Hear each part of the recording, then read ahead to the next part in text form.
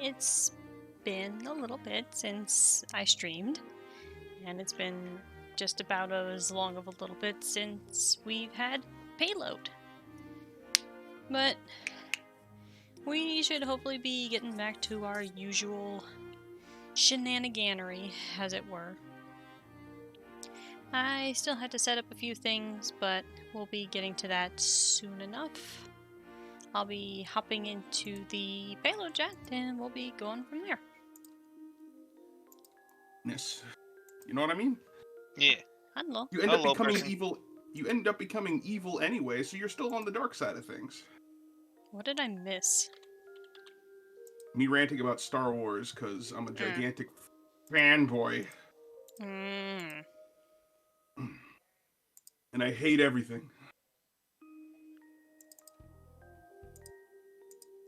Shut it down. Shut it all down. Done here. Well, it's just in my opinion, the way I interpret Grey Jedi's is that, well, yes, you don't subscribe to one side or the other, but at the same time, kind of like how Revan was, where it's just like, where it's basically like, there is an army on our doorstep, and you choose to do nothing. So thus, the Council brand him as a traitor, and brand him as a Sith because he chose to stop the Mandalorians from taking over everyone. I see. He wasn't really being a. He wasn't what I would call a Grey Jedi at that point. He'd be like a. I guess you could Half-baked Grey? like true. No, I'd say true Jedi. Like that's the path you're supposed to walk. You got to make the hard decisions. Yeah, exactly. But you got to be like you have to be the person that's going to put the galaxy in balance. The trouble is, he went too far, and then he, became Revan. And then he popped back and killed Malik. Exactly, and he got his redemption arc there, and and then in doing what he did, he showed everybody else that you can't just sit by the sidelines and just let things happen. And then the exile came in and reinforced that. Pretty much. Meanwhile, I'm just sitting here with just those giant question marks going over my head because I understand none of this. Like, I Space understand. politics. I was gonna say I understand like your weird terminology, but like I have no idea who you're talking about. You have the context, but you don't have the understanding. More or less. But you know what's the one thing that really annoyed me about KOTOR that the other Star Wars games did? What's that? In KOTOR, you're only available to play as a human. That was kind of weird, wasn't it? Yeah, it's just like, and especially a game by BioWare. I've never actually noticed that. Yeah, you only play as a human. Yeah, exactly. just mind explosion on Blast right now. Oh. Lol. I haven't played it since it came out, basically. By the way, so I bought that game in its when it came out in the box. I got a physical copy of it and everything. And here's a wild thing. I don't know if you know this. What? But back in the old days, they had game manuals. Yeah. Yeah. Remember those? Yeah, no, I know. I still have my Diablo 2 manual. Some of us are old enough to remember Blast. Well, I'm the ancient of days here, so I grew up in a generation gap because Blaz, you want to know how old I am in comparison to my brother? How old are you? I'm 24. He's 20. He's 36. Oh, okay. I am the youngest. Okay, so I legit. You would have been in that time period where they still kind of had. I grew up in that gap. Yeah. Okay.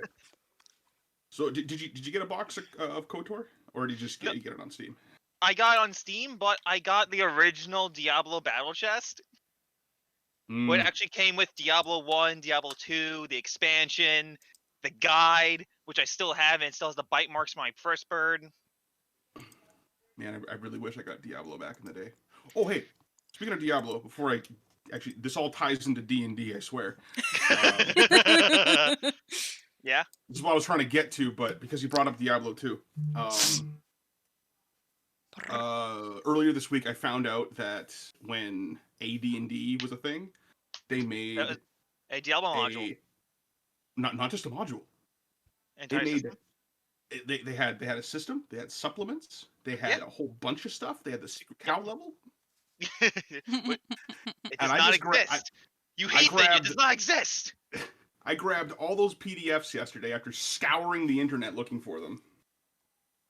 And my favorite part, and I gotta crib this for my future games, is that they've created a loot table system that allows you to basically generate randomized gear, like what you get in Diablo. Oh God! With suffixes and prefixes. It's actually not as bad as you think it is. It does consist of 10 pages of stuff. Jesus Christ! My God! All it is keywords, though, because you're rolling a D100s to find out what you get. So you find first you determine what your base item is, then you find out if it has a prefix, then you find out if it has a suffix, and then you determine rarity, then traits. Exactly. And then if it's ethereal or not, because fuck that shit. So I'm gonna steal that one day, and God, codify it, make it useful for 5th ed. But anyway, I was gonna mention that if you have KOTOR manual and you open it up and you start reading it, you know what's teaching you how to play? What? D&D 3.5. Yeah, because that's actually what the Star Wars system was based on.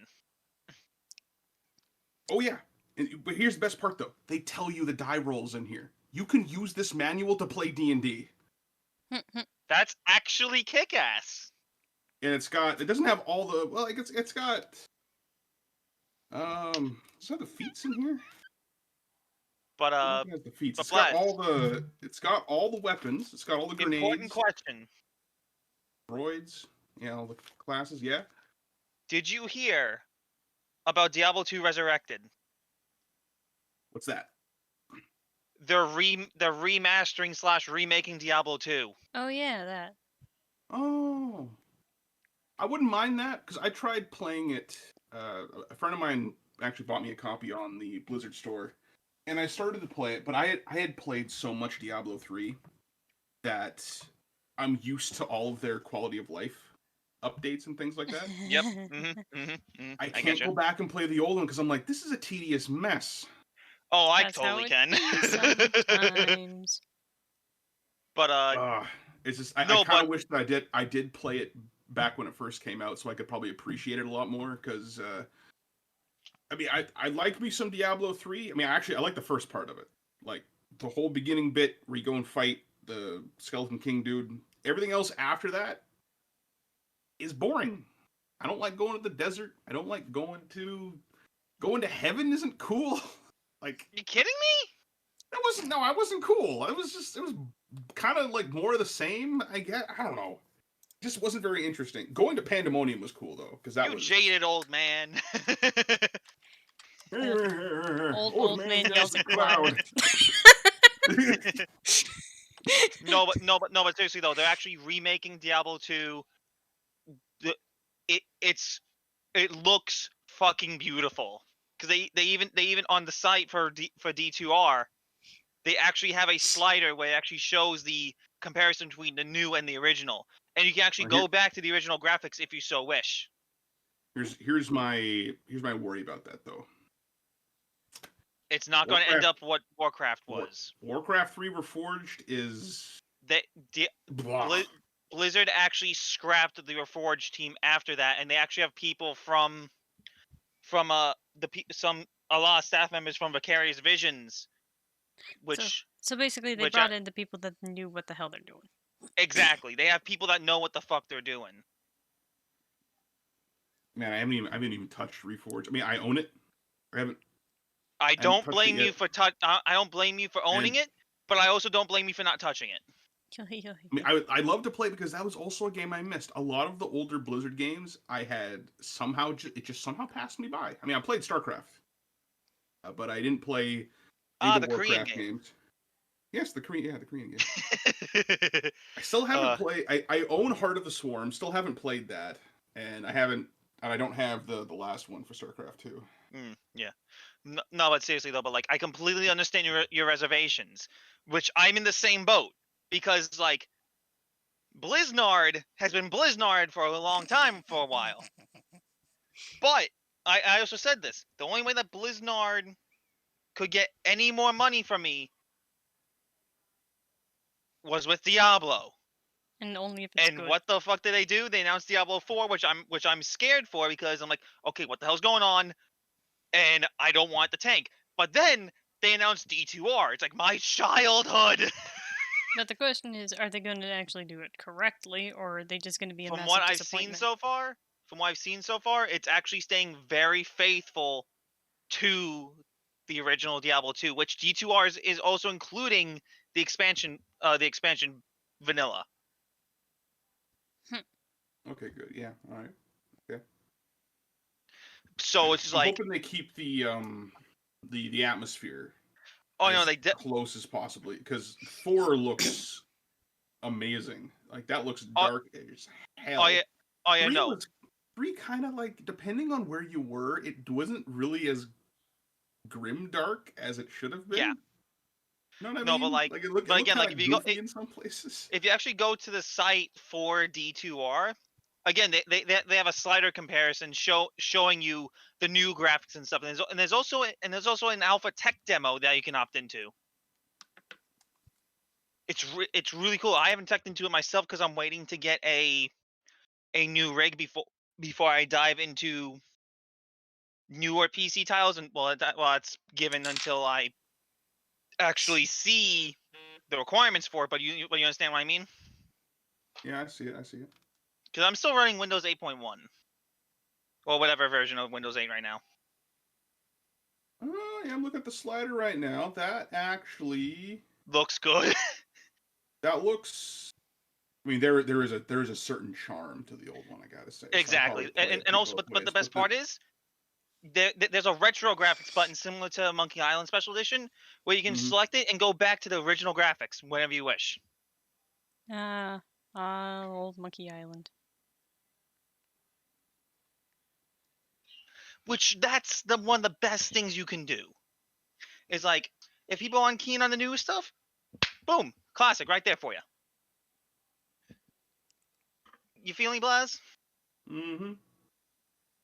It's kind of funny that even like the thing with the newer graphics, even the characters still move kind of clunkily like they would in the old game.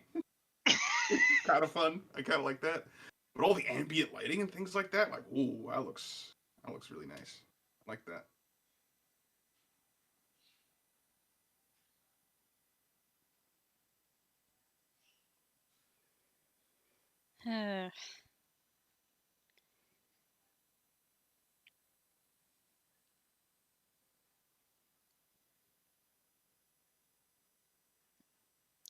Meanwhile, while we're just waiting around doing a whole lot of nothing, I just got, like, the last time DJ and I played Payload, I have that old map up. Mm-hmm. Because as much as you're not using it in the new system, I do sometimes still like making the weird zone maps. Because Oh, also, Blaz, Ari actually came up with a pretty interesting XP conversion for talents. basically just what we're doing for the psionic talents for Dunbun. Oh yeah. Oh, okay. Yeah, that's where I got the idea from. That's probably what I would have done if we still kept them in there. Yeah, because the way these guys are playing in my stuff right now, they kind of need more the point buy than the traditional level up, because I'm looking at you, DJ. Yeah, no, because currently Savannah is the mechanic, leader, and now the resident psionic. Basically, as it already is, when it came to the level up system, you did not want your leader to also be psionic. Yeah, in this case, it just would not work. No. But the point buy doesn't seem all that bad because, well, it's up to these guys to put their stats into whatever it is, because I just try to keep the enemies balanced with what they are. Mhm. Anyway, I'll be right back. I gotta hit the can.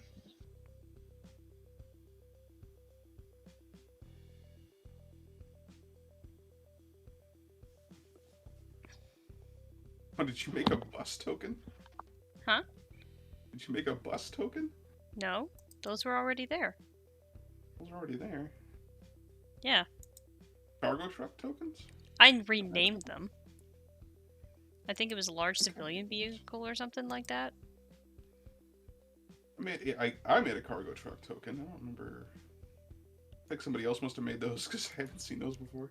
Yeah, they're in there. It's labeled the large civilian vehicle. I just picked it up because it's like, well, that's close enough.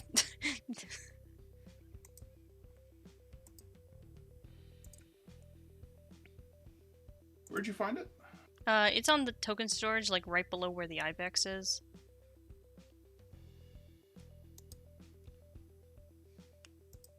Oh, I see. Yeah, there's a lot of tokens on there. There's a lot of tokens on here, yes.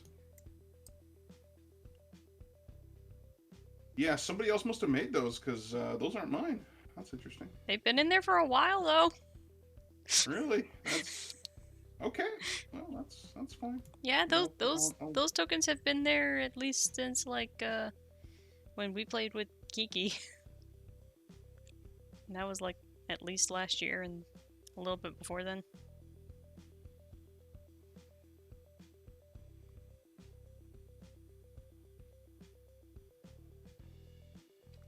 Yeah, that was something that came up in last session with those cargo trucks, and actually two of the ACs on there is that they were hauling explosive cargo, and if they got a breach token, there was a chance that they might explode. Needless to say, they basically all exploded.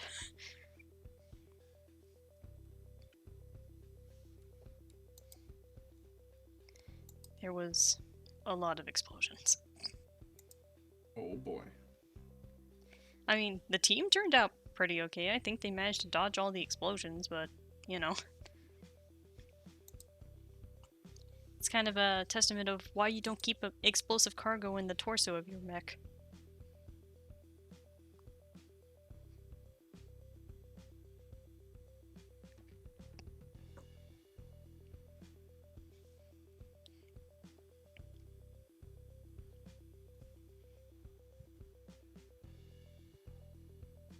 No, we are just waiting for everyone else to show up.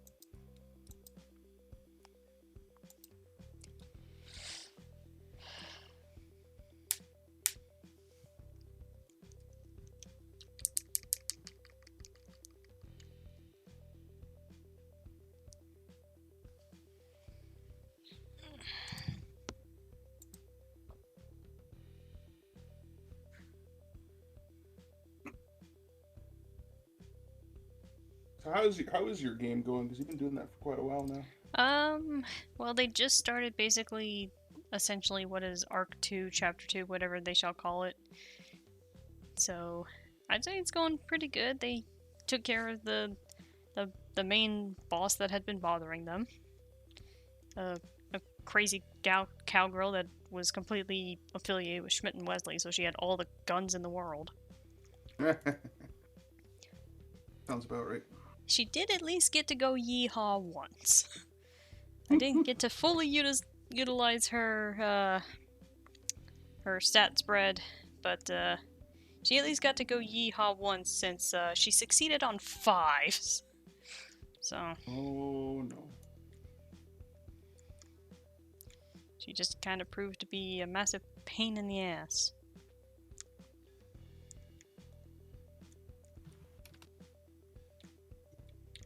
Hi. Hey Hello. there. Are you ready to have adventures in the snow? I think so. You're not sure yet? Well, too bad. That's what's happening.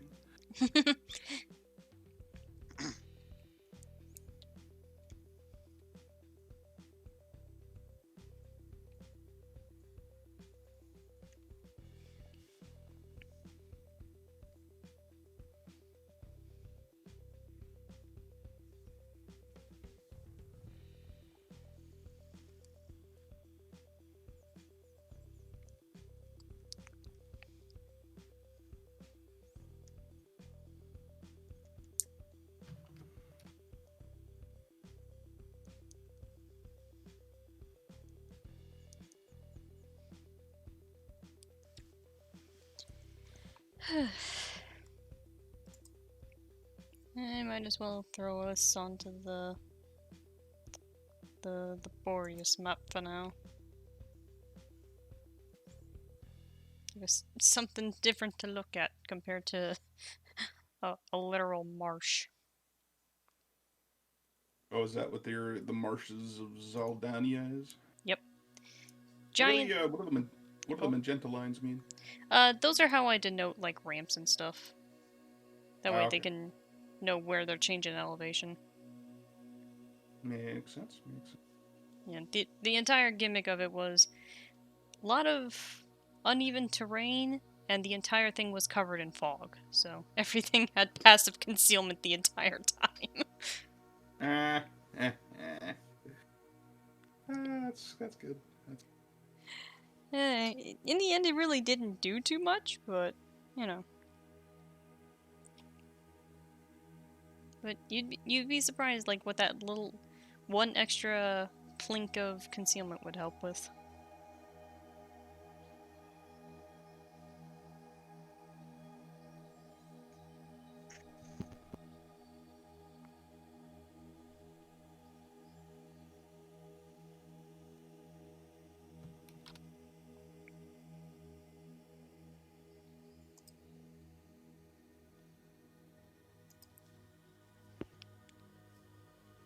I just realized, much to my disappointment, that I put too much sugar in my coffee.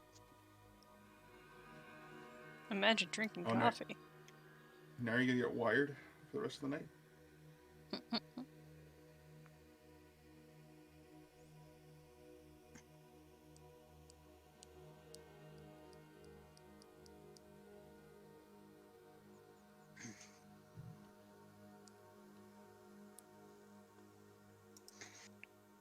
I just recently picked up drinking coffee because I'm personally working on a project, so...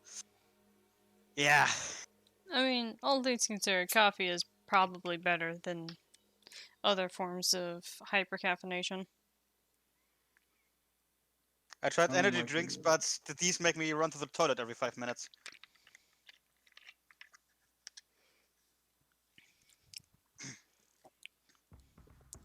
I've never been a fan of coffee. I don't even like the smell of it, so drinking it is kind of out of the question. I like the smell. Like I go into a coffee shop and I'm like, this is nice. I'll get a muffin, but Ugh. I won't drink.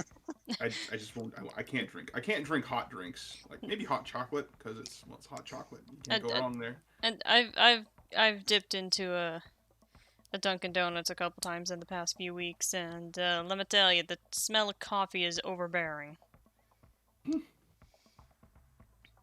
You, Haven't drank a lot of tea though, but even then I'm just like I'd Tea rather just have a cold drink. Tea is actually really easy to screw up, so for sometimes when it's just like I don't like tea, it's kind of more that people just don't know how to brew it correctly.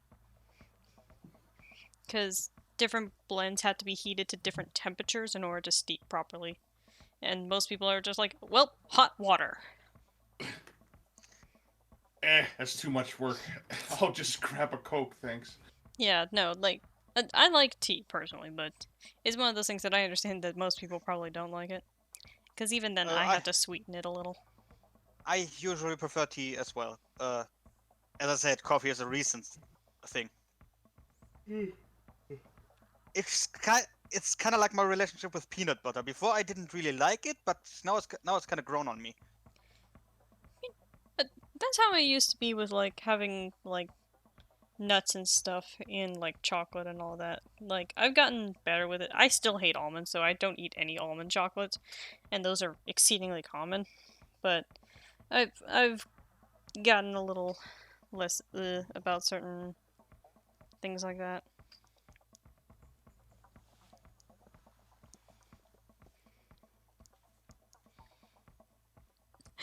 That's why it's always kind of funny that I just have like characters who occasionally like drink coffee or something, but like it's usually coffee in a stupid way.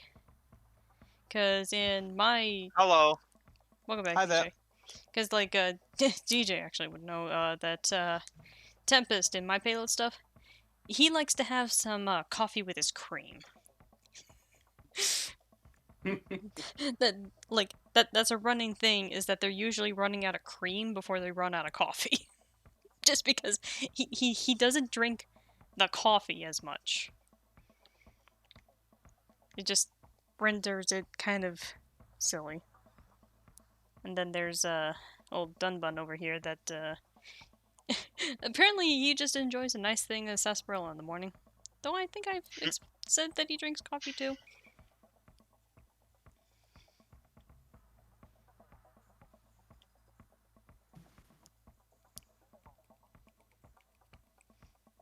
And then there's also the other NPC of my stuff, Linfawn.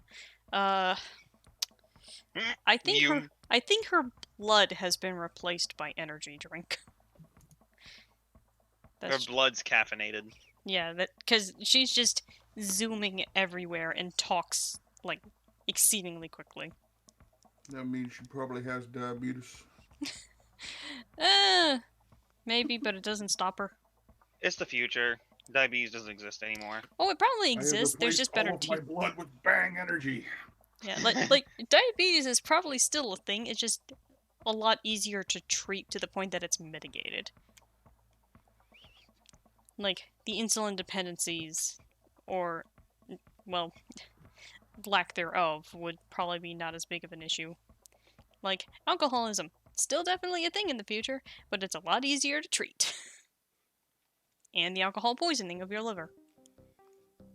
But, you know. Hey, let's get a robo-liver. I mean, that's what Jill or as did we like in to call Valhalla. it, an auto-liver. Well, Jill was forced to get an implant. She was forced to get some sort of implant for, you know, work reasons in Valhalla, but she's just like, you know what, I drink enough beer anyway, might as well get me the liver. But she still has a robo-liver. I mean, she can still get exceedingly hammered. It just doesn't affect her as much. Unless she drinks a lot. Yeah. Like a whole half of a 24-pack by herself. And or was that 36-pack? No, I think it's 12. So either way, she's drinking like 12 beers in the span of like an hour.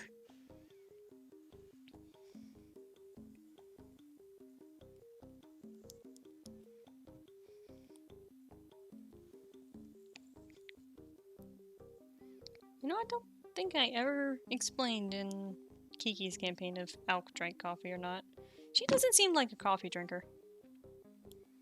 No, she doesn't. She'd probably be a tea snob. I don't even know if she'd be into that. I don't know. Alk is supposed to be like really weird. Well, yeah, duh. But like she it's would Alk. Yeah, but like she would probably drink like really weird flavors of tea. Like not borderline poison, but she definitely drinks the weirdest thing. Sorry, Trey. Wait, what? Trey's just like, I want coffee now.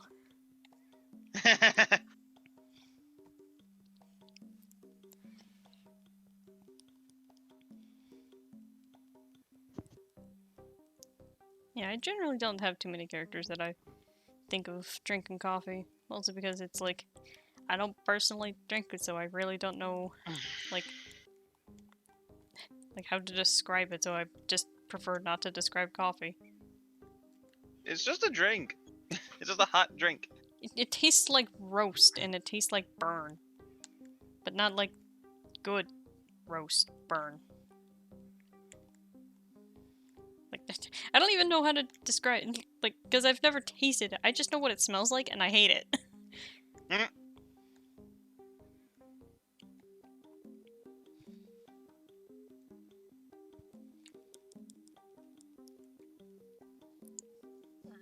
No.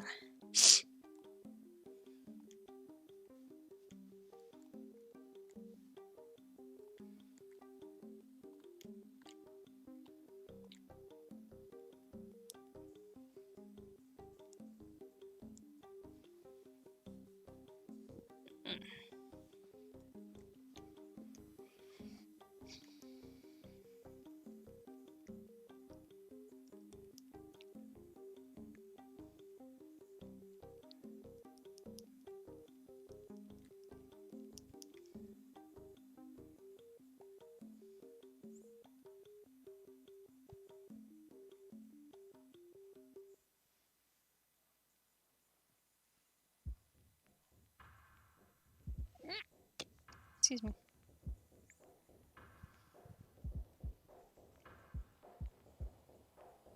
Mwah. Mwah. Mwah. Mwah.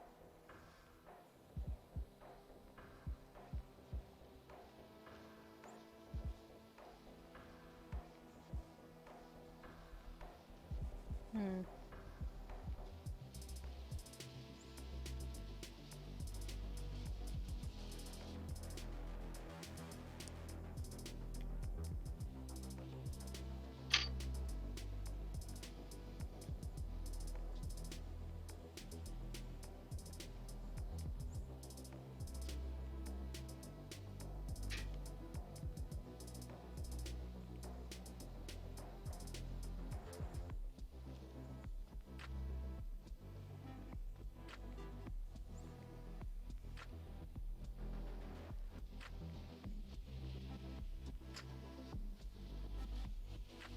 Alright, so we're still waiting on Frost and Toughbreak. Yep. Because Anon's not going to be here. They got about 15 minutes. They got 15 minutes before they die.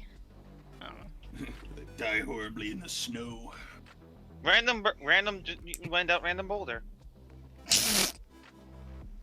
As long as the Rock rebels don't have forward any, and as long as the rebels don't have any Finns among them, we are fine. You mean like Finns like deep ones, or Finns like Finnish people? Finnish people. I mean, the same could be Deep said ones of got it. like, so like, you know, the same could be said of like Norwegians, Icelanders, Russians. The Swedes. It's fine, Tree. We don't talk about the Dutch though. Like, thankfully the VODs for this are going up, so if you ever want to try and get caught up on whatever the hell's going on in this stuff, you can. Oh, is somebody commenting in the chat? Yeah. Like, as long as we're not playing, I'll chatter with the chat, but once we actually start playing, I'll usually relegate myself to chat so I don't interrupt people. Do do do do do do do. Hey Oh, there, man, I Coco. haven't checked my Twitch messages in freaking forever. You How know, many free Twitch games do I have now? probably way too many. Probably way too many. I used to stream on Twitch quite a bit, and man, it's just I can't stream what I want to stream on Twitch because Do I blame you? want to No. I want to draw some bazongas. Oh no, I'm not allowed to do that. And I get you. 12-year-old could roll.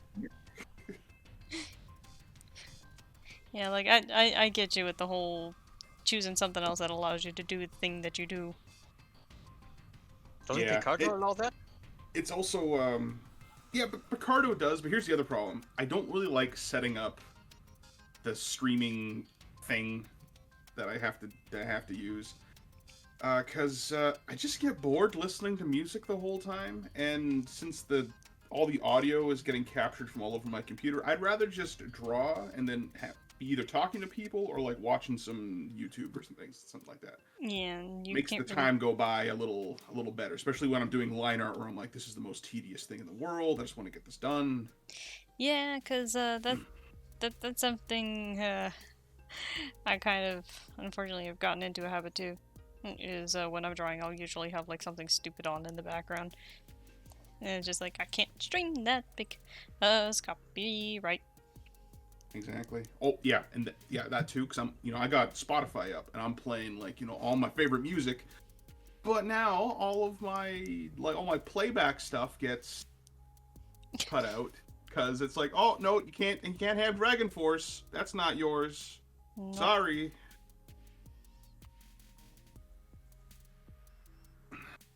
Some things are just stupid like that. I've been thinking for a while of maybe just making I don't know, like a Discord server just for people who want to see me draw, and then I'll just do that on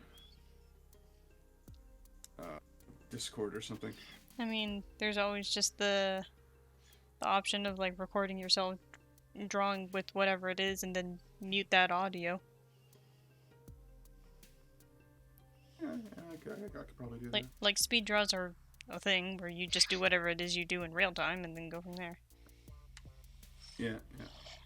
Also, are you talking about what's going on in terms of what you've missed in terms of the Payload games, or are you talking about what's just going on in terms of life?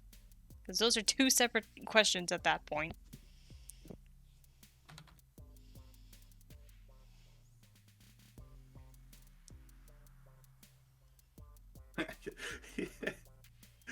That's the title you use, Hot Single Bandits in your area.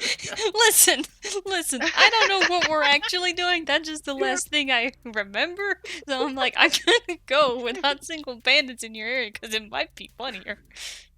In terms of the game... You know what? That's what we're doing. That is what we're doing today. Good. Oh, jeez. That is what we're doing. We're doing Hot Single Bandits. But yeah, in terms of the game, kind of the TLDW of it all is, we've been ousted from the town that we were staying in because one of our guys might have some people after his Shady neck. connections. Yeah, and so we basically have to lay low for an indeterminate amount of time. My character had, the psychic police essentially called on him, and he's still not happy about that one, honestly. And I thought we were just redeployed. Or was that the pretense? Yeah, you know. A mining facility exploded, and we had to double check that, and we found radioactive material, and now we're apparently fighting Hot Single Bandits in our area. The context for that is one of our players is missing, and I don't really want to advance the plot too much so that he misses something out, and I don't want to like suspend the game again because there's a couple portions that we'd like to test out. And well, you haven't fought bandits yet. Nope. And we Hot also single bandits even. and we also still need to test the frickin' like 15th iteration of the damage charts. I'm hoping this is the last time. Because after this, I'll probably just yeet myself off the roof. Because I don't know what else to do with this mess. No, the D&D shenanigans is the Sunday streams where we're playing Pathfinder. That's closer. I would love to run me some D&D. Which is this week? Yep. Oh, fun story. Earlier this week, my friends were they were calling me and they were saying we're super bored. We got nothing to do. There's no games we can play. Can you run us a game of D&D? And I'm like, okay, all right, come on down. Oh man. Play some D&D in person because we're allowed to do that in Canada. So they come on down, and then we go down to the.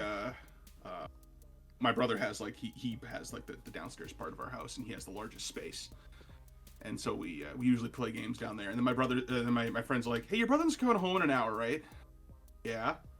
I kind of don't want to play with him. Could we go somewhere else and do this? Or like what? Like at a library or something? Like maybe in the park. It's a nice day. Like, oh yeah, I guess we could do that. So grab our stuff, and we go to a parking lot just down the hill where there's like a bunch of sports fields and things like that. Mm-hmm. And we just play D&D in the back seat of the car.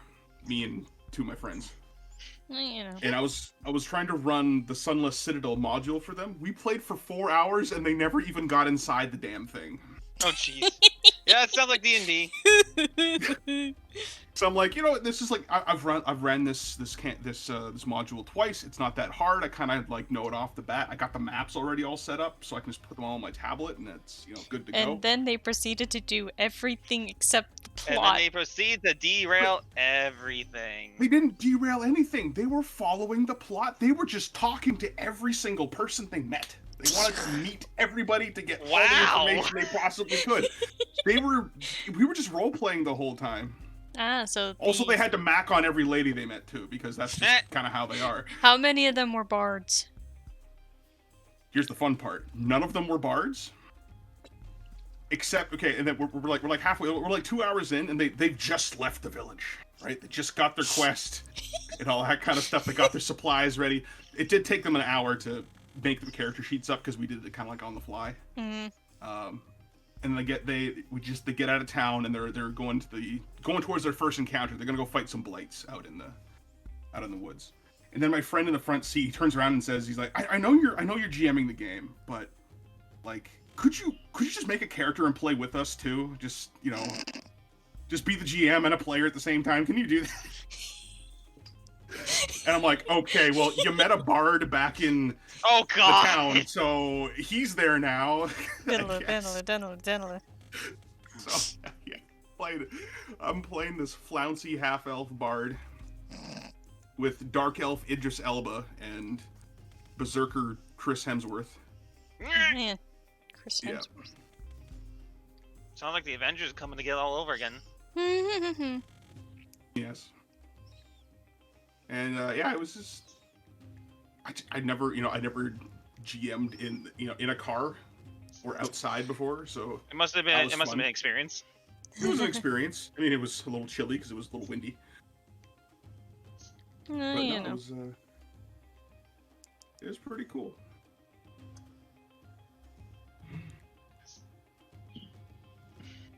Meanwhile, I'm buying off a gaggle of construction droids. Fucking Mandalorian caches.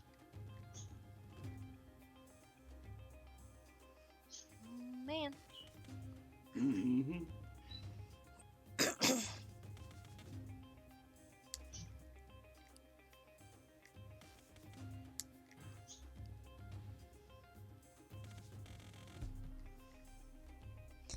And so far, not too much in terms of shenanigans has happened with Pathfinder, for better or for worse. Oh, Blaz. I ran them through just to get their feet wet. I ran them through the beginner's box. I scared I scared Ari. Yeah, oh because boy, what'd you do? you nearly melted a poor kitsune. Why are you melting the fox? Why you do this? Young black dragon. Oh, okay. And just being like, I'm gonna breathe acid. I rolled nearly max damage on the breath weapon. Oh, ooh, that's not gonna come out. No amount of mending is gonna fix that. Thankfully, Ari succeeded on her dexterity save because I'm like, she failed it. I'm like, roll again. Yeah, because I'm. No, man, you should have just said like, okay, well, you died in a pile of acid. Make a new character. No, I wasn't that mean, but I did give the dragon more health, and I did make it a lot tougher. I see. Yeah, and then we had our orc. Yeah, or just went our half orc ranger who's double archetyping to get a bunch of shenanigan-y stuff. Because shenanigans is our favorite word. Yep, and he's beefy, but still, again, like Dark, who's not really that great at tabletopping. Not to sound insulting, but he's getting the hang of it. It's good to hear. Yeah, because we have me, who understands tabletopping in some capacity, Reaper, who mostly knows D&D. Fifth. Yeah, specifically 5th. Dark, who's kind of still New. getting the ropes of it. And DJ's friend, who went My friend Mistiff, he's played a lot of Pathfinder, both 1st and 2nd edition, and some 5th. So he knows his way around shenanigans. You see, that's where he made a mistake. He played Pathfinder. Hi, Frost. If you want, just put the clip in the images and music. Hold on. Oh, I'm a Pathfinder player. You're objectively wrong on all fronts. Got it. Let's see here. Okay, yeah. In our other chat, we have some very strong feelings about Pathfinder. I'll put it in the images and music, But I'm also gonna stick it in the chat for anyone who wants to see whatever the hell happened. Granted, I'm playing Pathfinder 2nd edition tomorrow, but doesn't mean I like it. Isn't ours Pathfinder First Edition? Yes, we're playing first. Yeah. So. Oh, you poor people. What do you mean? You know. We're going through Rise and Rune Lords. It's okay, Well, as I you know your pain. Well, as you should know that campaign from 3.5. Oh, sorry, I was listening to the clip. I got to the part where he went. Yeah, that was the point. We're not lying about that noise. It took us all off guard. Even me. Sorry, what was the question? It was. Yeah, are you know about Rise and Rune Lords, right?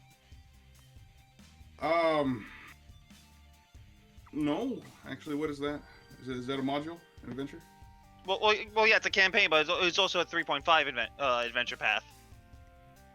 No, I am not familiar with it. Not much of a 3.5 I've only recently started using modules in the games that I run, because before I was playing, like my friend introduced me to 3.5, and then we started making characters, and I was like, this is really complicated. And he's like, okay, you know what? I think I know what you need. And he sent me a PDF of a game called Microlight D20, which is 3.5, but it's distilled down to its very essence, which is honestly not really a whole lot. You get 3 stats. I think there's like 5 classes, and that's it. Ugh, That's all you get. that sounds disgusting. Well, that's what I thought too when I first looked at it. I'm like, this looks too simple. And he's like, no, just make a character. We made one like in 3 minutes, super easy. And you know what? Well, we added in a 4th stat, because all there was strength, intelligence, and dexterity. Those are your 3 things that you got, because all the classes worked off of that. But then we added in charisma, because, well, you got to have the talkie stat, right? Yeah. And Got the talkie stat. I played that version of D&D for like 4 years, because it was really fun, and you could get people into it really easily. I was introducing it to people that had never played a role-playing game before. And then, I just started like adding things on top of it, where I was like, hey, I like this from this game, I'm going to add that in there, because it just, it was like its own self-contained part of the game, right? And it wasn't like being too clunky. And it was super fun. And I was just making up stuff all the time. Like, had my own world, had my own map. Didn't use any, like, I would just, say if I watched, like, a movie that contained something I liked, I would throw that in there or something. But I never once used a module. And then, because I thought, like, I'm constrained by the stuff they want to use. Maybe what I want to do is different. Then it'd be like a bunch of extra work to, like, reverse engineer the module and junk. But yeah, recently I've been looking at a couple of them. Like, the idea of this one's cool. I like the concept this one has here. Yeah, I'll take that and then maybe like change a few things. And I got a couple of I got a whole book full of like really short encounters, like random stuff that would happen to you along the road. Yeah. Like, you're wandering, you're going across a foresty path. There's like a cart stuck in the mud, and it's goblins. Goblins everywhere. What do you do? And that's all the stuff laid out for me, so I don't have to come up with it because it's already done. Or like, my favorite encounter in that one is the steamy smithy, blacksmith and spa. I mean, use the same fire on the to forge the swords and heat the water. Exactly. Yeah. Exactly. It's amazing. No, it's still, but at the same time,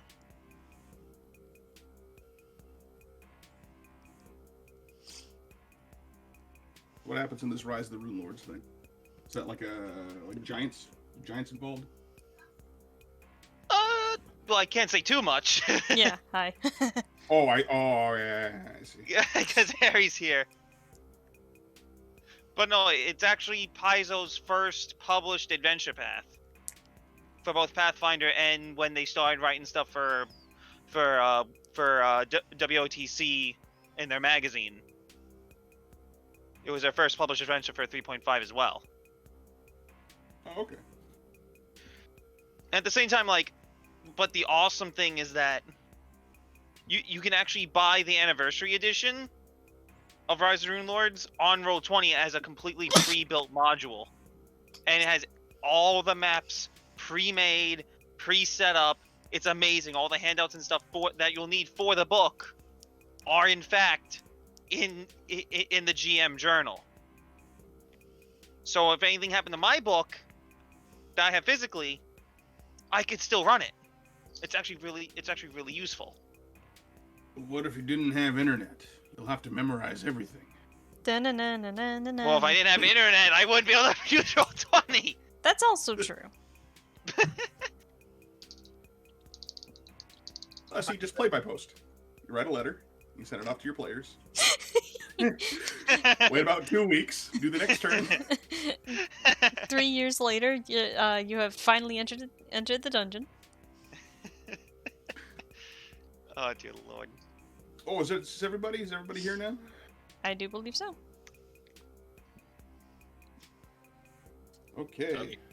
Also, I'll be. Oh, I'll be right back. God damn it! Oh, I'm kidding. Also, I'll be switching to my phone around 5:30 just to cook dinner, but I'll still be here. shut down that stream here and get all the stuff set up. I'm gonna be pounding some meat tonight. Oh my. man. Yeah, I'm gonna take that chicken. I'm gonna pound it with a hammer. First of all, Frost is called tenderizing. I He know. knows what he's saying. Gosh, You don't destroying know my like I do. sexual agendas. Never let me have fun. No, you're not allowed. Not on this stream. We're down a player. Yep. As you said. Yeah. But that's why So we're I'll gonna be be- fighting I will hot be- single bandits. I'll be AFK, but I'm going downstairs to get a drink. If I can hear you. Alright, so while DJ's doing his thing, there is one thing that we can do in the meantime. Oh man. Yes. So we have generated a new thing for Renown. Oh yeah, that. And if you guys want to, we can quickly do that and find out all the stuff that you have. Oh, I'd like that.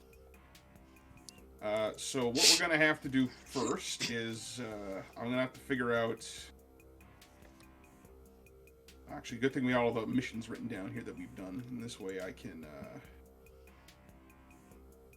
I forget which channel did you put, Bus? Oh, I'll put it in the chat here. Also, you already know my complaints about it, so. Well, we're just going to have to not address those. I know. I'm just letting you know. I'll make some adjustments for you, Frost. Don't worry. I just see what I just wanted to point out those issues. Unfortunately, there's nothing really I can do about that at the moment. It's just something that you'll have to discuss with the rest of your party and come to a compromise. That's basically all you can do for now. So what? About all of the corporate stuff right now doesn't really function because we haven't finished all that stuff yet. But if you guys decide to choose those things, I mean, obviously you do have contracts with Exotech. I will give you benefits for that. But there are a ton of other things that you can also spend your renown on. So ignore the first part. And you can scroll down to the not leveling system.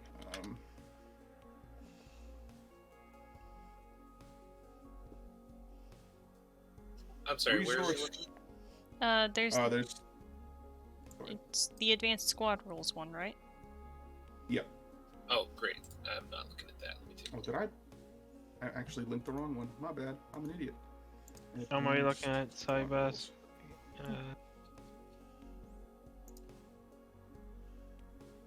Yes, you want advanced squad rules, and we're looking for gaining renown. So you guys have gotten. How many missions have you done so far? We've done quite a bit, and 6, 7. You've done 8 missions thus far. So your base renown is at least going to be 80. I can tell you that much. You've also done some very interesting side tasks, like capture a whole goddamn submarine. Yeah. So that's worth at least 5. at least. At least 5. At least 5. At least. Like that's not only is that that's a secondary objective and then some, because you captured a goddamn submarine, a turbo sub. Yeah. Deep Blue Devil is ours. Buzz, I'm stupid. What section was it called again? It's the advanced squad rules under gaining renown. Yep, I'm gonna just remove what I had linked there. I've come back with a can of Coke and a muffin. Oh man. Well, it seems like you're prepared. All right, so No, your base no, renown no. To be prepared, I need nacho cheese Doritos and Mountain Dew. No, that's if you're playing video game. I was about to say like a army of hyenas, but Why would I need an army of hyenas? They'll just eat me. that's Lion King. You know the song "Be Prepared." Yes. Be prepared. Nazi propaganda. Woo! What? Everybody loves the Nazis, right? Anyway. All right, so yeah, so you have base Anyway. renown at 80. You get another 5 renown for capturing the sub. Let's see. Is there anything? Do you guys remember any particular secondary objective that you thought was really important that you got? Well, we didn't blow up the geostation. We captured it unharmed. And at That the same is time, yeah. Worth at least another 2 for sure. So that's brings up to 87. Also, the bridge is intact. Yep, that would be another one. 89. We captured we technically captured until Johnny shot him that one zone guy. Oh, you also intercepted the convoy at the same time you were capturing the bridge. Mm-hmm. That's Yeah. true. So that's worth another 2. So we're up at And 91. he's now. and we had two what was the name? Two sandpipers that we captured in the last mine mission. In a previous mine mission, I mean. They came along with us when the base exploded. Oh yeah. Oh, Hmm. or Well, that's like a monetary reward because they have bounties out for capturing enemy mechs. Oh, okay. Fair enough. Yeah. Yeah, stuff of particular note that seems like it covers the major points. Yeah, I think that was the biggest ones there. Oh, and when you're protecting the farmstead, none of the buildings got blown up. Oh, That's yeah. true. Yeah, no damage. No damage to the buildings. So that's yeah. So you're up to 93. That's a big chunk of change right there. Would there be some renown bonus for taking out their aces, their named commanders? I mean. That's the Like- monetary reward. Oh, That was the oh, yeah. monetary reward. That's the extra. That's the extra cash I give you guys each time you capture an ACE or you blow up a particular. Well, Blaz, what about us saving the 2 rebels that we could from that explosion? That was the monetary That was one. the monetary reward. Yeah, that was monetary. Well, Saving you, I'm not Lieutenant talking Brian. about the mechs. I'm talking about the people. I think that was Yeah, under we the got a same bounty thing. for Yeah, them. monetary. Yeah, it's on Okay. this. That's basically the same thing. But Okay. saving Lieutenant Brian when he could have died. You know what?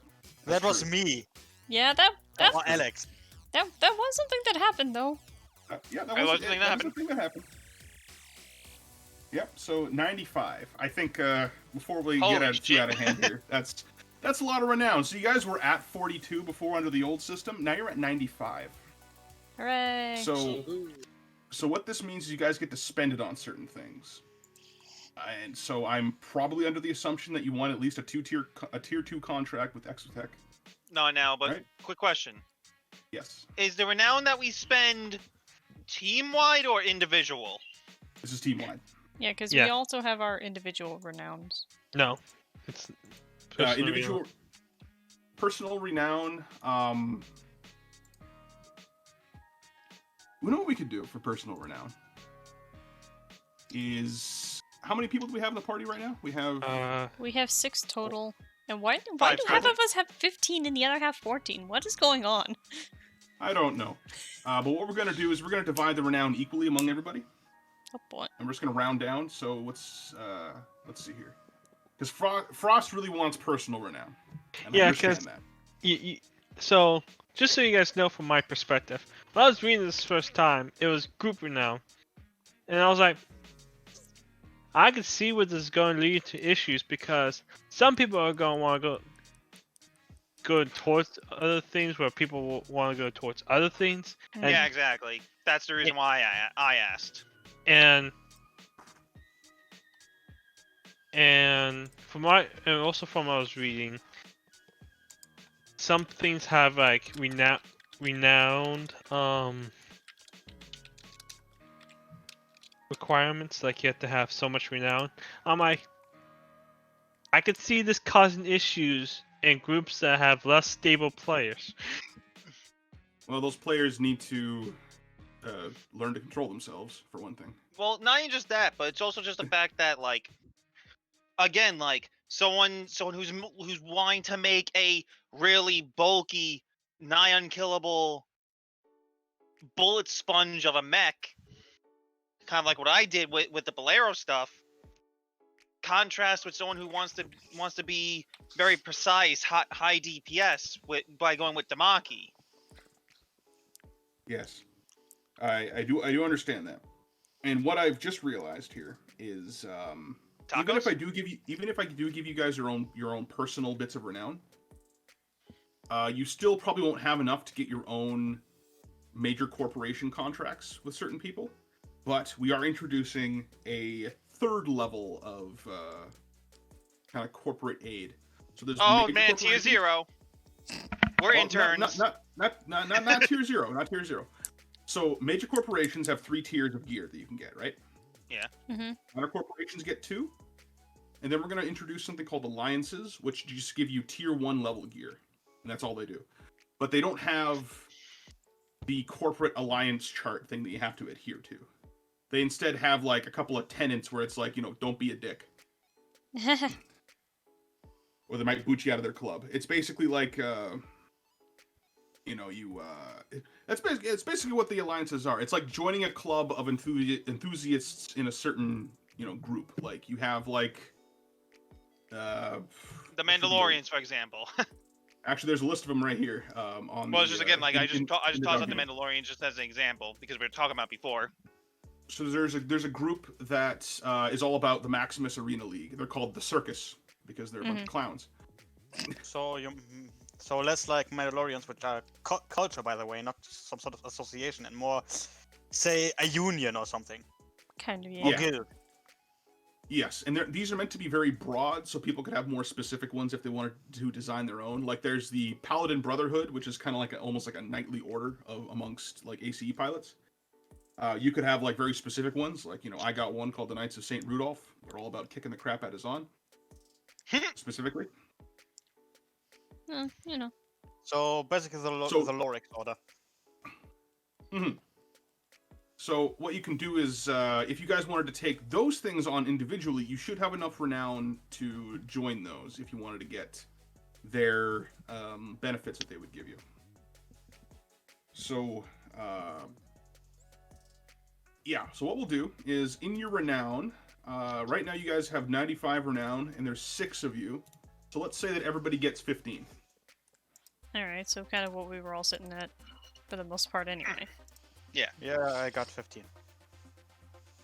And now you guys could spend that individually on stuff that you want to do. Like say if Frost wants to join a different alliance than somebody else, he can easily do that. Now note, in this case, renown is spent like similar to AP from Final Fantasy IX, whereas that you spend it, but you're not spending it, you're just allocating it. Mm-hmm. Yeah, you're just filling it up. Like right now, one thing that we need to do is you guys have a big old corporate contract with Exotech. So So we got a couple of lines of stuff here on your squad registry, your squad contracts. So right now you have a major corporate contract with Exotech, and that's tier 1 and tier 2. So that's going to fill up. Let's see here. So you must have at least performed one mission for this. Yeah. So you've filled out all the requirements for the membership here. Mm-hmm. And that's currently taking up 20 and then 25 renown. So that's going to be a 40. Half of your renown is basically getting allocated to just those things. So half the group renowned. Yeah. Yeah. So I'm going to put this there, and then down here we'll have 45. Put that in a grayed out text.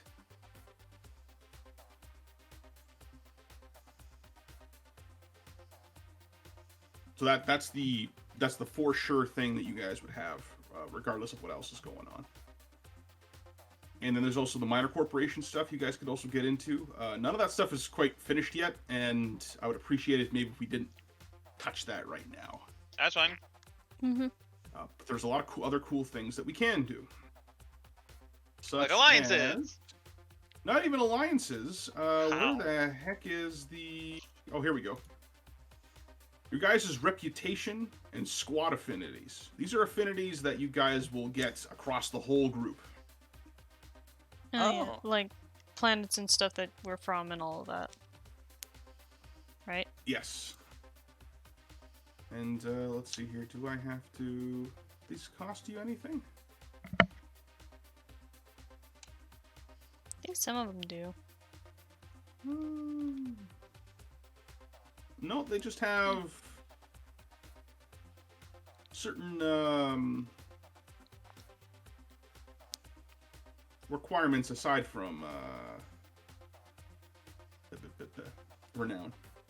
These are just like you unlock them through missions. Mm. So fearsome, yeah, you're not fearsome. You haven't totally wiped out the enemy before. You've made them run away on multiple occasions. I mean, we quite often gave them a chance to surrender instead of trying to kill them from the start. Well, but I Maybe feel like that's that what also happened. is kind of the point, that we haven't just completely decided to annihilate our enemies without mercy. So you could, you guys could get merciful. Murderous, you guys haven't just outright killed a bunch of people before, so... What about the one time on the ground? Which mission was that? When we were at the Dio station, Dunban was just murdering people. Those people were trying to kill you. Sure. Yeah. This is more like the pilot's downed, he's trapped inside of his AC, and then you just blow him up. And you just, basically helpless enemies or innocent civilians would give you a murderous reputation. Okay. You guys are honorable. You have offered to save people on multiple occasions, even your enemies. You've done that. You haven't been... Gorilla? You haven't... Gorilla. Where is Gorilla? Right where I am on the sheet. I cannot Yeah, edit this sheet, Gorilla. unfortunately. I don't really see your... It's under counterinsurgents, which... Counterinsurgents! Oh, so that's a whole separate thing right there. Those are the, your squad's proficiencies. I don't know why we have to give them a special name. I mean, they're just affinities. That's all they really are. Oh. But you can have 2 of each. Those are like your combat specialties. Bonuses. Like what you guys are really good at. So what we could give you is...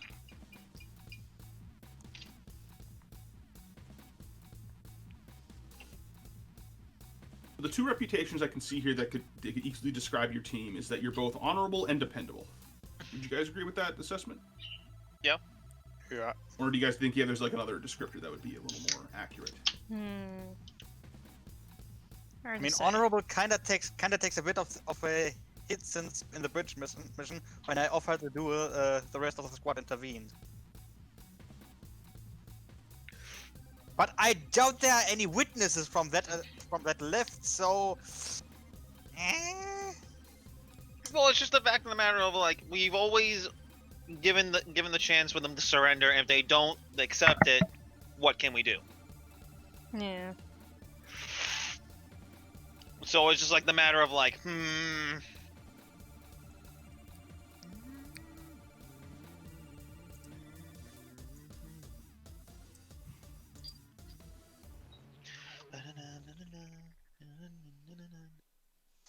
So yeah, let's give you those. We'll give you honorable and you are dependable. So those are two affinities that you guys can draw upon at any time. Say you're in talks with like a new employer or with people that you know, and those will function basically like affinities for you guys. Everybody gets them. we could be also professional could also work because we've done the jobs basically to the letter. I thought courageous could also fit us. A much stronger. You know, that is a much true. stronger what? Basically, the enemy was stronger than us, and we took the missions on anyways. We actually have done that multiple times. That is true. Yes, Yeah. I would let you guys take that. Fucking underwater mission. And the bridge mission. Yeah. So yeah, I'll let you. So 2 out of those lists, I think you guys pretty much fit the bill for a couple of them. So yeah, you know, we'll let you guys. I'll let you guys pick. So you want courageous? Yeah. I'd say that would probably work out. Yeah, I think courageous is a good fit. I would say courageous. Okay, courageous is definitely one of them. And you guys get one more. Well, actually no. Actually no. If anything, it would be resourceful because a lot of times we did not exactly estimate how strong the enemy was until after we entered the mission. That's not really resourceful. That's more No. reckless. Well, that's what it says under resourceful. 3 missions successfully completed when after deployment the something turned out to be stronger. Well, Opposing Op force force. for operational force. yeah. Yeah, That's what but they operate. I saw it as opposing force. Yeah, Where opposing force turned out to be stronger than estimated. GM's discretion. I feel Whereas- like courageous covers that best. But There were a few we took on willfully. Well, because the threat level I always put into the sidebar there to indicate, like they might not know exactly what's there, but they know that there's going to be some really bad business in that area. So fair enough. I'm just going by the raw text. yeah, well, the raw text can, you know, take a back Raw seat is sometimes. law. No, I'm not like that. Don't do that at my table. Not in this house. We're in a house. Yes. No, yeah, but like, but yeah, no, definitely, I would say between.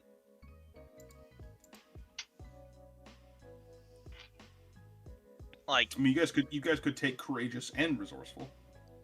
There's no Yeah. reason that those aren't mutually exclusive. yeah. Excuse me. I'd say anywhere between courageous, resourceful, and dependable, even professional. All right. So discuss amongst yourselves which 2 you would like. I like dependable and courageous myself. I like dependable and resourceful. I'm gonna say the courageous is my vote. All right. What will be your second choice then? Because you get 2. Well, we already put down. I thought we had settled that the courageous was one of them. Courageous, is one of them, but you get one more. So, yeah, you like courageous, but which other one do you think is? Because we're also getting options of professional, resourceful, or dependable, and you guys kind of fit the bill for all 3 of those. But you can only get the 2. So, which ones would you most outwardly want your squad to have? Let me double check, like, what they... Like, do they have anything besides just fancy title to them, or? Well, it's a squad affinity. It's what you can activate it just like any other affinity that you have on your character sheet. I'd say probably the courageous and resourceful. Then that's just my vote. I was gonna choose resourceful as well. Fenris, Huh? which two do you like? Do you the four that have been brought to the group's attention is professional, courageous, resourceful, and dependable. Which out of those four, which two do you like the most? People are really liking courageous, and there's a lot of votes for resourceful. Courageous is good, but I'd say more dependable than resourceful, because, well, so far we haven't failed in a single mission, I think. That's very true. And Okay. our objectives were fulfilled completely, if not if not above expectations so far.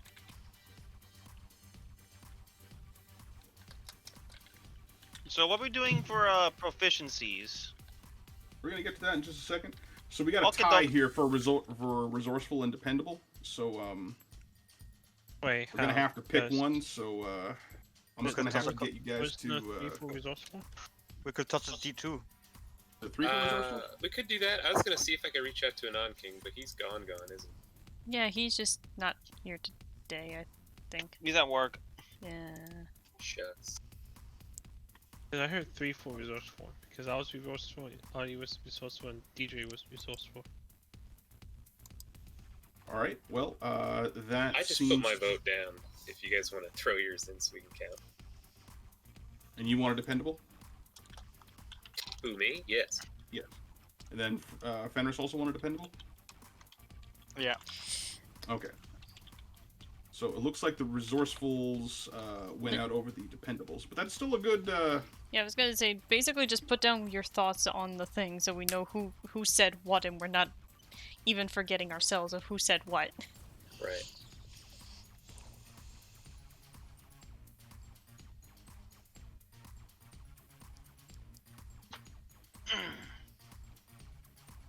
All Well, I right. So it vote looks like- stubborn. I'm just Stubborn? joking. I mean... I mean, you guys haven't Mathematics is. totally gotten wiped yet. True. All right. Well, these things can also get swapped out at a later date if you guys feel like you would rather choose something else. So let's just maybe go with courageous and resourceful for the moment, and then we'll come back to those. Yeah, if you think Oh, that. righty. Yeah. So these ones here. So you get 2 proficiencies for your squad. Aquanauts is definitely an option because you've done. Well, I mean, you've done 1 underwater mission, but that could be one that you guys want to work for. You've done Siege Masters is one that you've done quite a bit. You've been involved in attacking or defending fortified areas. Counterinsurgents is just that's your entire campaign here so far. So that is also. Also, if Fenris didn't on the write down table. his for future reference. Oh yeah, go ahead and throw it in the chat, Fenris. That way we can at least say, well, you said that. And it's like, okay. Yeah, that is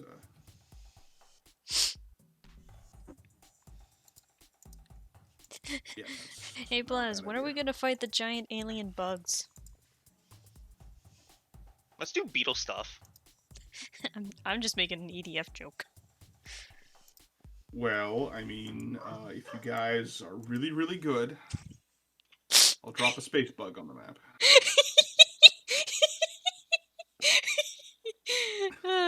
But it's not exactly EDF if we're on Boreas now, is it? I mean, when's that stop the giant bug? It hasn't stopped the giant bug, it's just not EDF at that point.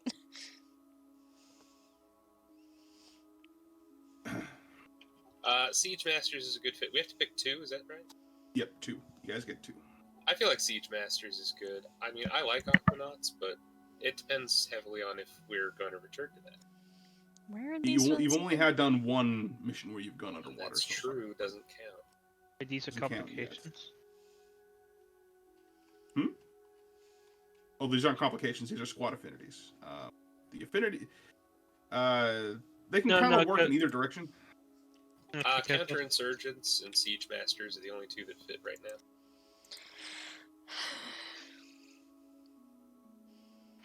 Yeah, I'm gonna agree that those are probably our best bets, since those are the ones that we just outright qualify for in the first place.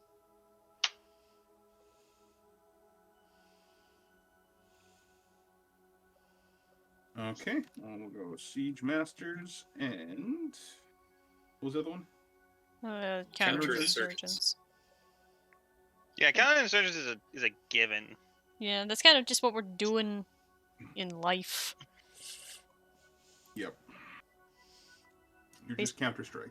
Yeah, basically, if we're not countering shit, to assume all of us have died. Okay, so you guys have those 4 affinities, and you can call upon those even during combat. Oh man. If you feel like it would be a good point in time to use Like, quick reference, let's say I'm attacking a heavily fortified gun encampment. I could say, Siege Masters, we've been here before. I know exactly where to strike and how to bring that gun down. Meanwhile, the counterinsurgents is just like, we're fighting some bandits. We know that bandits do shady shit. Don't done Yeah, that. you can predict the bandits' movements. You can maybe get some better. You can predict their movements. Maybe get some local information on them a little bit easier to figure out how to use that against them. Maybe you can track them down to their base or something. We also Maybe you're really good at hostage negotiation. That was exactly what I was going to say. Good negotiating skills with those particular sorts. Release the hostages, or we send in our most skilled assassin. And who would that be in terms of us? Wait, what? We just push Dumpin forward. I mean, hey, if he gets to murder people, he's not gonna complain. Don't wear any pants. Pants decrease your stealth. Wait, I zoned out what? If they're not gonna release the hostages, we'll send our most skilled assassin, and apparently it's done bad. I mean, just remember what the fuck Tali did. I mean, yeah. She straight up shanked 2 to 3 guys during that covert mission without getting caught. All right, and this the next thing here is your assets that you can get as well, and there are things like getting transport craft or a fixed base of operations. Oh yeah. You can get people on your team. You can get roadies. You can even get groupies if you want them.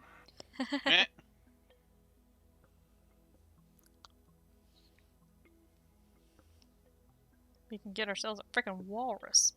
So what do we already have? Because I know we technically had the birth. It's not actually yours though. It's still owned by Exotech. Okay. You don't have to use all this right away.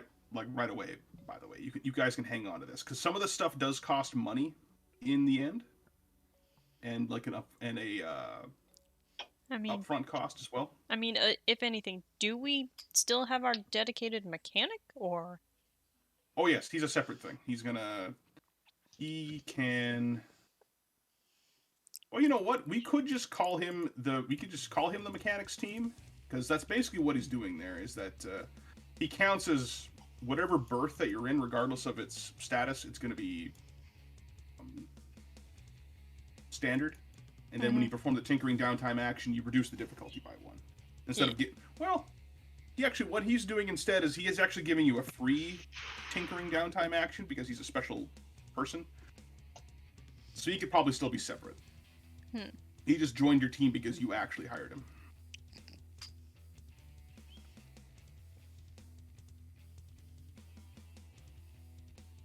The spy satellite is also kind of something separate as well, although that would be kind of an interesting asset to have as well.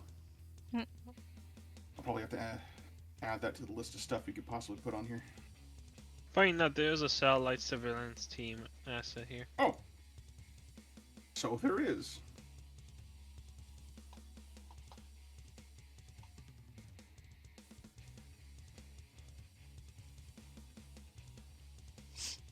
Yeah, you know what? We'll give you the effects of that, so you guys can get a +1 to your initiative rolls on your test.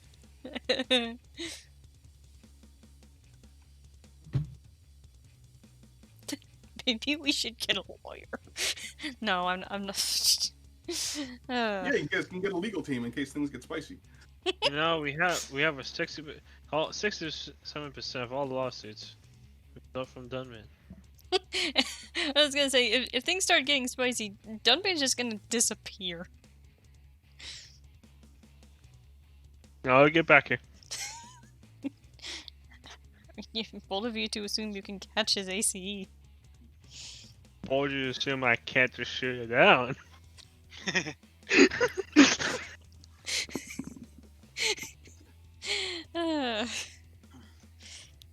Yeah, well, there's definitely stuff that we'll have to look into. Go over. Yeah, we don't have to do this all right now. I just wanted to make you guys aware of this stuff that you can get. And I Yeah. thought we should probably fill out at least your contract stuff and get your squad affinities figured out Mobile base. before we move forward. We just have a giant airship that we use as a base.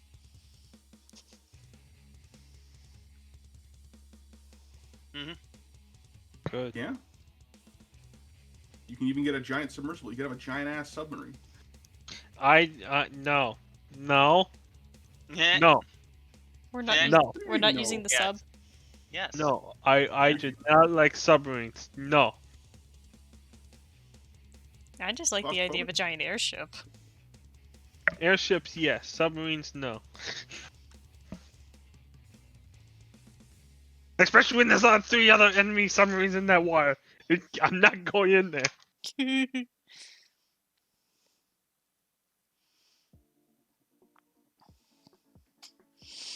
Why not? What? I'm sorry. What are we left to decide on? There's the squad assets, but there's quite a bit of stuff here, and a lot of it does cost you money per week. And you might not be in a really great position right now to actually afford all that kind of stuff. Yeah. But we can come back to that later. A lot of it isn't really Relevant at the moment. yeah.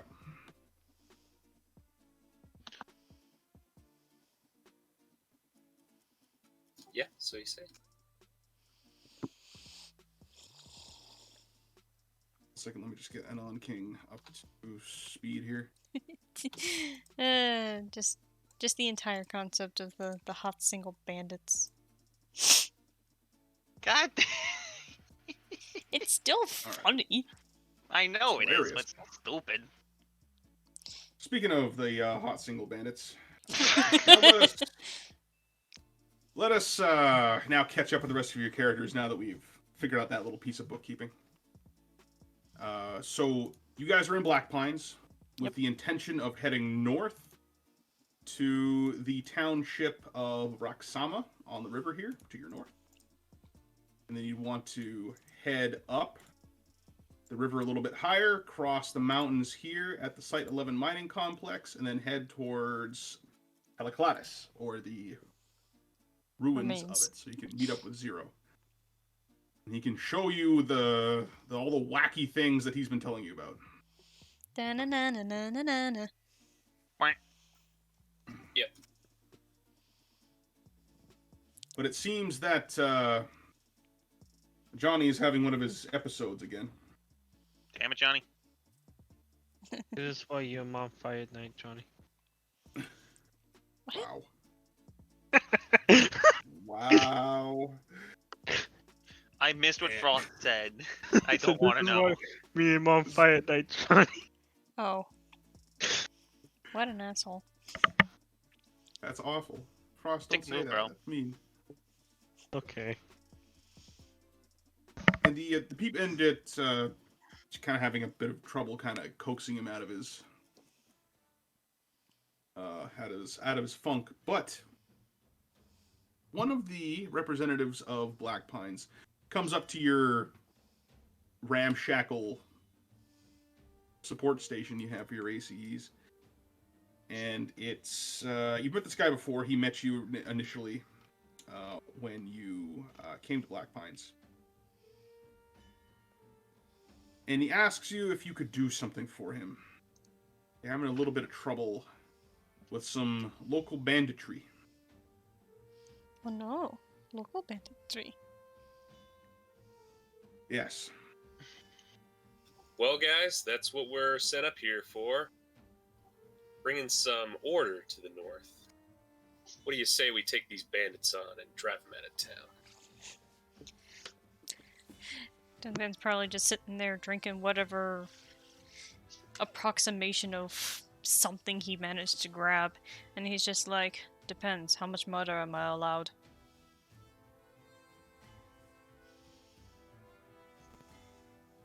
Well, what's our target?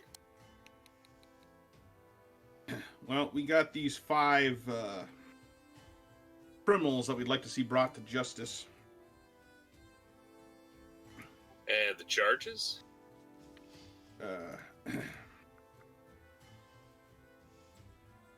Robbery, mostly. They capture caravans, steal all their goods, and...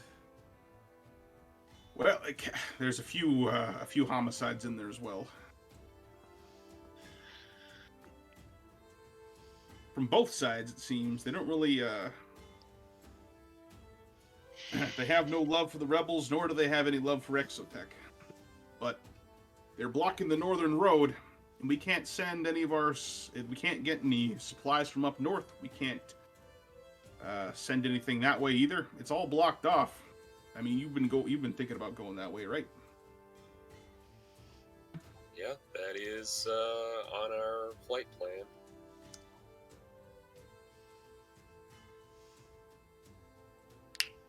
So, I'm sorry, there's a group of 5 of them, and they were criminals charged with what? I kind of missed that part.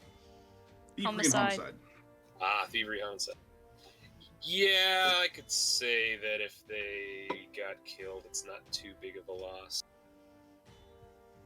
Although he does mention that the only people that they've actually killed are people who would fire back at them, like, say, caravan guards, or corporate stooges, or rebels with giant guns.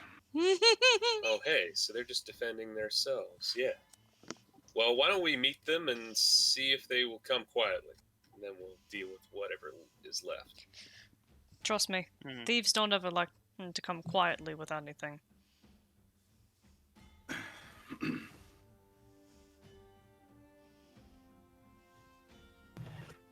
Well, they call themselves the Flannel 5. Did you say the Flannel 5 or the Flammel 5? The Flannel 5. The final 5. Lumberjacks. jeez. Oh no. Paul Bunyan flashbacks initiate. Lumberjack. And, well, speaking of, a lot of their mechs were repurposed work machines. There's one of them's a lumber mech. Giant chainsaw. Oh no, the last time I saw it, it replaced its hands with chainsaws. Fun. That sound I just heard sound like an engine revving. It's piloted by a man named Apollo Grimes. He calls his mech the Titanium Woodsman.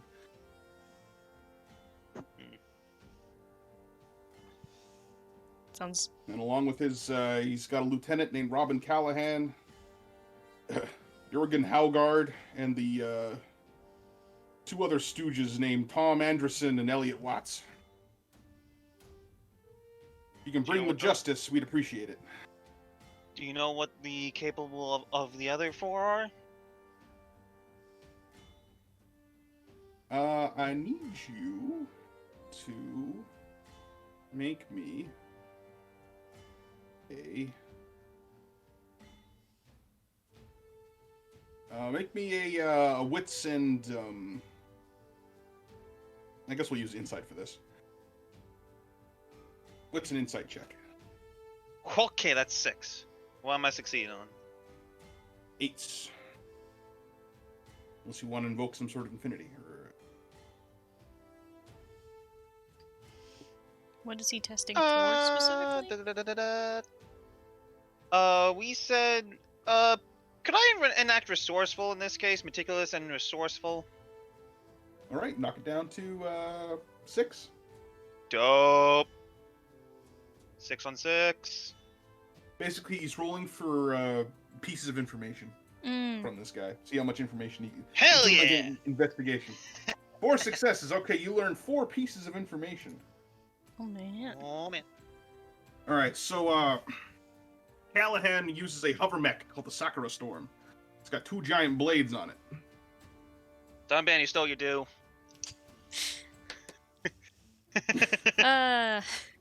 Look, do you does Tali just immediately relay that there's another guy with cherry blossom theme and sword? Yes. Oh, it is not a guy. It is in fact a woman. Oh shit. A what? A woman. A woman. Oh. You know, With a whoa a female. in front of it. Like me and Alex. No, I didn't understand the word. I But didn't understand the word. I was gonna say, it weird. yeah, yeah, like you. I just Yeah. find the hesitation of me saying any ears hilarious. I was gonna say Tali probably realized that, and like just a small crack appears on Dunban's glass. But I thought you would say a small crack of a smile. No. He almost squeezes his glass. Are you telling me there's an evil female clone of me running around these woods? It's just like Dear God. how many people have clones in these pods? It's more distressing than anything. Okay, what's My mech number God, 4? if she turns out she's got psychic powers, I swear. Okay, mech number 4. Let's go. Number 2. All right, so there's another bestial mech. It was originally used as an all-terrain transportation vehicle, but it's been since turned into a giant weapons platform called Rhinoceros Rex. Ooh. It likes to charge things. Also has a giant gun on its back. I would suggest staying away from that. Tell it to Tali. And it is armored all to hell. Mm. Tell it to Tali and her peers. And what type of confirmation do you want that we've dealt with these Flannel 5? Well, bringing them back in one piece would be good, or taking the heads off their mech would also be kind of nice. We could put them on giant spikes outside of the town, saying this is how we treat bandits around here. The mech's heads, by the way, not the people's heads. We're not. This isn't ancient Europe. Okay, so mech number 3. All right, so the last 2, they're kind of twins of one another, because the GM, it got to 2 o'clock in the morning, and the GM just wanted to wrap this up real tight. So to round out their entire team, there's 2 bazooka-wielding mechs, one called Big Store and the other one called Flapjack. You see, we knew Elliot for a while here when he was in town. He really loved pancakes. That's just kind of what he was. You know what? Now that I think about it, he probably should have called his mech Silver Dollar, but this is where we are now.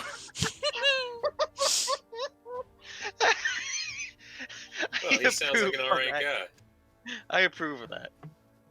Listen, he's a good kid. He just got wrapped up in the wrong crowd. I would prefer if he didn't get whacked at all possible.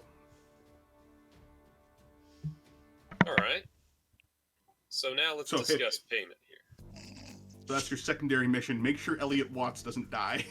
Protect the pancake. Dunban's allowed to full murder Callahan, though.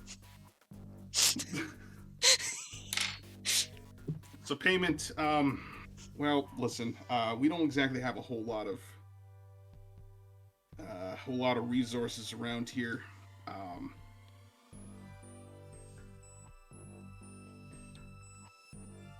Best I can do is 5,000 apiece.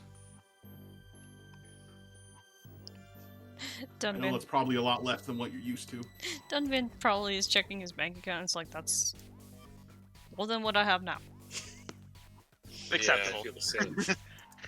Listen, Tolly's maybe got almost a little under 11k. I probably could get a couple of volunteers together. Maybe they can come help repair your mechs after the fight, or something. I feel like Yeah, that's lower overhead cost is much more appealing. Exactly. So what that will mechanically do is, if you agree to this, they will give you 5,000 for doing the job, and they're going to cut your maintenance in half if you come back and get your repairs done here. Ooh, Ooh. nice. Nice. I can just see Frost as dollar signs in his eyes. And that is on top of any tinkering things you decide to do.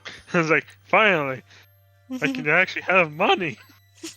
But this is Actually, how the Frost, your maintenance is high. I think I have the highest maintenance right now. Also, dude, you have 15k. Dunban's sitting at 6. I don't got 15k. I said Frost. Oh, Oh, trust me, not for long. yeah, no. I mean, not for long for any of us, but So how that, just so you're aware of how that formula is going to work, your maintenance is going to be halved beforehand, and then you can put tinkering stuff on top of that. Ooh. Just so you're aware. Oh, I just realized why my money's still so high. I You forgot don't to buy repair- anything. No, I forgot to repair my back from last time. It's still not gonna dip you down to like 2,000. Let's see. I got Oh, come on, 7k. Frost. Chop, chop. I got 10.8k. Dunban in his perpetual state of no money. I wasn't looking at the map when you gave us the orders. Whereabouts were they last seen? They were last seen up north along the river. Okay.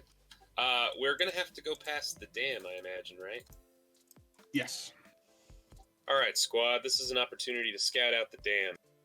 I think it's gonna be an important defensive structure should this place ever come under siege.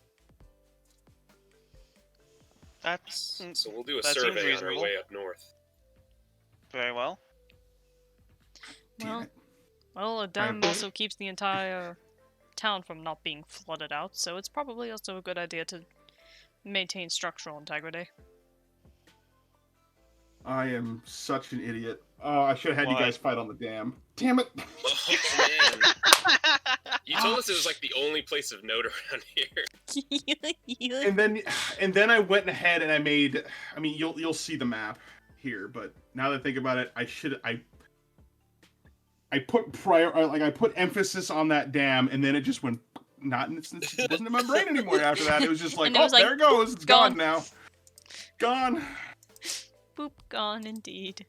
There was a Ah, dam here, shoot. and now it's gone. That would have been really cool. They could have been. They could have threatened to blow up the dam. Ah, man. Well, I'll save that for another time, I guess.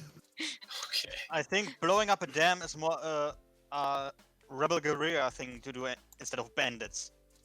Yeah, that's also true. Like, You don't especially if the understand, these bandit. bandits are really desperate. I was gonna say the bandits seem to only like attack if they get attacked, so it's just like they're not gonna be like, I'm gonna blow up this dam. I don't know what that voice was. Yeah, I'm Well, inclined. that, to that was a agree. voice, is what it was. So yeah, it's up north past the dam along the river. Got it.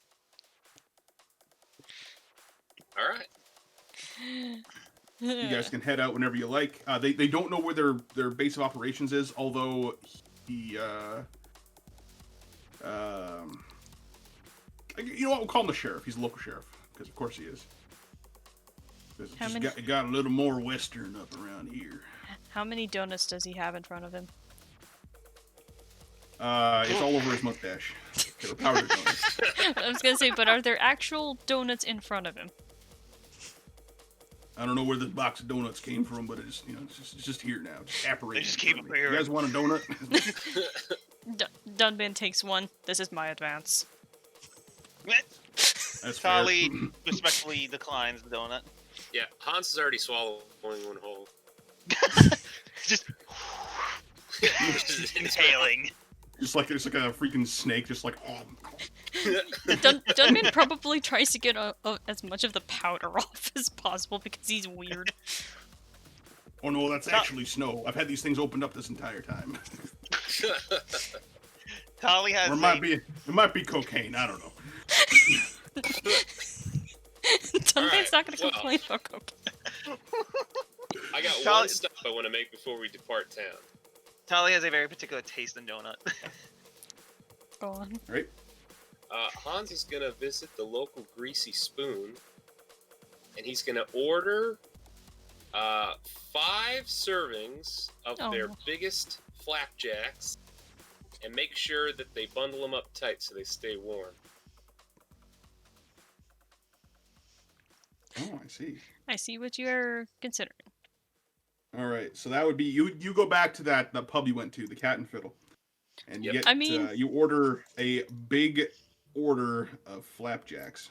I mean, if they do get cold, you got a guy with pyrokinesis.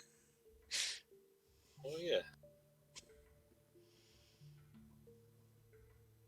Man, I wish I had psychic powers. I heat up pancakes all the time. How do you think I keep my pizza warm? All right, What's so that going you- to set me back, sir? So you can get a big order of. You want 5 orders? You said. That's right. Okay, Pankaki.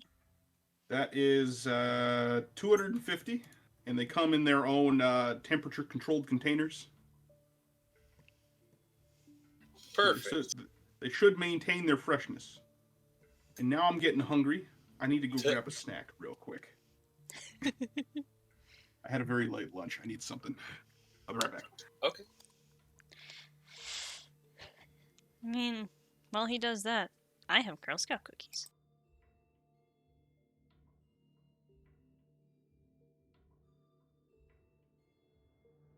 Nice Girl Scout cookies. Which kind? The Do-si-dos, the peanut butter sandwiches. Oh, far out. Ah, yes, the worst ones. They're not my go-tos, but we happen to have them. They have. So apparently they have this new cookie. That's s'more flavored. Oh yes, those are good. Those are good.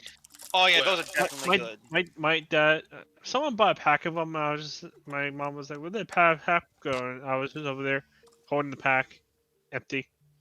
I don't know. Yeah. You're not talking about the Samoas, are you? No, those are the coconut caramel chocolate ones. These are That's like biscuits with marshmallow and chocolate. Whoa, Like they're biscuit sandwiches, and they got marshmallow and chocolate on the inside. sounds pretty good. Yeah. Also, now I'm getting hungry. Okay, I'm back.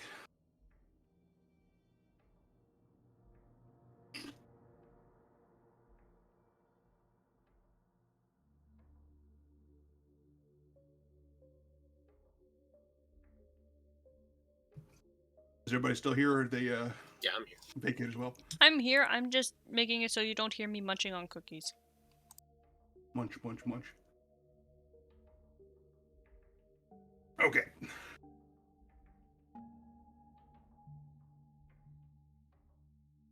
So, just want to make something clear for this particular mission that you guys are going on. This is to test out the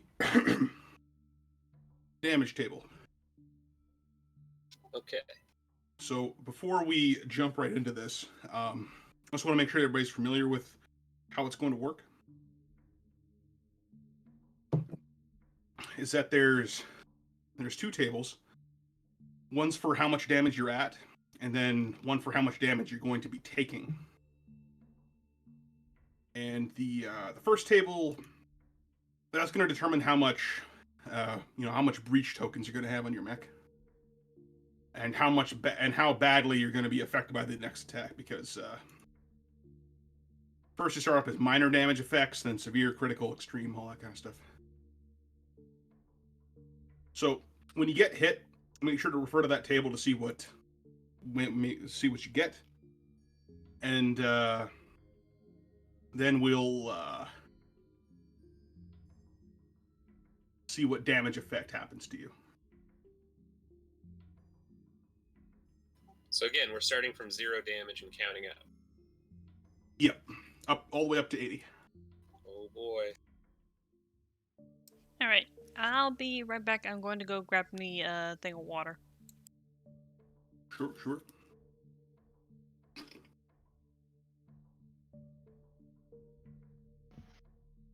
This is a PSA from your local Birdman. Drink water, damn it. Does Pepsi count as water? No, Patrick, Pepsi does not count as water. If you Dr. boil Pepper it. doesn't count as water either. Why would you boil Pepsi? Why not? I'm kidding.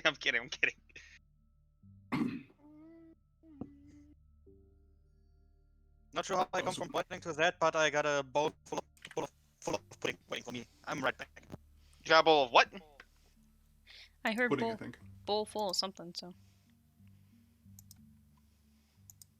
Watch I now. heard figgy pudding. That'd be I was lovely. watching a movie. You guys ever see the Gamers movies before? The what? There's 3 movies, independently made films called The Gamers. One's called The Gamers, Dorkness Rising, Okay, and I'm The back. Gamers Hand of Fate. I love Canopy so much. I don't know if I've seen that. I've never heard of them. They're all super funny. The first 2 are about playing D&D, and it kind of flips back and forth between the guys playing at the table and then what their characters are doing, like in costume and things like that, with like cheesy Adobe After Effects looking stuff. It's pretty great. And then Hand of Fate is all about their knockoff version of Magic the Gathering and the story that goes into it and how people are metagaming the shit out of it to ruin it. That one had some really good setting building because it was a magic setting. Well, I think it was like Vietnam era World War US II fighters paratroopers. blew up a god with a nuke. Yeah. There is some amazing like world building in those movies. Also, the acting is actually pretty damn top notch. Guys, Hey, quickly Buzz. hide behind the pile of dead parts. As soon as I heard a movie about people just playing D&D, this is what just popped in my head again. There you go. Yep. It's kind of like that, only a little more pedantic with the rules. But pretty still, funny. it's just that like Anyway. this is literally what a D&D session is. It's just people What- being idiots with one person constantly at the table getting food. Oh, you know. Anyway, let us proceed. What I was getting at though is that there's product placement in the movie, but it's not what you think it is. When they're at the table, they got like you see Mountain Dew cans, but if you read them closely, it actually says Mountain Doom. Nice. Ah, Oh And god, then, here we go. the usual then bland name there's- product. Also, there's like the there's cans of Dr. Pepper, but when you read it more closely, it says Dr. Leper. That sounds like something from WoW, Dr. I know. Leper. Doesn't it? Mm-hmm. Dr. Leper. My god.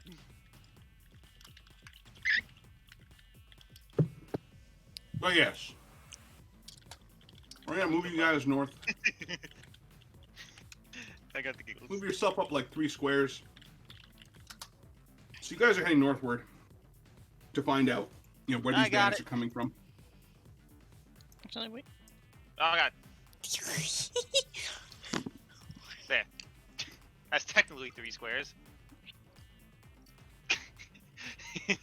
3 hexes? Yeah, 2 or 3 There we hexes, wherever you guys want to be. Fine, There there you we go. That's about there, yeah. So how are you going about your investigation here to find these guys?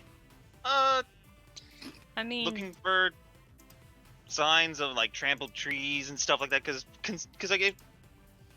judging from the weaponry, they're all mainly up close and personal.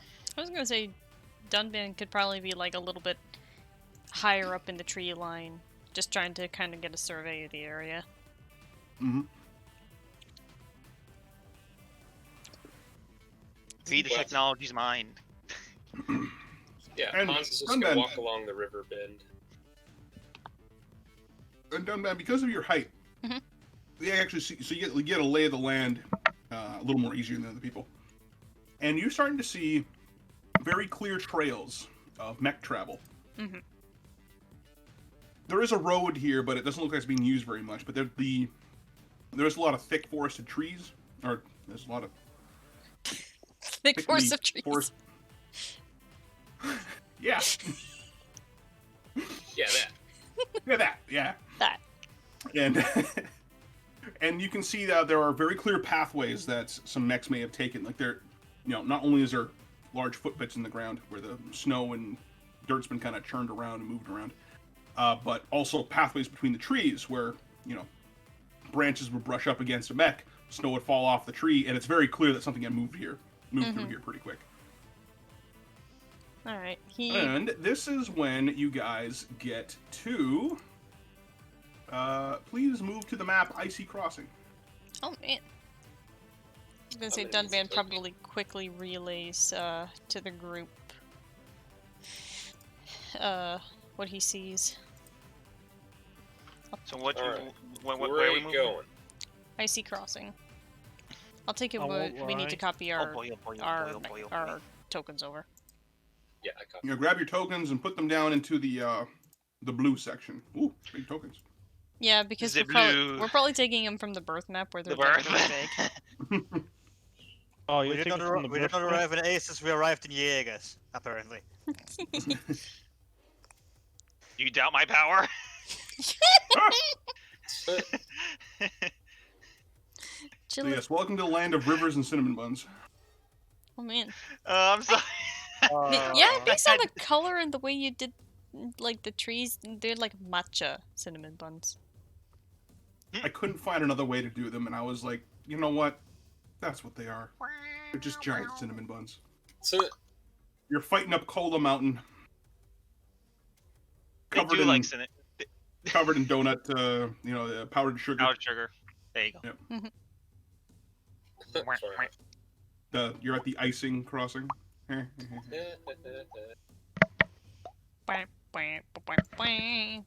Guys, your puns are terrible. You should feel bad. No, you should feel awesome. You know, I actually want to try matcha. It's pretty good. Apparently Dunkin' Donuts has a matcha donut right now. Ooh. Matcha has kind of a very similar, not quite chocolatey taste. Like, it's very distinctly different, but it's like the closest way to explain what it tastes like. Also, why is Lock and Load so tiny?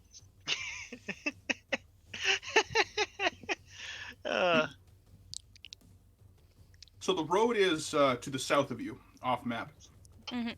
And you are getting some Blossom Dance. You're getting some mech readings following this trail of mech travel. Mhm. Oh, we And did then, skip something, by the way. Sorry. I had wanted to stop at the bridge, or sorry, the Oh. dam, but we could do that on the way back. Oh, I'm sorry. I feel bad now. That's okay. Well, it was a glorious dam. Oh, big score! I thought you said big store. Because I could have been a reference to Trader Joe's. I thought it was big store too. Oh, I would have called it Trader Joe's if that was the case. Pirate No, Joe's. it's still But not. like,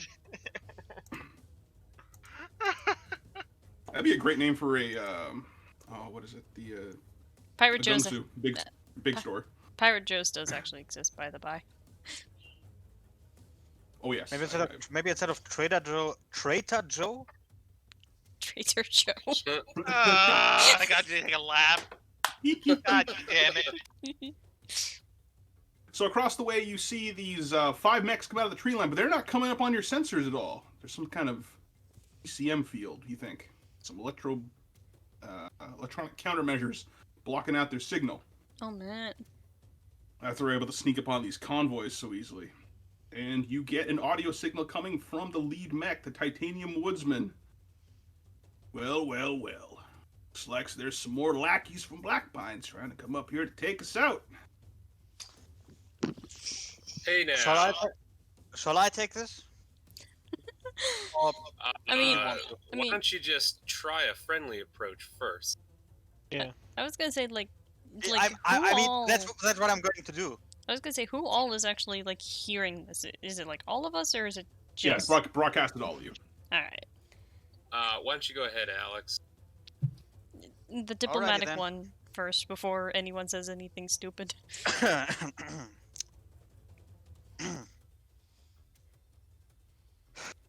This is Alexander Komnenos of the Red Flag Squad on a contract to Exotech.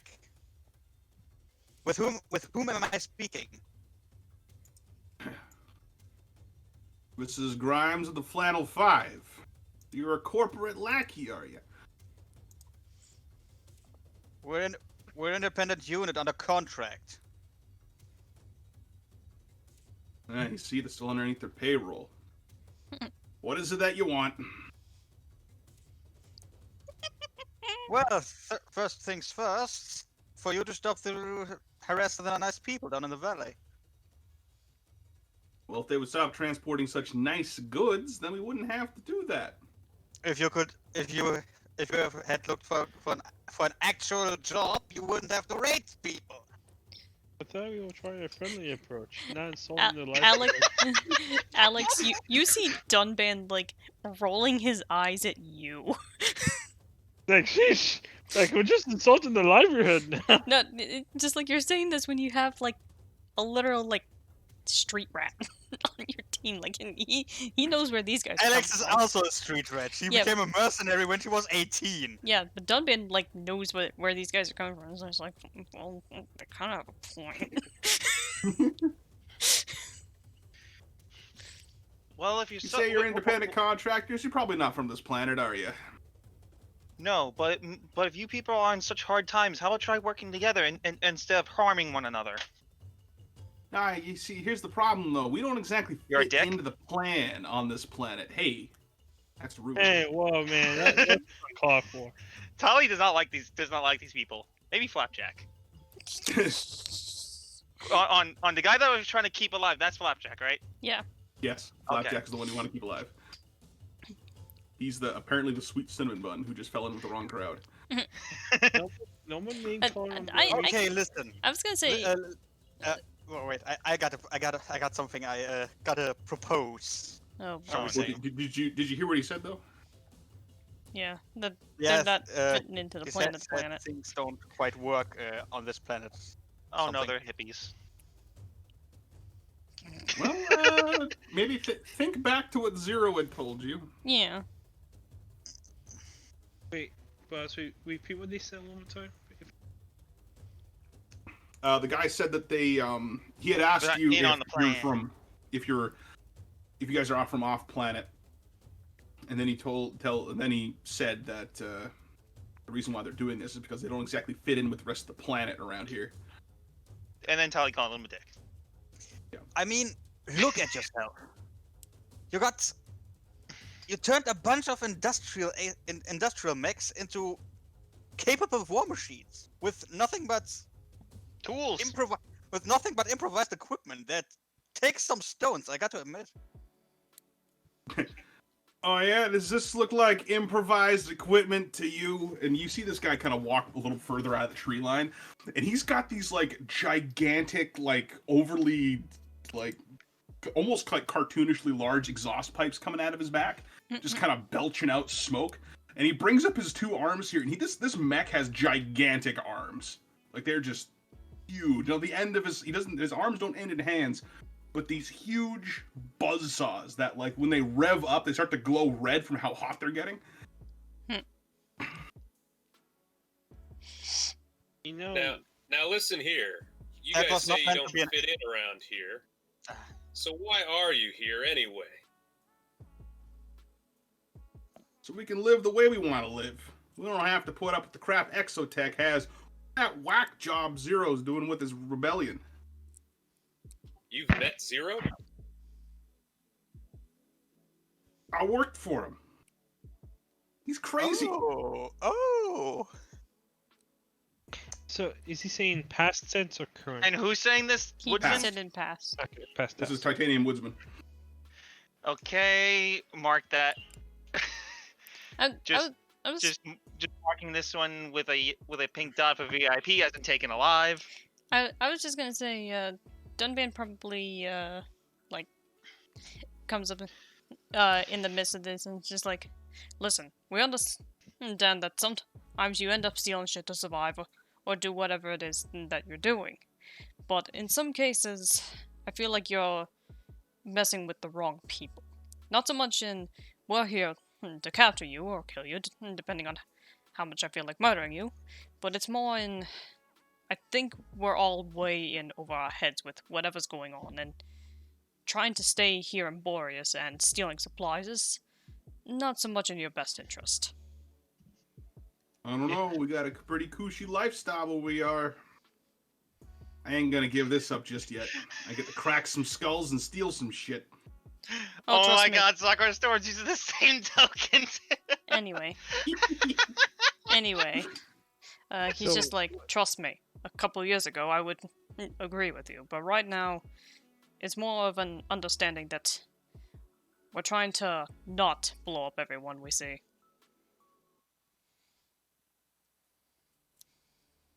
Listen, I want to try and understand something here. So you were under Zero's employ. Past tense. Right. And you liberated yourselves to this fine pirating life. You bet. What drove you out?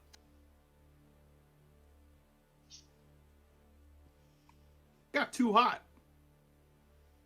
Everything Zero's doing is just...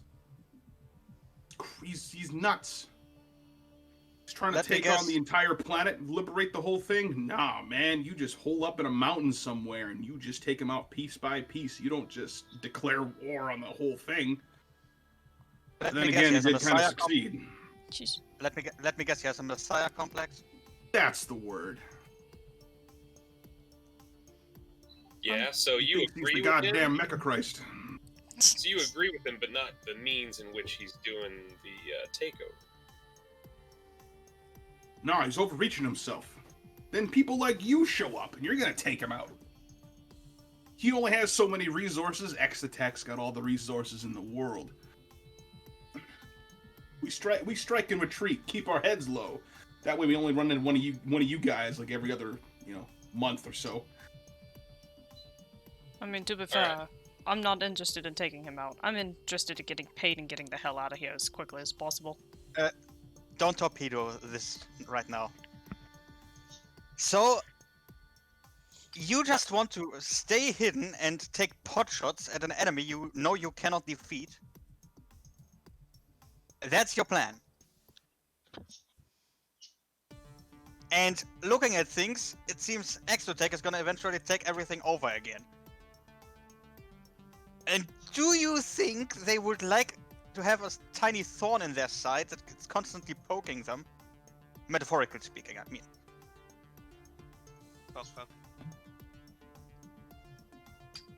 You throw a bone to a couple of dogs, then they don't bite you no more. Also, quick statement. Tali marked the signatures of Flapjack and Woodsman specifically as in to not kill. An attempt will possibly. What do you think we're trying to accomplish here right now? I mean, we can kill the others. Wait a We're second. trying not to kill any of them. Well, it's just one. You We called gotta you- take the one. It's just that we Called gotta take the yourself the red.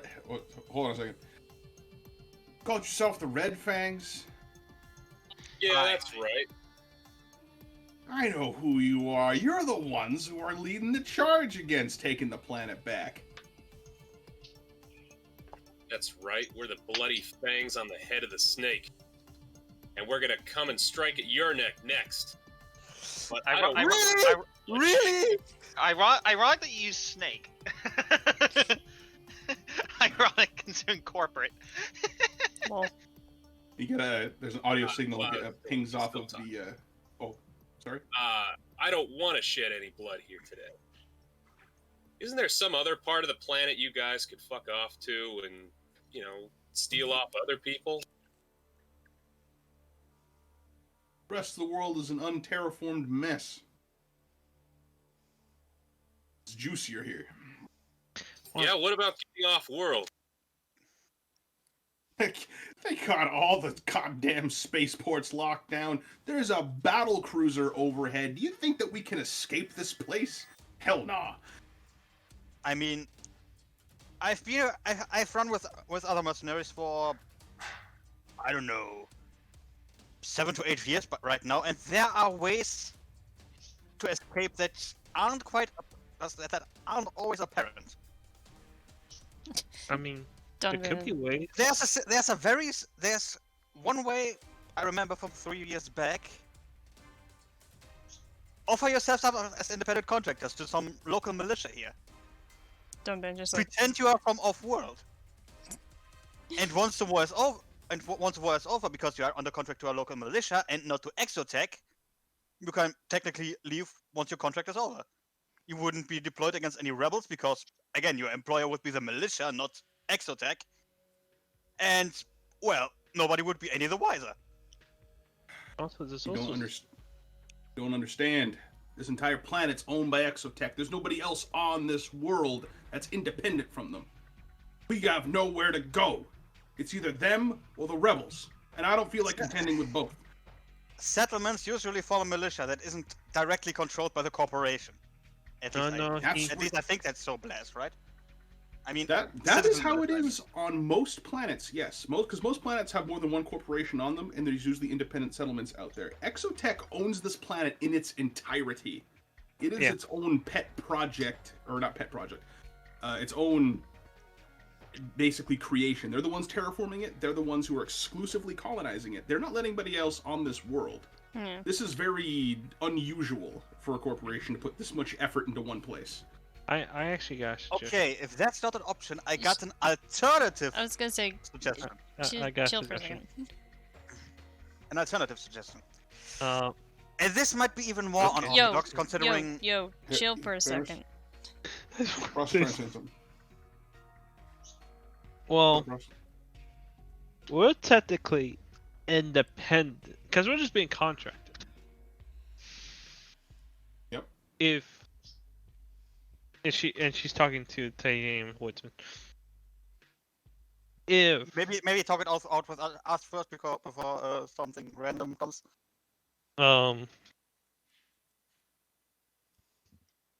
what if you, under the disguise of a maintenance team, worked for us, and we worked on trying to smuggle you guys off planet under Exotech's nose?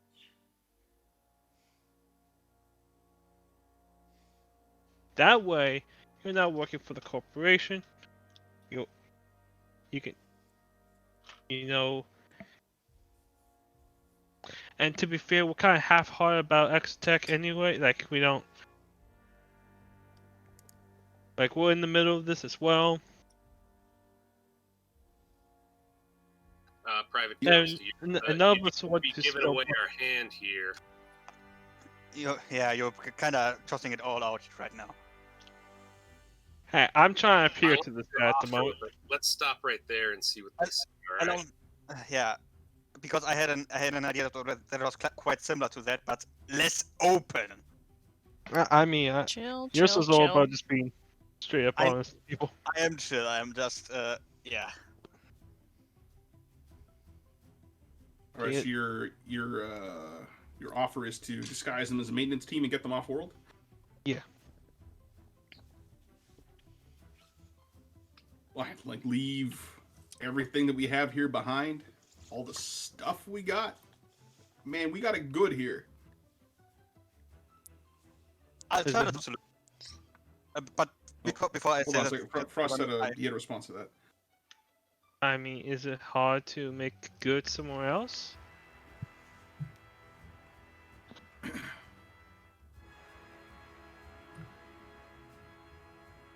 She'll ask A Titanium. little too much for my liking. So you like the rough and tumble, from what I'm hearing. Yes. Well, I do come from an ice planet that is kind of like this.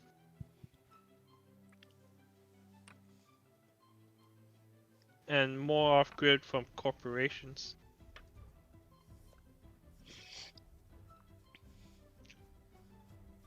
If you're looking for less corporate tightness to a planet.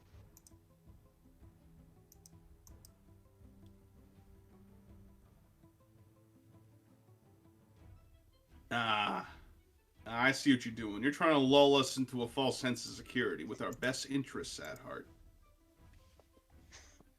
No. I ain't falling for that. Alternatively, I got a different offer. If I may, hear me out. If it doesn't appeal to you, you can still try it to take us down. How's that sound? So,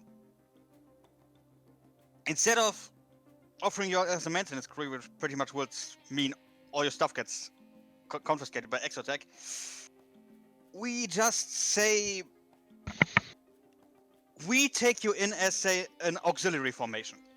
You are technically mercs, like more or less we are, but you work under us instead of Exotech, and as basically as support team that keeps our shit safe. You're basically guarding our shit instead of, I don't know, being sent against the rebels. And since you're working for us, Exotech can't send you anywhere without asking us first. And well, I think you know where I'm going with this. And you can technically keep your shit. We just mark it as like legitimate salvage, which means it would on paper be owned by the Red Fangs. But once this is over, we give it all under contract back to you. How does that sound?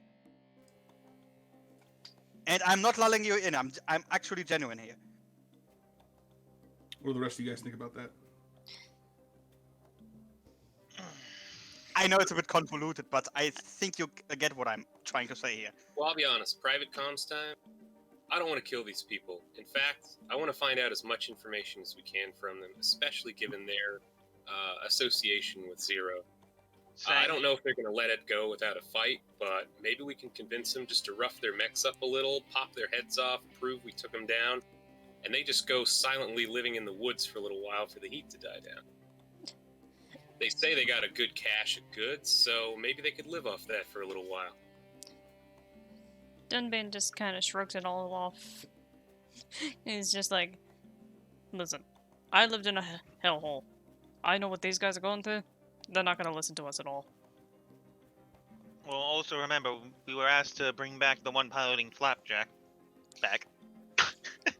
Yeah, but that's just some kid. The rest of these guys, it doesn't matter. Or how many of the rest of them we kill as long as we get the information we need. And then Dumb Man just shoots daggers at Sakura Storm. He's like, stole my due! Yeah, point being, we need proof of their takedown. I think the heads of the mechs could be lobbed off after some withheld sparring between these people. And then they go fucking off into the woods, Flapjack comes with us, bingo bango bongo, we can talk with them on our own time. Meanwhile, you guys just see Dunban's just getting exceedingly impatient. He's just like, are we gonna just keep talking in circles all day? So basically, we're aiming for just wreck. Don't kill any of them. Yeah, I'm gonna make them an offer. Final offer if they don't accept what Alex here has proposed. Alright, let's open the comms back up. So what do you guys say? Flannel 5 ready to hang up the bandit hood and become straight men?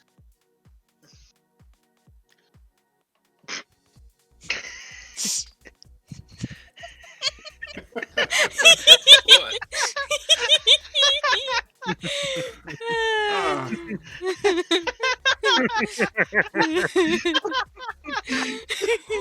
I don't know why that's so funny.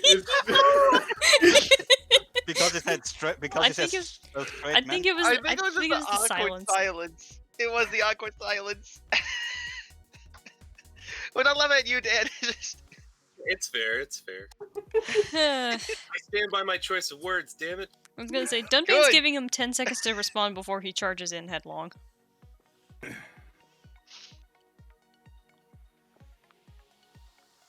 So what? We just rough each other up a bit? Take our heads and call it quits? Thing. We came here for a fight. I'm sure you guys want one too. So don't hold your punches. Just don't wreck us, alright? And all we're asking is for your heads in return, so we can bring them back to... Your mech heads. She clarifies.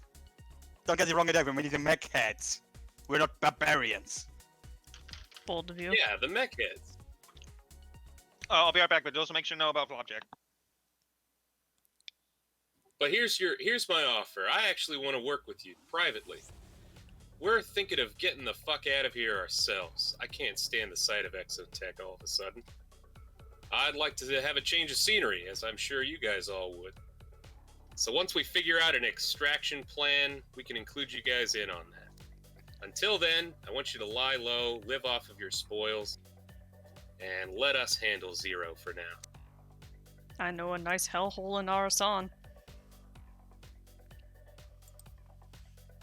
And you seem actually pondering this. I want to evoke our counterinsurgents for this, if I need to make an opposed roll. There's You know also what? Yeah, go ahead. There's also plenty of shady spots in Irem. Not Irem, in the Ammon system. Fernandez. So please make me a presence and charisma test, and use your counterinsurgents to get yourself 3 extra dice. Oh man. Damn!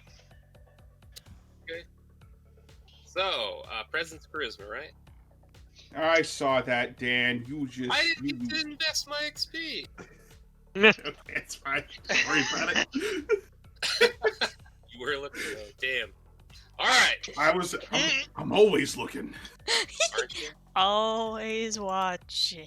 Always watching Wazowski. I Hello. just realized I keep making charisma checks. I'm definitely just gonna start investing in it. I was gonna say, like I feel That's like cool. ironically Don't worry about it. Dunban is the It's better fine. one, and he's still So I bad. roll 4 dice plus how many are you giving me? 3. 3 extra dice. Okay, so I get to roll 7 dice total. Here we go. And rolling on 8s. I got 2 10. Oh, hello. Hi. Hey, look, 1 1 10 10.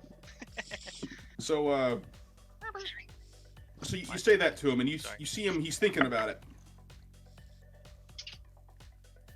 and he says, "Give me a sec." And he closes comms with you guys for a second, and you think about they might be talking to each other. Mega huddle. Yep.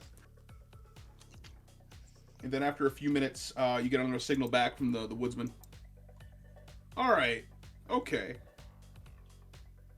So you guys haven't drank the Exotech Kool-Aid then? Nope. Not really, we just take their money. You got a planet. You're not getting Sorry. psyched up by their propaganda or the stuff that Zero allegedly says is in the water and the food. No! Alex is starting to laugh again and then cuts off her feet because she can't stop herself again as she remembers that idiot again.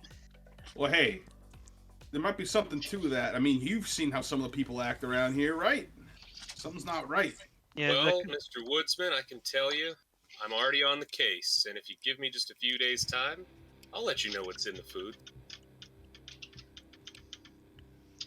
All right, you know what? Let's do this. Let's close the gap. And the woodsman begins walking out of the woods, man. Woods, man. I think I'll stay back because a melee attack from mine will probably wreck him. I'm gonna step forward. Dunban Yeah, does so the... they all start moving a little bit closer to you. I was gonna say Dunban does the approximation of stepping forward. Elvis forward. Menacingly. Oh yeah, no, he has his sword drawn. It's been drawn this entire time. He's just exceedingly Charlie's weapons are impatient. constantly out. I was gonna say Dunban's just impatient. We got one condition for this fight. Yeah, what's that? He says that as he stomps across this ice bridge here. You're gonna be down one crew member after this fight, and not because they're dying. It's because they're being sent home. What was the name of Flapjack again? I apologize. The pilot's name was Elliot. Elliot, it's time to come home, son. Yeah, kid, you weren't exactly made for this kind of life. I mean, you got spirit, but god damn, you don't even swear.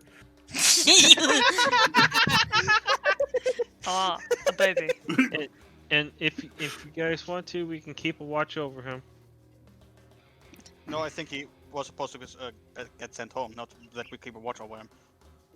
No, I'm telling them that. They might care about him. What about their feelings, you know? It's just shooting daggers at Sakura Storm. Yeah.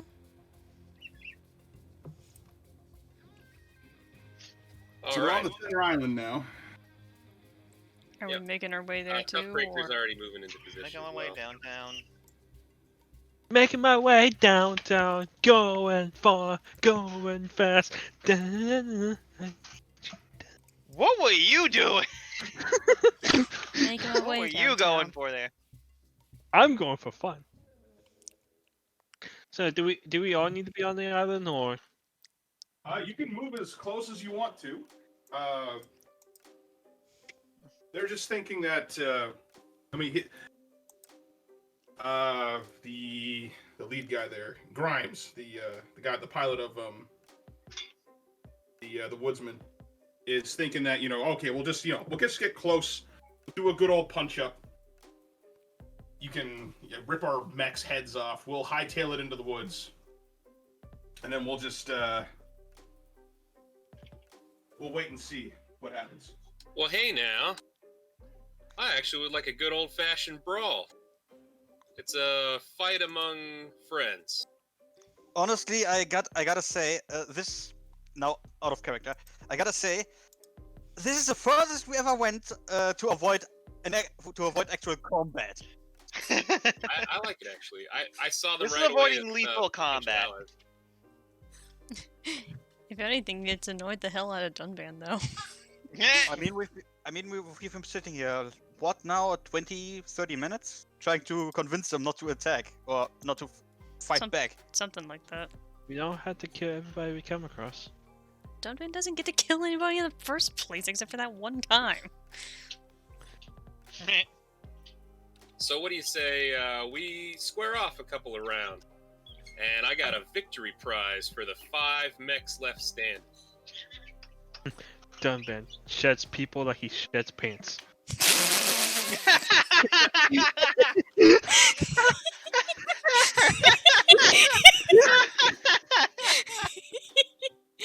Oh my god. Toughbreaker's cockpit hatch opens up, and you see Hoffman hanging out of his mech, and he's got 5 orders of flapjacks. Still piping hot. Oh my god. You get a comm from the flapjack. Pancakes. You see this young lad. He's probably not even like 16, sitting in the cockpit. So And he's he's just a like, baby. yeah, he's like, are those for the cat and fiddle? Oh, really?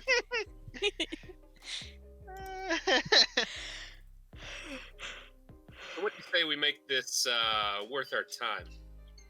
Whoever gets the most swipes in gets to walk away with a pancake. Top 5.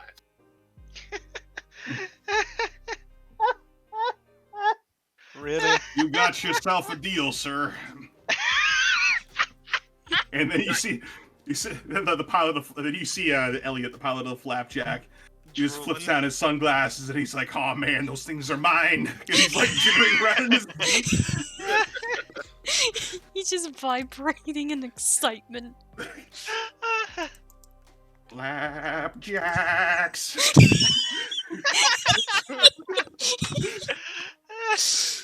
Oh my god.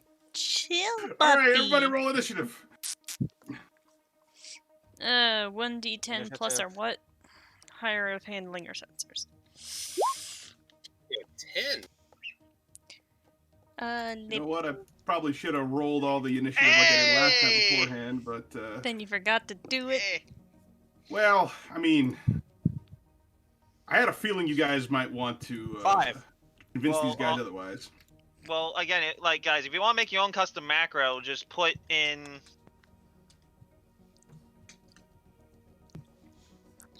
Baby. Just put that in what? Whoop.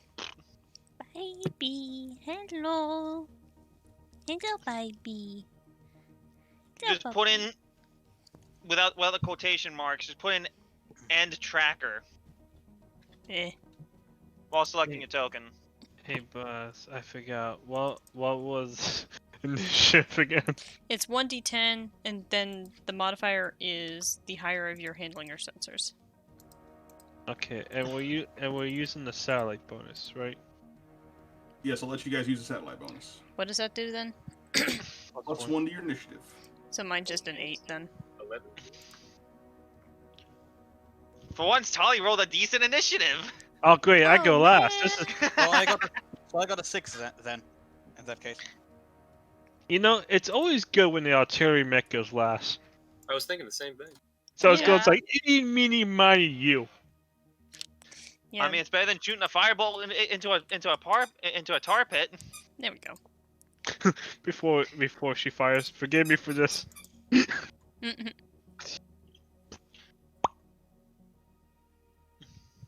Bird, you going nuts. All right, what the Toughbreaker get? 10. If you're including the satellite bonus, it's plus 1, so 11. Wait on. Does everyone get the satellite bonus? Everybody does. All on your team. Okay, then Yep. that's 11 as well for Tali. Fenris, what are you getting? A 7 or a 6 then? 6. I got a 5 plus 1 the satellite thing. Just this here. So Lock and Load and Toughbreaker, who's going first between the two of you? I'll go first if you want. Is that Billy? Yes. He's Alright, looking we got- Man, I could do something so silly right now. But I'm not going to. Welcome back. Oh, I've been here. And the bird? No, the bird. Yeah, I could do something silly. But I don't know if I want to. All right, so Let's just have Lock and Load's Lock and going Load first. go first. Yeah, that's fine. Okay, Flapjack, Titanium Woodsman, and Blossom Dance. Who's got the highest modifier between all of you? I have a modifier of 0. Modifier of 0. Do you have? And you have the satellite bonus too, right? With the satellite bonus, it was an 8. Okay. These guys also have a plus 1 to each of their stuff, so all you guys are tied. Blossom Dance, I'm gonna need you to roll me a D10 to break the tie here. 9. Okay, so you are going ahead of all of them. Flapjack is going last, and then between Baldur and Rhinoceros Rex, Baldur, what's your modifier overall? I technically have a +2 because of the satellite. Okay, that means you are going before Rhinoceros. You know, I know his name is Rhinoceros Rex, but due to the flight of the Concords, I just want to say the Rhinoceros. Yes. I was trying to find a great rhino pun yesterday, and I couldn't find anything. Because of that song they have, the Rhinoceros and the Hip Hop Anonymous. Guys, Sorry. should I suggest the thing that I have in mind, or should I just hold on to my stuff? Do it. Because I was gonna say, I can substitute whatever the Sakura Storm rolled for initiative and make that a 2, so she goes after Dunban. Oh yeah, I need to roll my luck. That's why I'm asking. Is that something I could do? Do you want to? Yeah, I don't think I'd have much other use of a 2. I don't know. There could be a critical hit in the future. You know, Dunban. Hmm? You know, Dunban. Opposites attract. But likes make a relationship.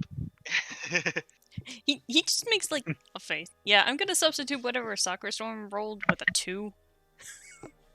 Okay. Damn! This one goes down to a 4 and is now tied with Big Score. Just Just damn, that's some spite right there. no, goes after Dunban. I want the first hit. Well, what does that thing actually say? Any time there's a roll. I Any just time on checked. this roll. Okay. Sure. All right. It does say anytime a roll is made, the character may substitute a rolled result for one of their precogs.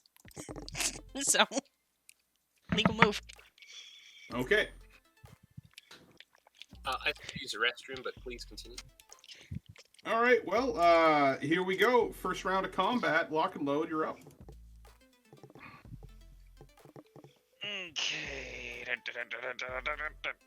What can I do? What can I do? That's the wrong page. There we go. Okay. Shut up. You know what I'm doing. Okay, that's normal speed, and it's one heat, and it's one heat for every space, or is it one heat plus weight class for the jet boosters? I thought it was 2 plus weight class. Oh, sorry. Before you move, I should probably just tell you what all the stuff on the map means. I mean, I know some of it's probably pretty obvious, but I feel the need to probably tell you anyway.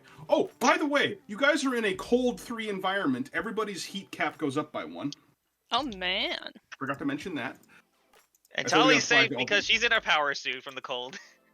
Yes, so it's pretty chilly out here. So what you got is everything's ground floor. There's no elevations here.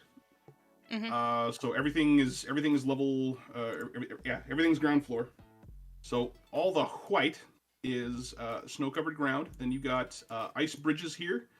They just count as being snow-covered ground here. You can walk over them; they're pretty thick. You can also walk through the rivers. Those count as difficult terrain. Also, you get 1 extra heat loss if you stand in the river. And then there's these matcha cinnamon buns everywhere. Those are treats, despite what you may think. All of them give you concealment 2 if you stand inside of them. Like a pretty big cluster of them. Actually, DJ. Lock and load, could you stop doing that for a second? I just want to show you something here. So say if you were standing here, in this big, thick cluster of trees right here, that's a 2. But if you're like out here in like the middle of this, probably not 2. That might just be just a 1. The bigger the swirl, the bigger the bonus. Basically, yes. You wanna find Christopher the Christmas tree and get behind that one. No, you gotta find the Christmas pickle. The Christmas pickle. What, you never heard the Christmas pickle before? No. Sounds awful. Okay, so I'm it's literally a tradition where you hang up a pickle ornament in the Christmas tree and you have to hide it. You can't put it on the inside of the tree, but you gotta hide it amongst all the other ornaments. And on Christmas Day, you gotta find it. Okay. Sounds like a worse Sounds like elf a lot on the of work. shelf. No. Elf on the Shelf is creepy. The Christmas pickle is actually funny. You're funny. Thank you. All right, lock and load. Go ahead and do the thing. Not still okay, so that's standard movement, but for jet boosters, it's what's the heat gain for each additional space? Look it up for you. What? I'm looking it up for you. Yeah. So you generate 1 plus weight class worth of heat, and then you may move 2 spaces. Okay, so it's 2 per use. Bet. Okay, so You're a back to medium the- mech, right? Yes. Yeah, so you're gonna be generating 2 heat per space, or per 2 So spaces. it's base movement. Okay.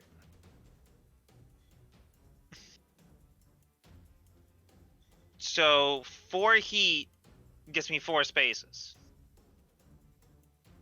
4 heat will get you 8 spaces. I thought it's because I'm generating 2 heat because I'm a medium. You generate 1 plus weight class heat to move 2 spaces. Yeah, so if I generate 4 heat, I'm moving 4 spaces. 8 spaces. Well, you generate the heat per 2 spaces. Yeah, so it's Oh. Yeah. Yes. Yeah. Wait, no. If it's still a 1-to-1 ratio because I'm generating 2 heat because I'm generating 4 heat. Yep. Sorry, my math is bad. I'm just an idiot. Yep. 4 heat per spaces. Don't listen to me. I'm not actually the GM. So Do I look like a now if I don't even know during what six, Payload is. I'll What am I during doing 6 here? spaces. Now, if I was a weight class of 0, I'd be getting 8. Yes. Yeah. I keep thinking you're a light mech, even though I just said, like, not even 2 seconds ago that you're a medium. I'm just a moron. Don't worry, we all have those moments.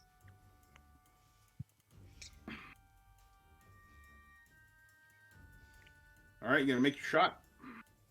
Yep, and I'm going to fire the SMG because it's still within 6 spaces, so it's a difficulty 6. Alright, go ahead. -2. Oh, by the way, you can see that the Flapjack and Big Score are both armed with bazookas and shields. Yep. Oh man. Artillery. Or at least explosives. And okay, so that's going to be range tracking and a 5. Did I update my macro? Probably not. Nope, I did.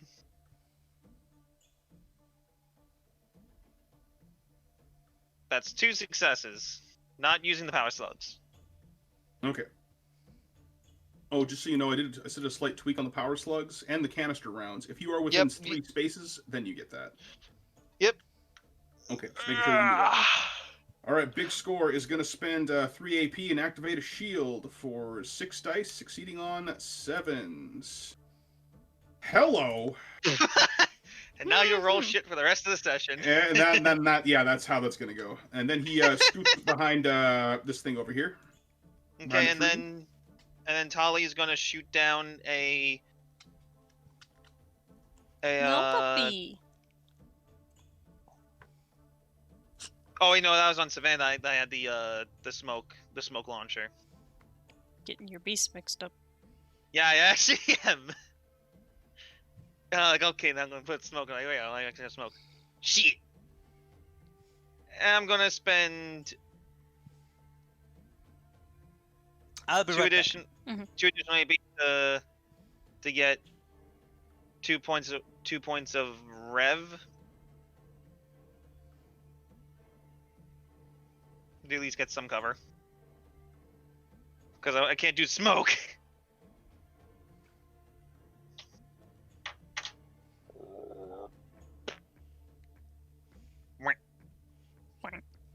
Alright, is that you? Yeah, that's mentioned. Okay, Toughbreaker. By the way, everyone, Back. the safety word is butter knife. Butter And don't cut my throat with that butter knife, friend. Dunban just says in response specifically to Hans, I never use a safe word. So Dublin likes it rough. What is up with this episode all of a sudden? Oh my lord. You're the one who's putting up all these setups. I'm just finishing them. Hey, I said So that is Frost intentionally. so is Dunban the straight man all of a sudden? Let's just Good. do your damn turn. Tough breaker, moving out. Does that say tough bracker? No, it says breaker. This breaker. Oh, for some reason I was zoomed out. It looked like 2 A's. All right. I'm looking at I you, need the best Rhinosaurus Rex, with your cool ass mech. Let's tango. So yeah, his mech literally looks like a giant rhinoceros. With a All right, huge moving ass stick. gun on its back. Also out the front, it looks like it has 3 giant horns going down the front of its face. So is there any Zoid rhinos? Oh wait, Yeah, no, there this really is perfect. Oh my god. Okay, forget freaking rhinos. It's a goddamn Triceratops. That's what it is. Oh I was man. about to say 3 horns. You're entering Triceratops territory. Well, I was thinking it was like, you know, they were like one after the other, like in a row. Oh, far. But no, as soon as I found that Zoid, I was like, yep, that's what you're fighting. Right on. All right. Hans is gonna level his. Let's see. We'll fire the missile battery first. So -3. Missile battery fired.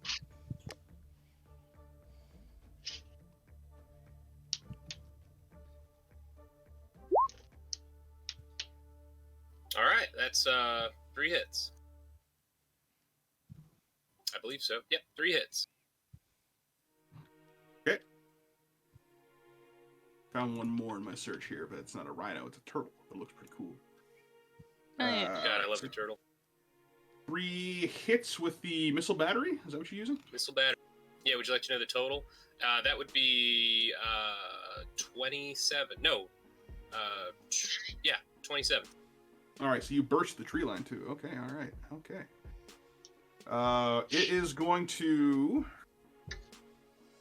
spend 2 dice, scoring on 9s, and he's got 6 dice, but he gets 4 rerolls. Ooh. Shoulder shields, baby. Oh, there's 2. Yeah, you're good. Yeah, he blocked it. Just thuds it Shit. against his armor plating. Is that the best you got? Hold on. I'm just getting started, Rexy boy. Now I'm gonna just fire off Rocket Pod with Hardlink. Rocket Pod is within its effective range, and yep, firing it off.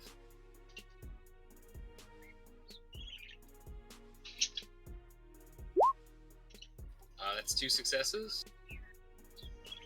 Rocket Pod is how much damage? Rocket Pod is 8 plus 8, so that is 16 damage, pierce 2. 16 damage, pierce 2, you say. What have I missed? Okay, so 16 damage, pierce. Oh, Hans just fired a missile at Rex and missed, but now Okay. he's firing another missile at Rex. He's gonna spend 1 AP on this dodge. Actually, he's gonna try to weather it with his massive rerolls. No, nothing there. Let's see what the rerolls get him. Still nothing. It goes through. All right, 16 pierce 2. Yeah, 16 never pierce rely 2. on having like 6 rerolls. You'll never get to properly use it. Let me tell you. Also, I forgot Alright. to give myself a Damaki discount. For the last, 3 or 4 missions, I have not accounted for Damaki discount, so I'm going to give myself one more. Oh, the rapid fire, I rapid totally tracking. forget about it every time, even though it's, something I know I wanted. Okay, so 16 pierce 2. You reduce his armor by 4 for a total of 12 damage. My good sir, you've dealt a damage effect to this guy. Nice. What'd I do? So you bring him up to 12 damage. So he gets a breach token. So his armor is reduced by 1. So please roll me a d10. 7. 7. The attacker chooses a limb to disrupt. He has 4 legs. Pick one. They all seem to be armed with the same thing. Was it shoulder shields? You see the back 2 legs actually have missile pods mounted on the backs. You know what? I'll take out the missile pod leg. One in the rear. All right, right or left? Left. Okay, so That was left where leg Hans got is struck so long ago. He knows what it means to lose your left leg. All right. all right. So you leg him. He doesn't fall over because he's got extra legs. But that missile pod is disrupted on his next turn. Beautiful. Activating hardpoint link to fire missile pod for free. Missile pod away. Same target. Same target, yes. Rhinosaurus Rex, and that's a single hit. Oh my goodness. All right, spending 1 AP to try to keep on tanking it. I realized maybe I should have given this guy 4 shields all over his shoulders. It would have been hilarious. Oh wait, no! I could have put them on all of his leg hard points and still had the shoulder shields. Oh man, that would have been a dick move. It would have been. It would have been, but I'm glad I didn't. But that's something you can do as a bestial mech. All right, he manages to block Beyblade. that one with the single with the single AP. Manages to get away from that. Tank it. Oh hey, it's cannon tortoise. And he moves in to the tree line over here because I forgot that he can move. Because ranged attacks. Ranged attack. Anything else? Okay. Toughbreak. Let me see. Let me just look at one thing real quick.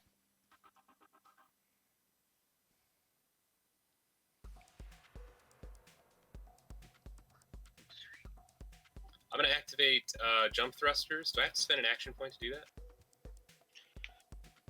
I believe. Oh no, it's MP you got to spend for that. Oh, I got to spend MP. I already spent MP, but I've got 2. You can still accelerate if you want to, but that one's going to cost you an AP to do. Okay. Well, then I accelerate twice. So that's 2 AP? Yep. Got you where I want you. Striking you with the drill. Here comes drill attack number 1. I'm leaving myself wide open, I realize. Nah, Yeah, you're fine. What Drill could attack possibly 1. go wrong? Haven't made a All drill right, go attack. for it. I got a brawl of 6. So 1. Just 6 dice. And that is, I think, 3 successes. 3 successes. Okay. Yeah, 3 Rhinoceros is going to successes with the spend. drill. Oh boy, And it's he's going got to spend Pierce 2 4. dice. Pierce 4. Oh boy. He's going to maybe spend one more AP on this. Oh man. Succeeding on 8s. He gets 1 and 4 rerolls. Nothing. Okay, so he manages to knock it down by 2. Knocked it down to 2 successes? Yep. So 2 successes means it's 9 plus, and for continuous, you just add 1 for each success, correct? After the first. Add 1 to the multiplier? Yep. Yeah, so 9 plus 3 is 12 damage, Pierce 4. All right. 12 damage, Pierce 4. Okay, 12. 4. Okay. Oh, oops. 12 damage, Pierce 4. Okay, so his armor's actually down to 1. You deal another damage effect to this guy. What do I get this time? Do I got to roll for it? Yep, roll a d10. Find out.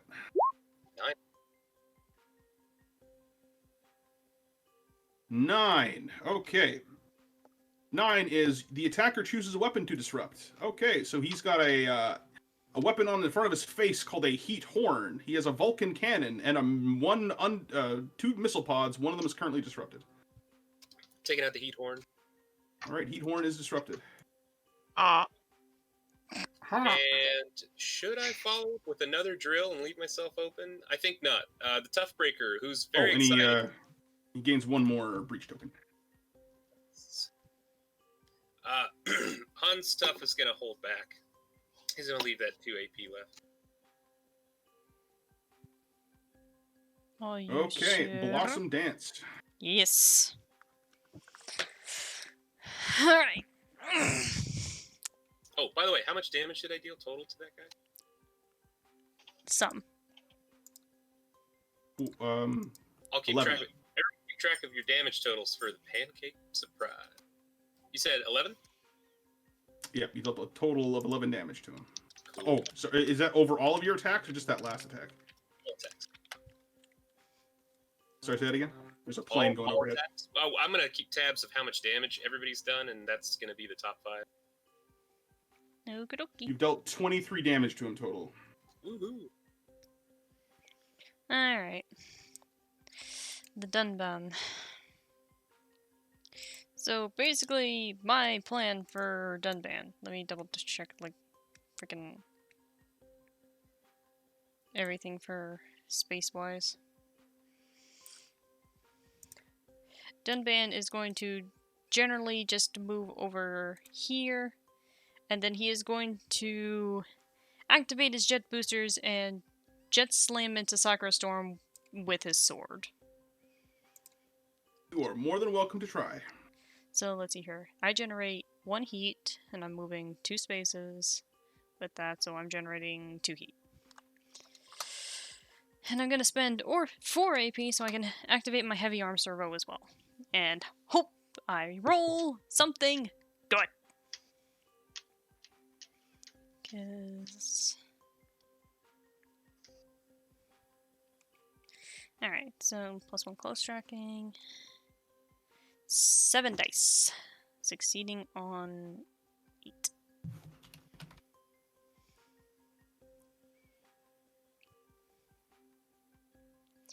Yep, that sounds about right.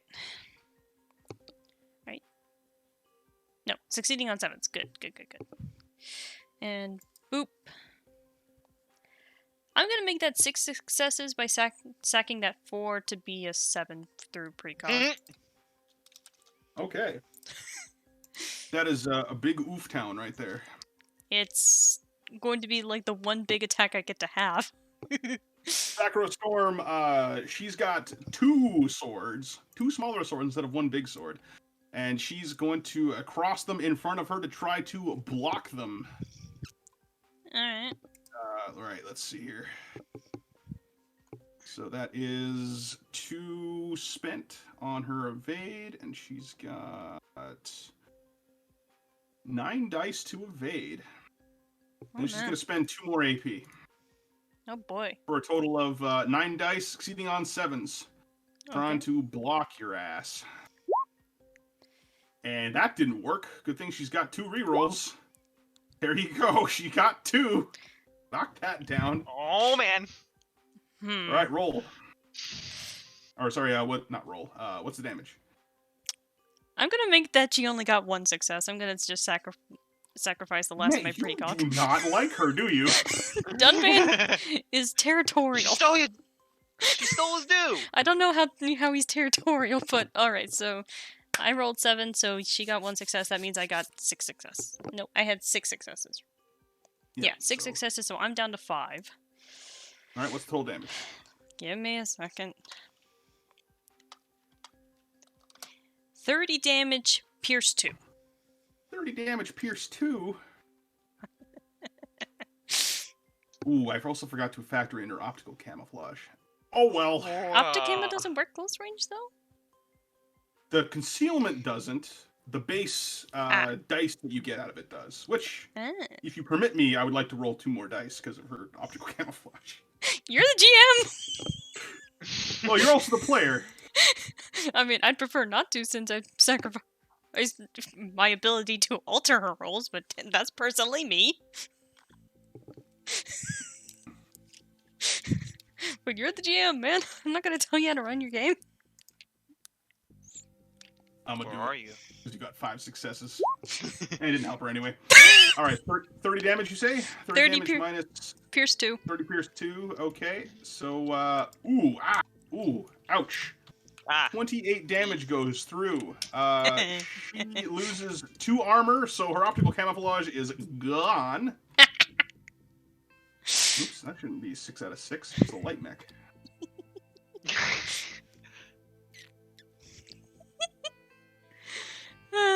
Ouch. Okay, so roll me a d10, please. 1d10. 3. She loses 2 AP. Okay. She's hanging in there. Anything else? I guess for the silliness, because the damn thing never does anything important, I'm gonna use the light machine gun for 1 AP. Okay, go for It is my guns and close tracking. That is 5 dice succeeding on 8s. It's going to probably do absolutely nothing. That is 2 successes for 8 damage. On the Sakura Storm? Yup. Alright, she's going to spend 3, succeeding on 8s. Blocks it. That's all the Dunbun is able to do. But 28 damage in a single blow, that sounds about right. That sounds pretty disgusting. Titanium Woodsman is up.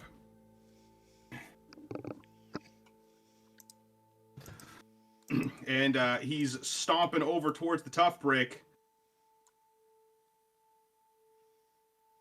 All right, mister, let's see how you like one of these. And he brings one of his big-ass buzzsaw hands down on top of you, Toughbreak. I hope you are prepared. Actually, for pain. Actually, I just realized that I didn't calculate in the jet boost with my sword. Oh well. It is no longer my turn. Don't worry about it. Okay. So here we go. The Titanium Woodsman's coming down on top of you with 9 dice, Toughbreak. Okay. Succeeding on 7s. Let's see. And he's going to activate his elbow thruster. So he gains 3 heat. So this is... it's not really so much an elbow thruster, it's just that he's kind of turbocharging his buzzsaw. As it crashes down on top of you with a... And you take 4 successes coming at you. What do you do? Alright, well, since it's coming straight from on high, Toughbreaker leans into it with his new shield plating covering his dome. He will activate 1 shield, which lowers the difficulty by 1, I believe, correct? Mm-hmm. And then he will spend 2 more... Wait, he's got 2 of these things, doesn't he? He's just going to spend 1. He does.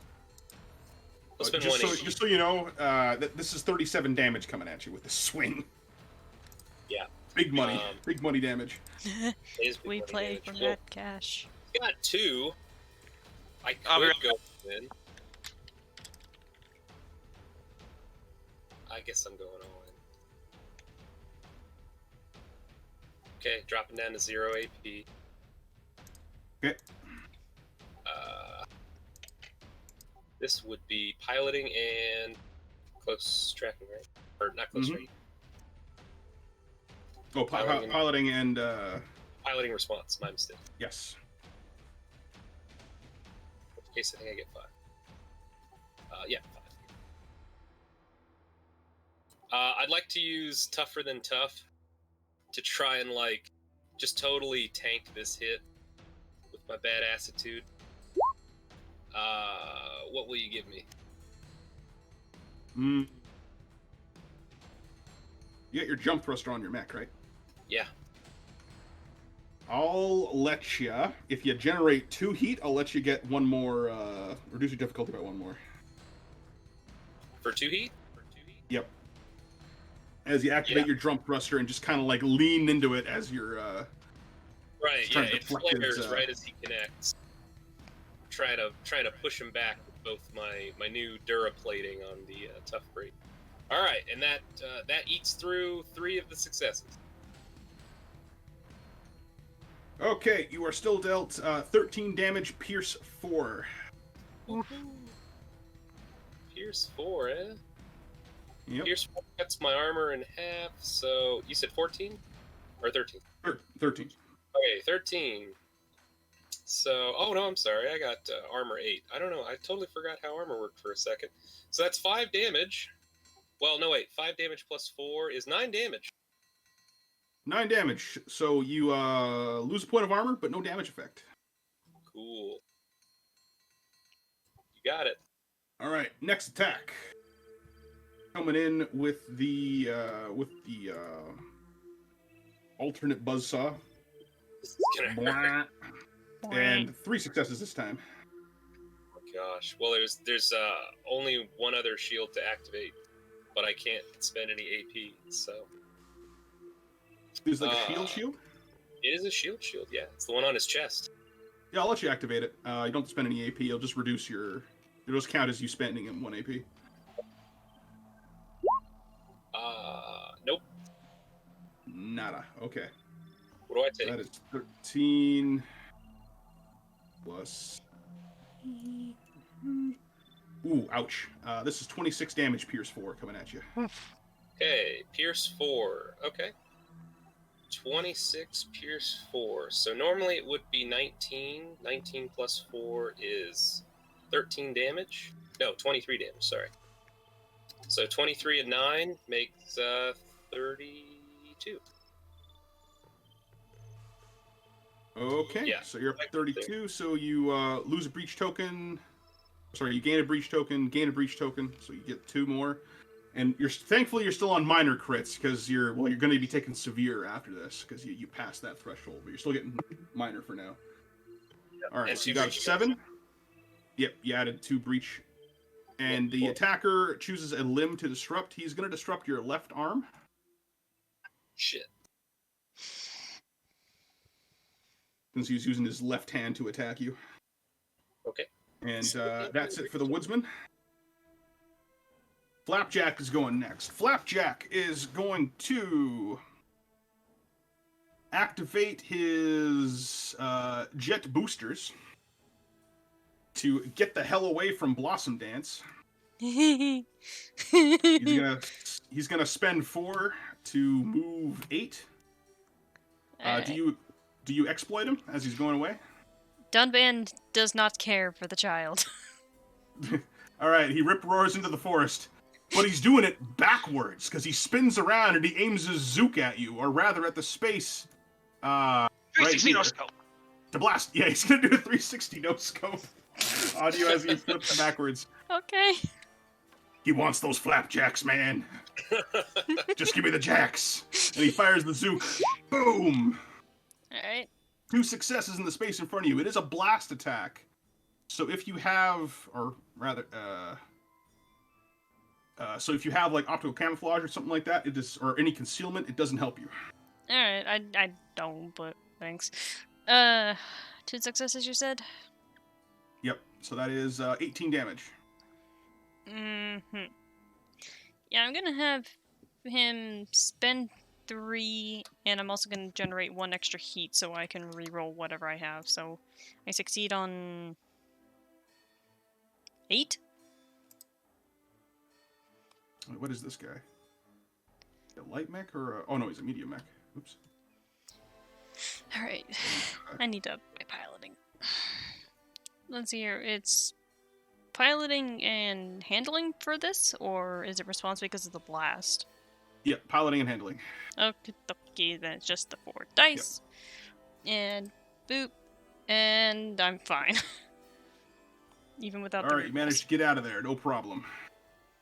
But he whizzes back into the into cover there. That's his turn. Athanatos, you're up. Sorry, he generated more heat because of the zook. I move up 1, 2, 3, 4, 5, 6. Any way you can peel one of these guys off of me? I'm pretty sure that's hopefully the plan. 1 second, let me check something real quick. What's the range on the thing again?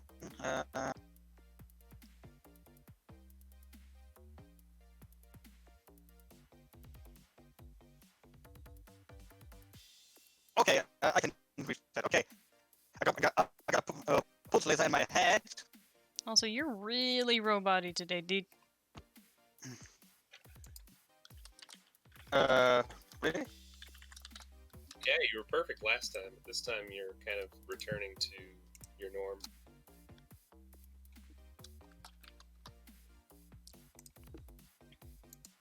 How's it now? It's good now. Yeah. Seemingly.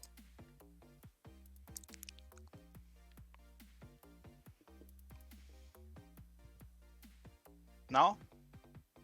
Well, you'll have to talk for longer than that. Yeah, okay, we'll see about it, but it seems okay now. Okay, I take my radar pistol, which I got on my right arm. It's mounted in a hard point, and take a shot at the titanium woodsman. Okay, you are welcome to try. Okay, that's guns. That's guns plus range tracking, right? Yep. Okay, 7d10.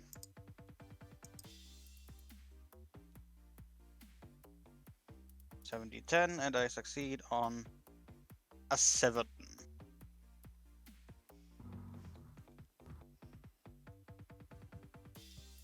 Here we go. 1 success. How much damage? That would be 5. He tanks it, loses a point of ablative.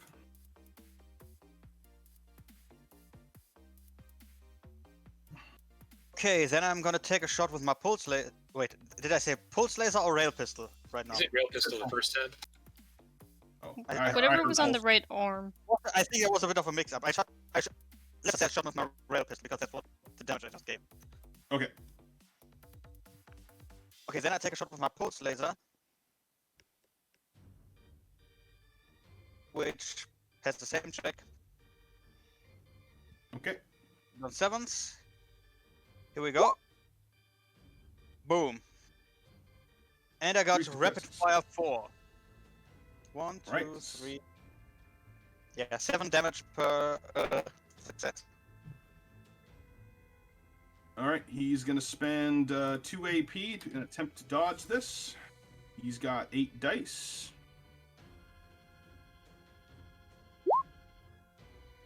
All right, you got 2 successes on that one. The last shot goes through at 7 damage. Bounces off of his armor. You remove his ablative by 1 more. Okay, that means I lost 3 because one was one-handed and the other was a hard point. And that's kind of it. Aren't they both one-handed weapons? The pulse laser is a hard point weapon. Oh wait, no, it's one-handed. Ah shit. Okay, then I was 4.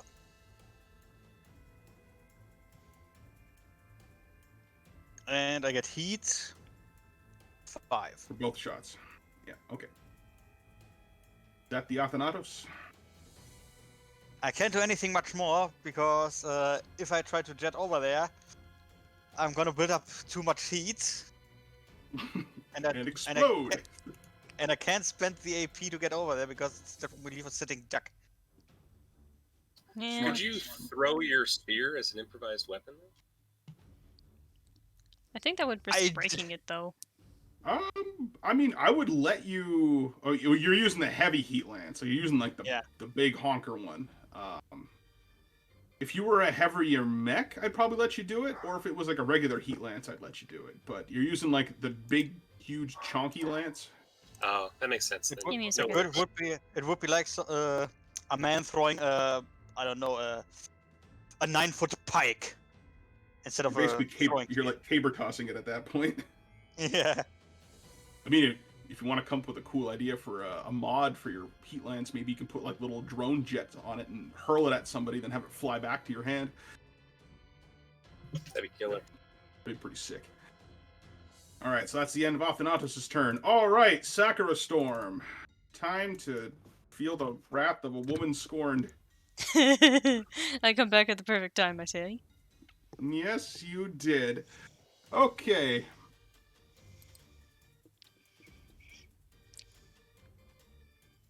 So Sakura Storm is she don't like you very much, Dunban. In fact, I'm I wonder pretty sure why. you're cribbing off of her look. The question is how old the woman. A sword wielding hover mech. Uh, And are you pink or are you just white? no, his is black with pink accent.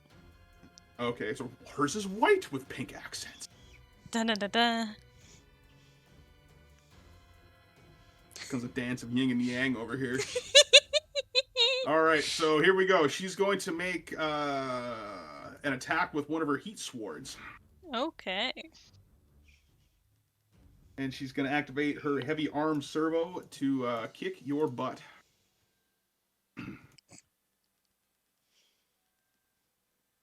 So here comes the first attack. It is...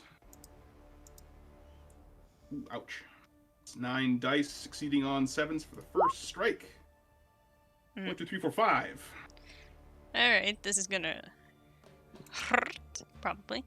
Okay, so piloting response. Let me double check everything I got for this because close combat. Now see, do I get any benefit for him being a swordmaster? Like, he knows how to probably dodge these things as well as use them for an attack. I'll let you get 2 rerolls on your dodge. All right, if so you decide to block. If you decide to block. Okay, because as it already is, let me double check I have for everything.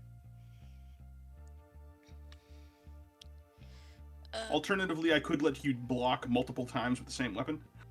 I mean, the only defensive option Dunban has is his own heavy heat sword, so... Okay, well, if you would rather that, yeah, I can let you use the defensive I'll option rather multiple use times the in combat. defensive more than once. Okay, then Okay. we'll let you do that. Alright, I will spend 2 AP to succeed on 9s, but also generate 1 more heat to give myself the rerolls, because Okay. this is probably going to hurt. 5 dice, liboop. Alright, and I get 2 rerolls. That's 2, plus the... Let me double check everything I have. And then I have... Oh wait, the heat sword also reduced it to 8, so that's Yeah, so you got 3, 3 successes. and then I have a +2 result bonus, making it 4. Okay, so 1 strike goes through. You take 6 damage, pierce 2. Alright, it still doesn't pierce his ablative. It chips it away, but I take no damage. My goodness. Okay, second strike. Oh, sorry, she activated her heavy arm server. That should be 7 damage. Actually. It's still... 7 pierce. So... That still wouldn't pierce his ablative. Okay. It chips it, but... Don't you only have 8 ablative? But pierce 2 would bring it down to Down 5 to armor. 5. Oh wait, no, then yeah, it would be The- 2 damage.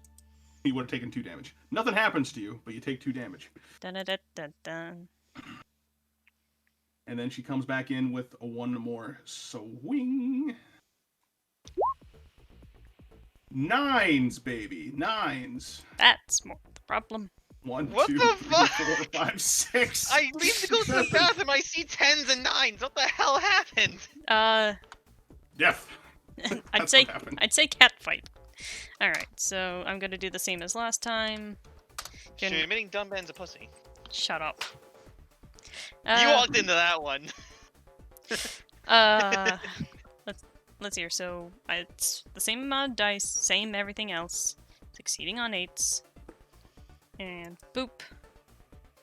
All right, definitely gonna need the rerolls, Oh boy. and that's Wow. only 1 success. This one's gonna hurt a lot. This one's gonna sting, yes. Alright, so this is 5 successes, am I right? Yes. You take 27 damage, pierce 2. 27.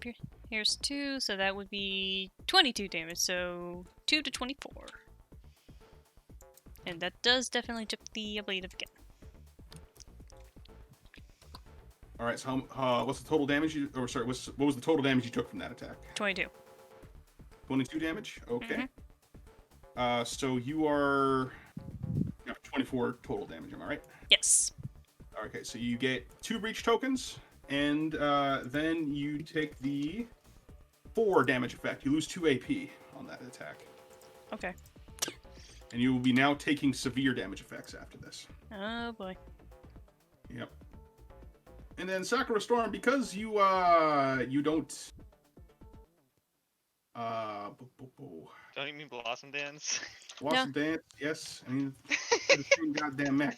So Sakura Storm is going to actually leave combat with you.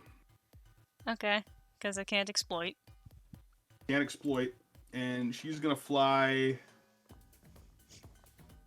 Ooh, actually, you know what? No, she's gonna stay right here. Actually, I was gonna say, Oh, if she flies away, she just hears him yelling, "Get back here, you coward!" oh wait, she's got a thing here. Yes, she activates her one of her ACE features, and she's gonna fire a rocket pod for free. Oh boy. Oh shit. Rocket the pod, and this isn't just gonna be any rocket pod. This is gonna be a empty payload. Oh boy. So here we go. We're gonna dump all the dice into this. So that is going to be 6 plus 6 dice. So that's 12 dice coming at you. So we're gonna do 10 dice, and we're gonna add in 2 result bonuses on top of that. This definitely gonna hurt. This is gonna sting. And then we're going to turn 2 of those 7s into 8s. So that's 5 successes coming at you for a total of... surprisingly, only 16 damage. Only 16. Minus 4 would be 12, and it plinks off one of his remaining bits of ablative. He's only got 1 bit of ablative left. Alright. And, yeah, so 24 to 36. 24 to 36. Okay. So you gain another breach token. Mm-hmm. But now this is a severe damage effect, so this is where things are getting a little spicier now. Yep. Number 6. The attacker chooses a limb to disable. Oh boy. Ooh. And we're gonna go after... we're gonna clock you in the head, actually. Okay. Oh, sorry, this is a limb, not sorry. Head is its own category. Limb. You know what? We're gonna hit you in the torso. Okay, what does that do? You're gonna find out. On an ACE, you gain 3 system failures. Alright. Your cockpit items are disabled. And at the time your AC is dealt this damage effect, you, as a person, your pilot, takes 1d5 damage. And you gain 4 damage on your person. Alright, give me... As you are rattled around inside this ACE as these rockets just go boom, boom, boom, boom, boom, boom, boom all over your torso. Alright, and what does 4 pilot scale damage do? Ah, yes, we have a thing for that as well. You are fine. Okay. For now. What did I even have in the cockpit? Nothing that's gonna be too much of a worry at the moment. Yes, you spill your Mountain Dew. Oh no! Alright, that is it for the Sakura Storm. Big Score is up next, and he's got a score to settle with the lock and load. You shot at him, and he doesn't appreciate that very much. So, Big Score is going to brace, and then he's going to fire. I forgot to hit the brace token on Flapjack over here. He also did that. And he's going to fire the bazooka at Lock and Load. Lock and Load, you are getting a concealment bonus of 2 because he's firing through the woods. So that's 2 additional dice, or lower difficulty by 2. 2 rerolls. Concealment always gives you rerolls. Okay. Alright, and here's the shot. Whoosh! Only 1 success.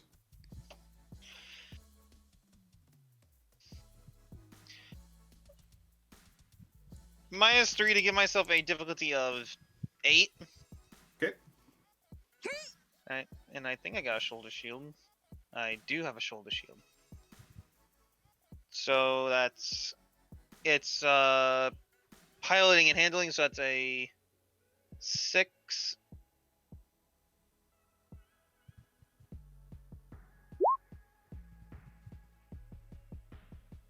He Dodged whiffs it. Alright, so the missile goes wide and explodes somewhere else. Disturbing a nest at a tree somewhere. And then Big Score breaks his brace and then shuffles on into combat between Blossom Dance and Sakura Storm. You think this guy might be wearing a fedora inside of his cockpit. Milady. Alright, Balder. That just completely offends. Let me go after him. Let me go after him.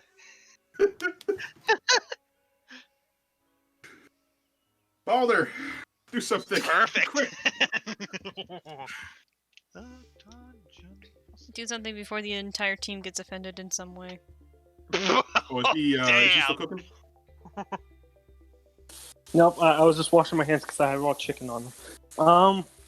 Chimkin. Jimkin? What am I looking? So, give me a favor, Toughbreak guys. is a spot of bother, and so is Blossom Dance. I think he's beyond in a spot of bother. Yeah, I'm on my. So, Raz, I'm gonna spend 2 AP to brace. Alright, I'll brace you. Okay, so for blast radius, I have a blast of 1. What am I looking at? Well, all the juicy stuff is currently also in contact with allies of yours. You can Okay. shoot behind. They're also behind a tree line, so the targets will be getting a concealment bonus from you shooting through the trees. I can live with that. What's your blast rating? 1. Yeah, you could hit 2 targets with a single blast rating, and they have pretty low AP. Is it blast 2 or blast 1? Blast 1. Oh yeah, then you can just shoot right behind here and hit Woodsman and Rhinosaurus. Right, then that's only one tree line you're shooting through. Yeah. Okay, blast. I'm going to do that. Want me to roll if you, for you? yeah, can you do that? And if you let me, I'd like to use a new squad affinity, Siege Master, to end them rightly. Frost, if you want to spend 1 additional AP on this attack, you could ignore their concealment entirely. I'd like to do that, please. Okay, so yeah, you spend 4 AP on this attack, and you ignore. Oh, is somebody else doing it? I've so far subtracted 2 for Brace, 1 for the Siege Master, and I have not subtracted for attacking, so that's another 3, right? Okay, so Yeah, another that's 3 3. for the attack. That's Yeah, 2 AP remaining. That's fine. Alright, and so I you have got 8 1 range dice. tracking. Yeah, I have and 8 7 dice in artillery, total. so total of 8. Okay. Yep. Any rerolls I should be aware of? No. Okay, so here you go. 8 dice. Kablam! 2 successes on the Okay, Woodsman and the Rhinosaurus Rex. That should So, be 24 damage if I'm correct. You are in fact correct. They don't want to get hit by that. Rightfully so. Rhinosaurus is going to spend 3 AP to get the hell out of there. And he gets... Well, yeah, he's got his rerolls. He manages to get 2. He definitely gets out of there, but he's going to keep moving. Well, don't forget about your limp leg. He still has 3 other ones. He'll be fine. He hasn't used all of his MP yet. He's just kind of... Oh, I should put him here instead. Beauty. And then the Woodsman is also going to spend 3. Get a total of... wrong sheet. 1... There we go. 8 dice. And he's going to spend 3. Yep, he gets out of there as well. Oh, sorry, he's got 2. So never mind. He only got just those 2 successes. Okay. And he is going to move past the Toughbreaker, trying to get behind you. That's all I'm going to do. It's more of a scared shot because Yoshi will be like, I don't want to hurt you guys, so here it comes. All right, That's my... Rhinosaurus. It's his turn. Oh boy. So, Rhinosaurus is a chunky boy. It looks like a medium mech, but it's playing like a heavy, you think. It's going to brace for 2. And then it's going to start revving up its Vulcan cannon.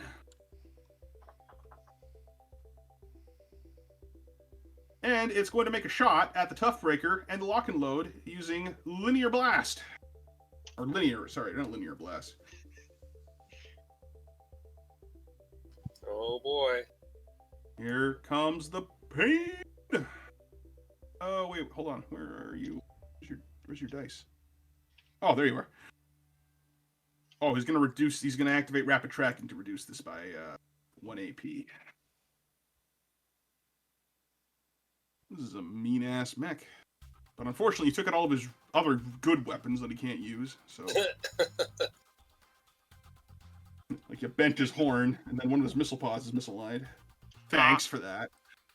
Oh, well, then the sacrifice wasn't made in vain. Okay, so how many successes is that? 3? Oh, sorry, I haven't rolled yet. The numbers here. Which it. Calling it. Okay, so he's only got 6 dice to this, and daka. What's that, He- 16 on 8? Only gets 1 success. So that is 9 damage on both the Toughbreaker and lock and load. Do I get concealment or 1 concealment? I'll give you 1. Considering- Yes. Yeah, How because about he's me? firing through those trees and this little swirl. Yeah, Well, I I'll don't give get you to a consumer. dodge, so. I'm good. You're good. All right, and Toughbreaker takes 9. How much armor do you have right now? I got 5, so that's 4 damage. I'm up to 36. Okay, nothing happens. Oh, nothing happens, but you say you're at 36, right? Total, yes. You're fine. Woohoo. All right, that is it for him. He can't really do anything else. End of round.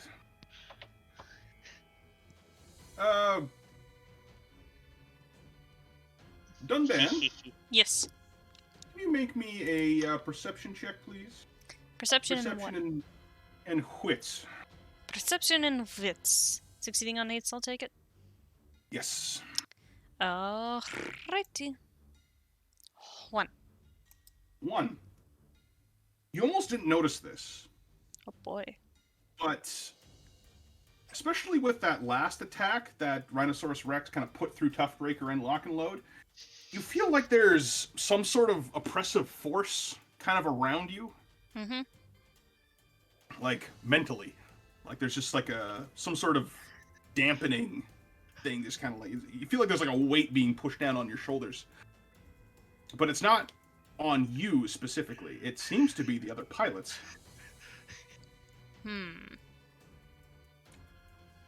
Like, specifically, like, on his crewmates, or, like... Yeah. You feeling this out on the Sakura Storm, the Rhinoceros, Woodsman? Big score. Not Flapjack, however. Yeah, he probably opens up private comms and just, like, I'm not sure what it is, but something's amiss with these guys.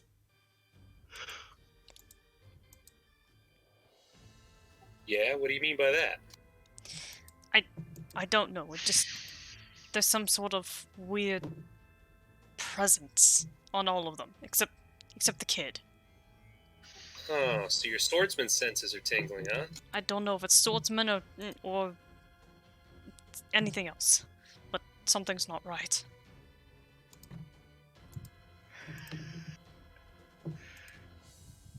We'll keep that in mind. And all eyes on the kid. He might be packing some hidden powers. I'm not sure about that either, but just keep your wits about.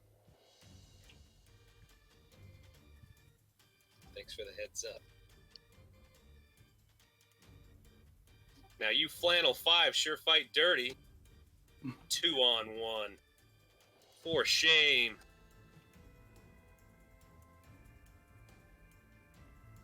Oh? You don't like it when people fight dirty? Unless it's how people actually fight. Not in your fancy gun rows. Shooting across from trenches from behind fortress walls. Lock and Load, it's your turn. Okay. Okay. Here we go. Okay. So. 1, 2, 3. Jet boost for jet slam with the heat with my first set of heat claws.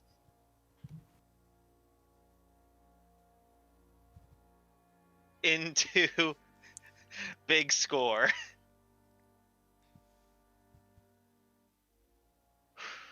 Okay, roll it up.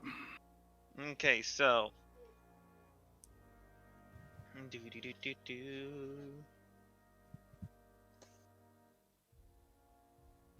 Okay, so Jet Slam is okay, so that's his heat claws again, so this should be 8 dice. Yeah.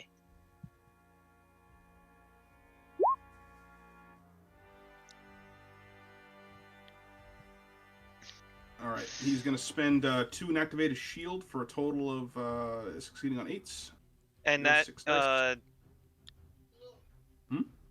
Okay, so that's going to be Jet Slam, so it gains Smash and gains 4 gains 4 additional damage. So that's a total for 18.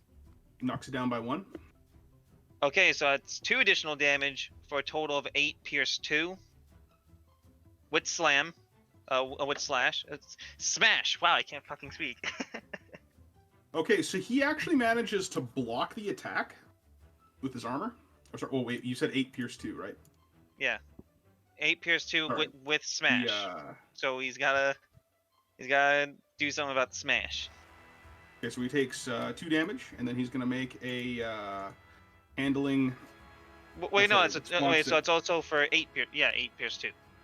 Yep, I got it. So he took 2 damage off of that, and then he needs to roll a response and piloting check. Let's see what happens to him. He succeeds. Okay, well, -2. SMG with a power slug.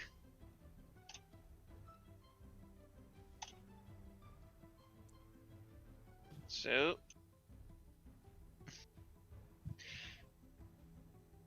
Baba Booey.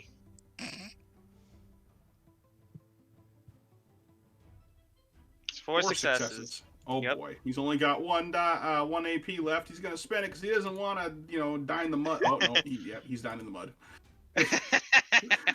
Damage, please. Okay, so that is rapid fire 2, base 7 multiplied 3, so that's 14, 20 damage And he pierces. with smash. Wow. So he takes 14 damage. He loses a point of armor. Do I get the roll a d10? Oh, sorry. He has a thing here, strike plates. When an AC takes a threshold damage effect from attack, it ignores any excess damage. So he actually only takes 10 damage instead of 16. Bitch. But he still loses the point of armor. Good. And roll me d10. Okay. 10! The attacker chooses a weapon to disrupt. What do you want? He's got a bazooka, a shield, and then 2 light laser cannons.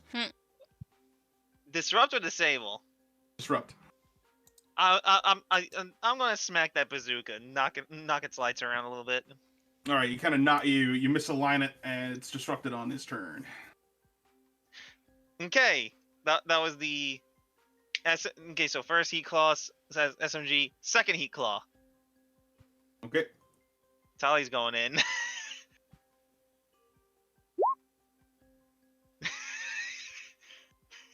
Okay, he can't do anything about it. So that's. Oh, I got adjust the text on that now because that's 6 and 4. Still pierce 2, so that's 6, 14, 6, 10, 14, 18 pierce 2. Ooh, boy. All right.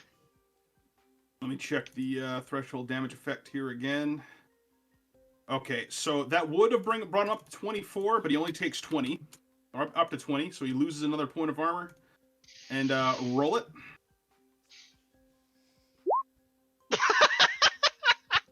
All right, what other weapon would you like to disrupt? You take out his shield or his... Sorry, what? You want to take out his shield, maybe? Yeah, shield. All right, Let's smack shield is that gone. You open him up. Jesus Christ! This guy is boned. And now Right. for the bite. Now, does the difficulty go down because he's prone? He's not prone. Oh, Well, I he's- didn't roll for the smashing of the previous thing, did I? No, you didn't. All right, here, let me just roll that real quick. Hmm. Yeah, he's prone on the ground. Yeah. Dong. So for the bite, does it go from 7 to Yes. 6 because he's prone? Yes. Jesus Christ! Ari, what Poor have I guy. created? A monster. Good. So that's 8 dice. Succeeding on 6. So it's a 5-2. So that's 5, 7, 9. 9 damage. Just bite him. Chomp. Alright, so you didn't deal enough damage to him to cause a damage effect, but you did deal 5 damage to him. Oh, Alien. And he's prone. As he just gets mauled by a giant wolf bot. Bark, bark. Liger. Is that lock and load? Yep, that's lock and load. Alright, Toughbreaker. You're He's probably like, oh god, I should have shot them. Alright. Well, Toughbreaker's not too obliged that he just got ganged up on. So he's gonna let them both have it. He's gonna start boy. by firing. I'm sorry, what? What? He's gonna start by firing at. Well, I don't think I'm gonna make the mistake of leaving myself open again, but let's think this out real quick.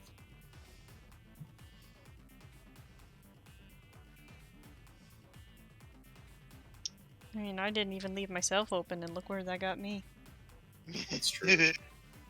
Yeah, the new damage track sure is tough. I like it though. Yeah, it's kind of I'm interesting. still thinking about it.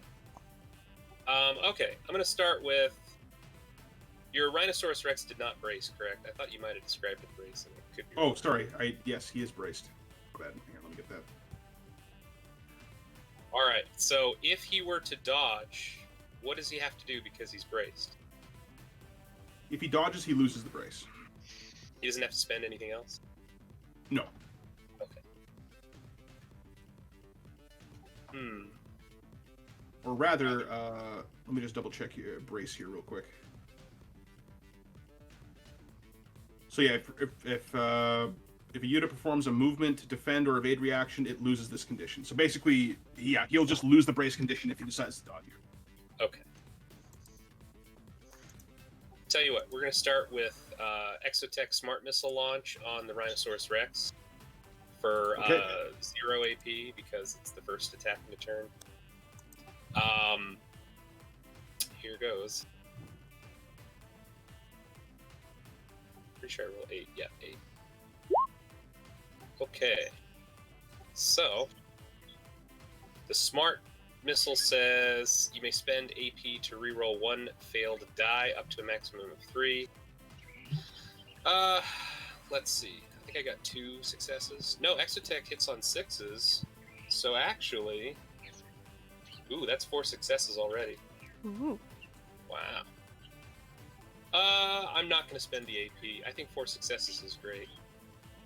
So it's 4 successes. It's got Pierce 2, and oh, I guess it's all the same then. It would be 20 damage. Pierce 2. 20 damage, Pierce 2. Okay, so he's gonna got left here. He's got 6 left. All right, he's gonna spend 3, so he loses his brace, and he's gonna roll 6 dice and 4 rerolls, trying to dodge this, succeeding on 8s. He manages to block it, or sorry, manages to block 3.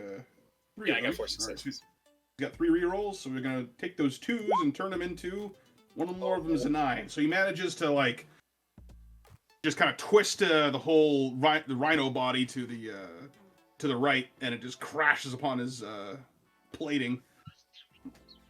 And he manages to stay strong. All right. You Rhinoceros bitch. Now take this. He's going to level the Typhoon, which has Blast 3. And he's going to target this square right here, which should hit all 3 targets. You just turn like just tangentially to them, and you're like, what is he doing? Boom. So you're hitting all 3 targets there. Okay. Targets, and I'm going to spend an extra ammo. Limited ammo, I can give it rapid fire. I'm going to give it rapid fire +1, and I'm actually going to shoot the same space twice. So there's going to be 2 separate attacks made against these people. Oh boy. That's how that works, correct? Because I can. Or you can rapid fire in the same, all in the same place in the same attack. It just makes that the first 2 successes that you get deal your base damage. I'll just spend the 2 ammo for that then. We'll see what happens. I'm evoking, of course, Ordnance Expert. I want this to hurt. All right, succeed on 7s. That's 4 successes. All right, so which one are you doing? Are you doing the 2 separate attacks or the all-in-one big kaboom? All in one big kaboom.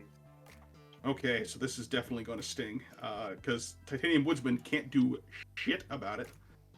Rhinosaurus is going to get the hell out of there, because that is going to sting quite a bit. So here we go, we're going to do him first.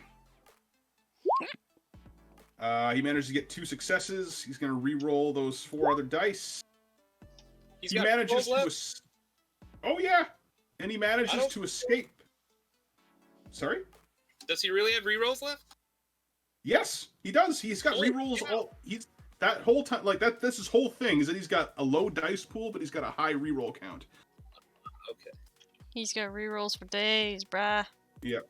And he's going to move out this way. Now he's out of AP. And now for poor little Flapjack. Flapjack is going to activate a shield, and he's going to spend...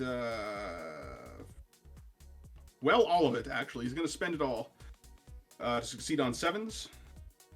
He needed that, so he takes 12 damage. He takes 6 total. It's got Pierce 2. Oh, sorry. Pierce 2, so he takes 8. 8. So no damage effect on him. He doesn't lose armor yet. And he is moving away through the trees. He also loses his brace. Sent you running, huh? And the Titanium Woodsman takes all the damage. Oh boy, all 4 of them, huh? Mm-hmm.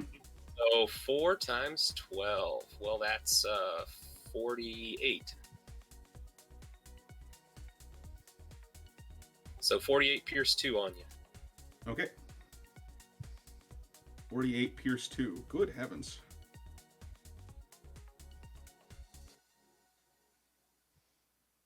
All right, 48 Pierce 2. So he's got 10 armor. Takes 40. Oops. Oh, sorry. 48 minus 8. He goes from 0 to 40. All right, and so there's a little caveat rule in here. If something like this happens, where you deal a shit ton of damage to somebody, I'm gonna let you roll twice on the damage effect table here. So he loses 1, 2, 3, 4 pieces of armor, 5 because of the ablative. So roll a d10 twice, please. There's a 9. Okay. And there's 2. So he gains 2 heat, and he gets... the attacker chooses a weapon to disrupt. So he's got 2 heat chainsaws, a missile pod, and 2 rocket pods. Did he empty Payload one of those rocket pods, or was that somebody else? That was somebody else. That was the Storm. Sakura Storm. I'm going to take one of the rocket pods offline. Okay, left or right? Right, please. Okay, that is out for lunch. What do you say, Woodsman? You getting buttered up good there?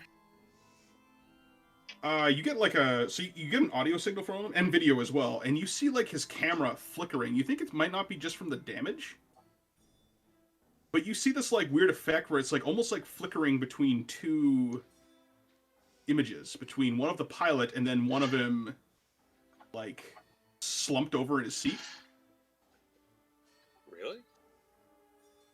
It kind of flickers back between the 2 of them, and then it finally settles on the one where he just kind of gets rattled around, and he's just like, "Ah, oh, jeez, you ain't kidding around."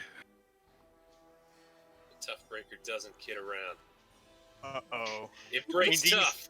I mean, do you see what just happened to the big score? All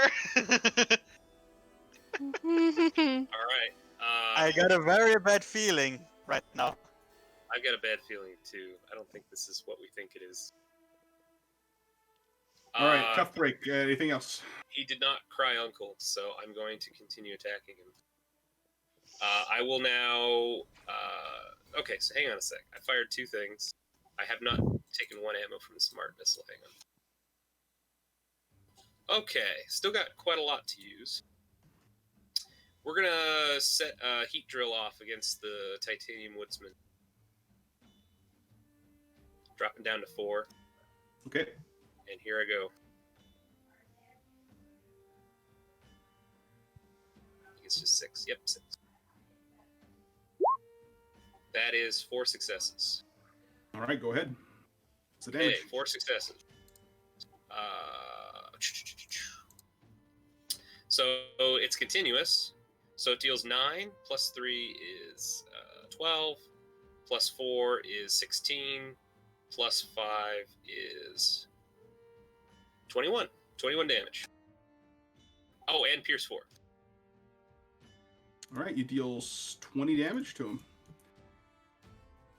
He goes,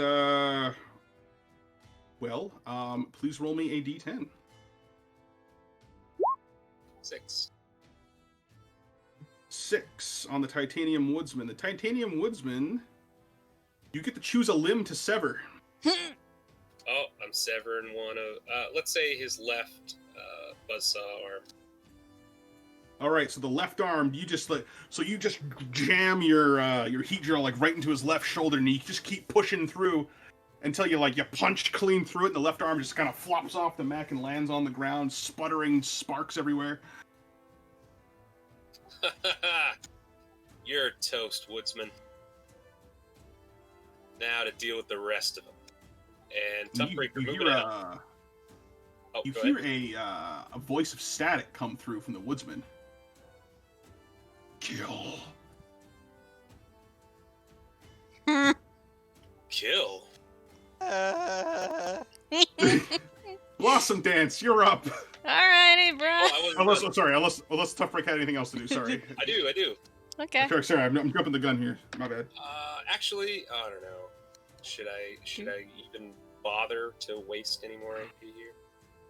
Do you think? I got a feeling something's not right. You know what? I will end my turn. I apologize. Okay. Alrighty. Blossom Dance. Alrighty. Let me readjust my stats condition here. Also, you guys, something's going on here. I'm getting double feedback on the visuals. Anybody else seeing this? Yeah, are we? Sorry, what did you say? My connection cut out for a moment. I'm getting double feedback here. I'm seeing 2 images laced over each other. In one, it's the Woodsman slumped over in his chair, and in the other, he's fine and saying kill.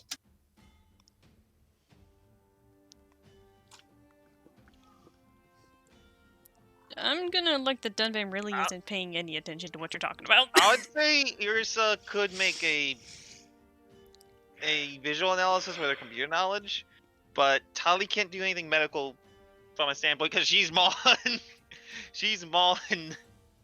Big score. Dunban has turned off his paying attention mode. He's in fight mode right Damn now. it, Dunban. Something's going on. I need you to search out with your mind. Try and get inside of their guys' heads here. I don't know if he can do that inside his mech. I'm sure you can. Just believe in yourself, I mean, they are. Dunban. I guess they are close enough in.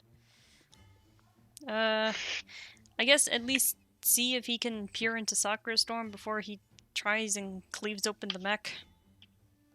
Spend 1 AP for this action, and then roll me Discipline and Wits. Discipline and Wits. Succeeding on 7s. Alrighty, 6 dice. Boop. 1. 1 success. Okay, so you look at Sakura Storm, and you see that there's...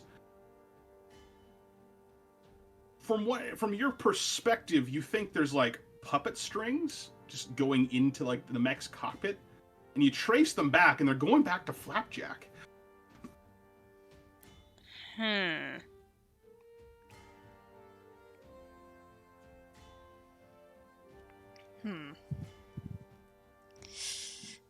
Yeah, he probably does his little focus thing, and then when he kind of comes back in, he's just like, I can't get away from this without getting even more torn apart, but we need to do something about the kid. Yeah, you're right. We gotta dogpile Flapjack and shut him down. I'll leave that to you guys. I'm a little bit tied up here. You do you. Alright, so system failure still works the same, that it's an engineering test, right? Yep. Alright. How much for you guys spend? You want to do a reset? Yeah, at least try. My engineering sucks. Okay, so 2 AP, and you can test either computers or mechanics in your systems. I mean, both of them suck, so it doesn't matter. Well, as long as you get 8s, you can save yourself. We shall see. Lip-boop. Nah. Absolutely nothing? Mm-mm. Okay, well, unfortunately, you're... Even nothing for a straight? Dunban's not the computer... Not the computer, dude. Okay, well, those system failures are still on board. Yeah, because that just means I basically succeed on 10s for everything.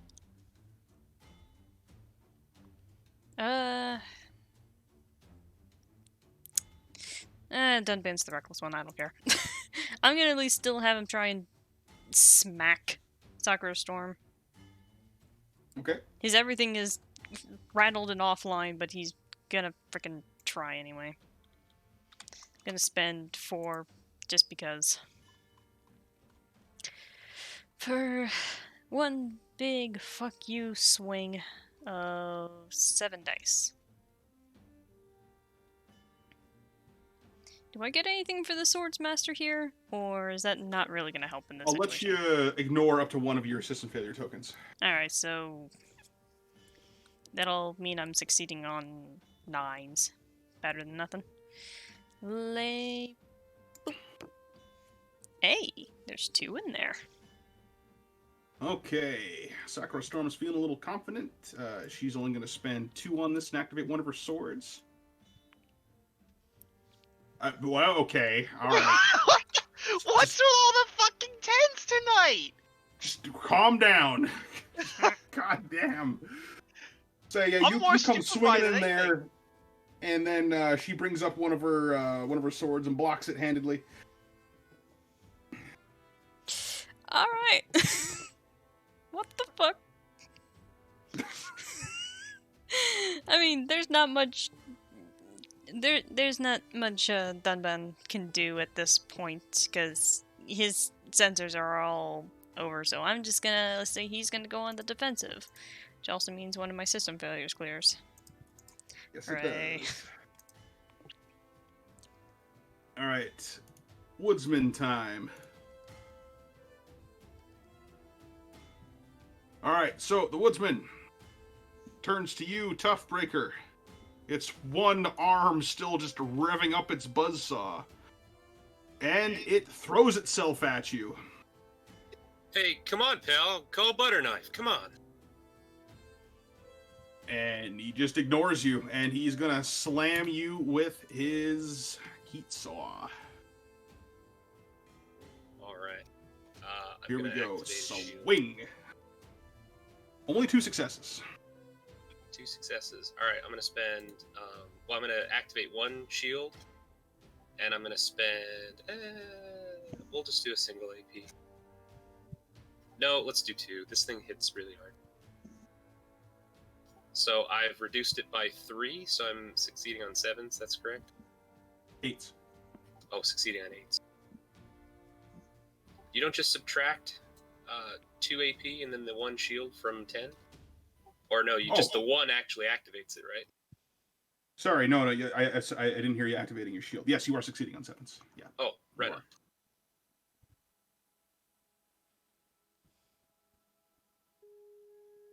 That's, well, thankfully, only 2 successes here. Yeah, you bring up your shield, and it crashes into it, and then it slides off as you deflect his blow.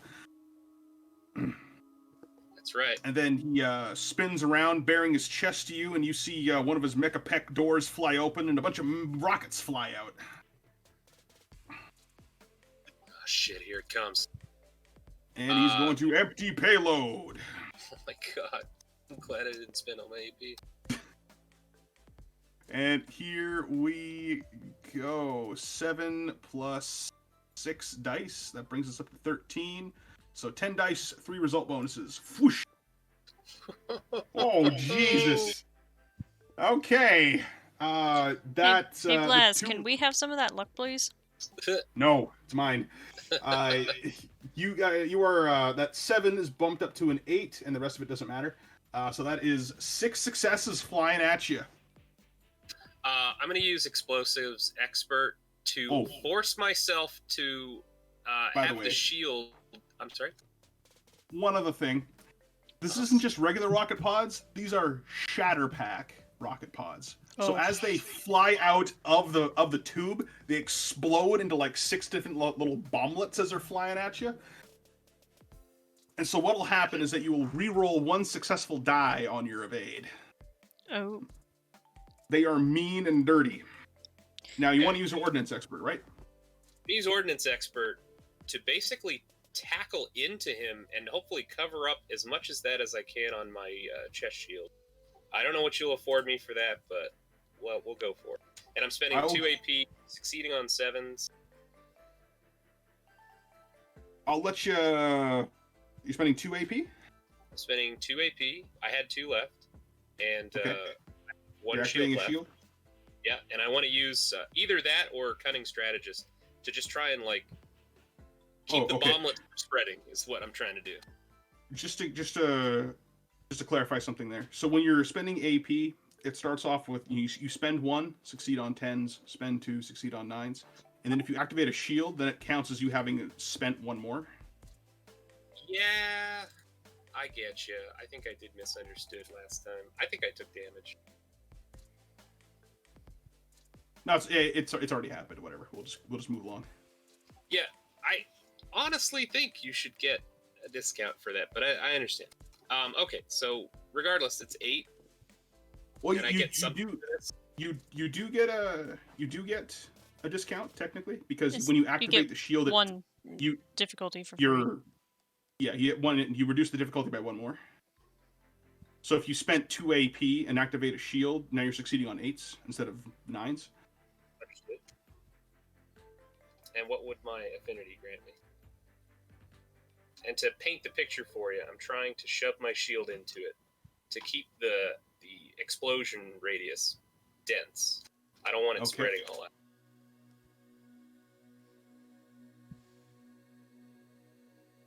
You only got 5 dice? Shouldn't you have... Oh, I see. Yeah, it's a close combat attack. I'll give you 3 extra dice for that. Okay. Well, I needed him. That's all right. It's gonna force me to reroll 2 of those, right? One of them, just one of them. Just one of them. Okay, so I got 3 successes. Okay, so you are then hit by 3 successes. You take only 12 damage out of all that, but... Oh, I was really afraid for a second. Especially with empty the payload. Okay, so 12 minus 5 is 7. So I've been dealt 7 damage on top of. So 7 plus 6 is 13. I'm at 43. 43? Yep. Okay, here's a D10 for you. This is severe damage effect. 8. Your head is disabled as one of the bomblets flies up and smokes you in the mecha head. No, he needs that. You need that. So your head is disabled, which means you gain 3 blinded tokens that cannot be removed until repaired. Whoa. Yeah. Do we have a blind symbol? I don't even know. Somewhere in there. Should be a bleeding eye. Oh, there's a yellow one. It's like an eyeball with a cross through it. Oh, I see it. I see it. You said 3, right? Yeah. I guess I don't see it. Okay, great. Alright. Well, that was pretty nasty nonetheless. And that's all he's going to do for now. Flapjack is he's getting a little pissed actually. And he gets out of the he stands next to the Rhinoceros, and he is going to spend 4 AP to brace and 3 more AP to fire his bazooka right at the Toughbreaker. And he starts yelling at you, "Get away from my friend!" And blam! Only 1 success goes through, but that is 14 damage coming at the Toughbreak. 9 damage then. 9 plus 3. So I'm effectively at. Oh, I can't do math today. 9 plus 3 is 12. 12 and 4. 52 damage. 52. I'm climbing up there, man. You are climbing up there. Alright, so you gain a breach token, and you are now getting dealt nastier critical effects as this bazooka blast hits you. You are in the critical range now. You lose 6 AP from that as it just rocks your side. Oof. Butter knife, pal. Butter knife. Butter knife this! Athanatos, things are going sideways. Pear-shaped, I believe, is a good way to put it. Fuck. End 'em. We gotta go for Flapjack. He's lost his marbles. This is gonna be. This is getting ugly. Oh god, this is getting real ugly.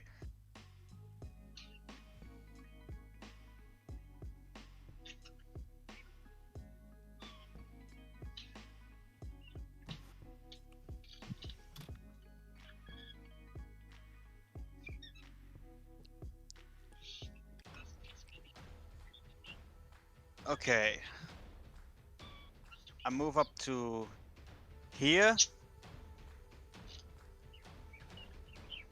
And charge him with my oh god, I'm not sure if this is a good idea. Should I Do charge it. him with my heavy heat lance? Whatever's the short- strongest thing you got. Okay, I Knock him down, charge Dag. him. I charge him with my heavy heat lance. Oh god. With my heavy heat lance, it's okay. Those tracking 2, melee 6. I get 8 d10s, and I succeed on 8s. Oh boy. Sorry, Flapjack, but I can't let you kill Toughbreaker. Ah, 2 successes.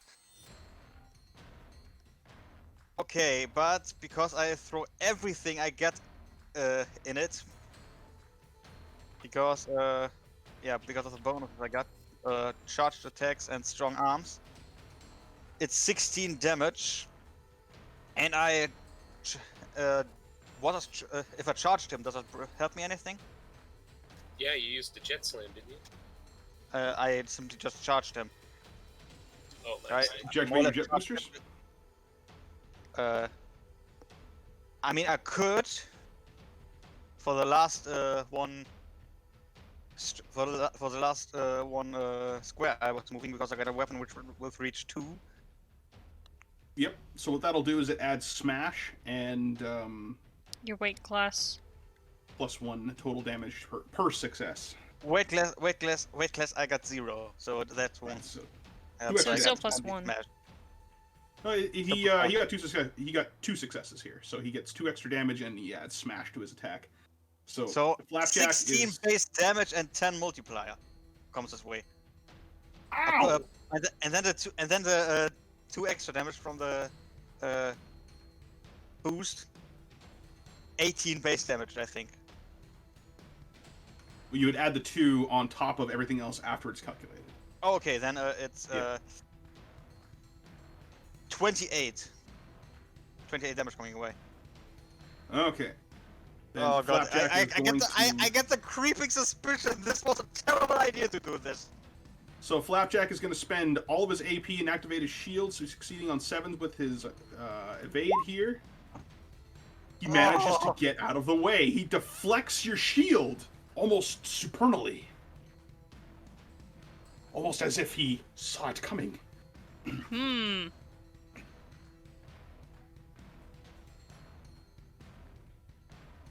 then he just kind of starts just like kind of screaming over the mic, "I'm not going to let you hurt them! I'm not going to let you hurt them again!" Sakura Storm. Or, sorry, is that it for the Athanatos? What was Flapjack's name again? Elliot? Yes.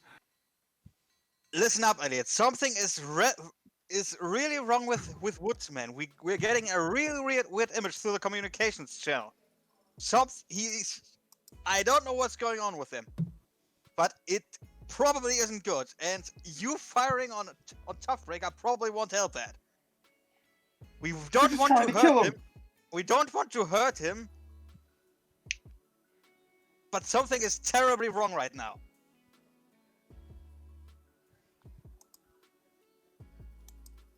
Alex, it's Flapjack that's wrong. Don't you realize? I get the feeling Flapjack is just panicked right now and irrational. Not that he's going full on sleeper agent on us like I think Woodsman has, because he starts speaking about killing shit. Can I somehow get a sight on the? Can I somehow get a view of Woodsman's cockpit through the communication channel to see what's going on right you now? see the so you get the visual that the visual that's being broadcast from the Tin Woodsman is just a man slumped over in his seat. Oh, he's not moving. Oh god. Oh god! I feel like something is amiss. You think so? That's what I'm trying to tell you, Alex. This whole thing stinks. Something is terrible. Can we all calm down for a moment here and figure out what is going on? Less thinking, worth shutting him off. I'm beginning to wonder if these people are even still alive. Maybe it's Flapjack that's controlling them. Is that it for the Athanatos? I had an idea but that would be terribly risky, and I don't know if anyone would approve of that. So I approve of action. We need to take some. my idea was I open my cockpit and basically wave my arms around as a sign of goodwill. Nope, that's not gonna work. Something's horribly wrong. They're not gonna listen to that. Nope. Yeah. I'm just gonna spell it out for you. I think he's psychically connected to all these people, and there's nobody home. It's just him. Wait. Psychically connected. What? Psychically connected. Oh shit. I think I...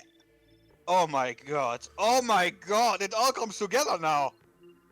Now, shortly out of character, I gotta mention this. When Dunban was visited by these PsyOps people, or whatever that they are called. When they were called, Lieutenant Bryant mentioned something about being compromised when Alex tried to escort him out because Dunban was doing creepy psychic crap. I mean, it might have some I connection, think he was making lights explode, Dunban. That's what I mean. And Alex said something along the lines of, I think we should get out of here before these numbnuts do something stupid or something. And Bryant was really panicked. They pulled back and said something about us being compromised. Like, us being in Dunban's vicinity had some sort of effect on us. Now, my theory is that Flapjack, because he isn't Flapjack or Elliot, because he isn't trained, unlike Dunban, he, if not necessarily deliberately, more on accident, has some sort of psycho connection. Basically, he compromised the rest of the bandits. If accidentally. That's my theory right now. Hmm. Does that make sense? Yeah, I mean, I think he could be panicked and controlling them. I don't know whether they're dead or alive, but he certainly is the one that's calling the shots. Okay. Whew. Do you have It is anything else? I am not sure. I am really not sure, because the only psychic we have is a fucking psychopath. So that's not gonna help us a lot. Yeah, he is a little bit. I mean, the out idea. there. I kind of want to knock Elliot out of his network, so the others maybe can snap out. I mean, I don't know how don't know how psychics work, so I'm Well, just the thing is grasping at that- straws here. the thing is that it would have to be basically aiming at him from the inside, and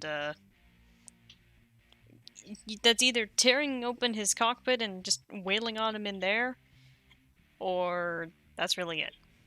Because Dunban doesn't have anything that can just attack him directly. Okay, second idea. And this is much riskier. Much riskier. We knock him out. No.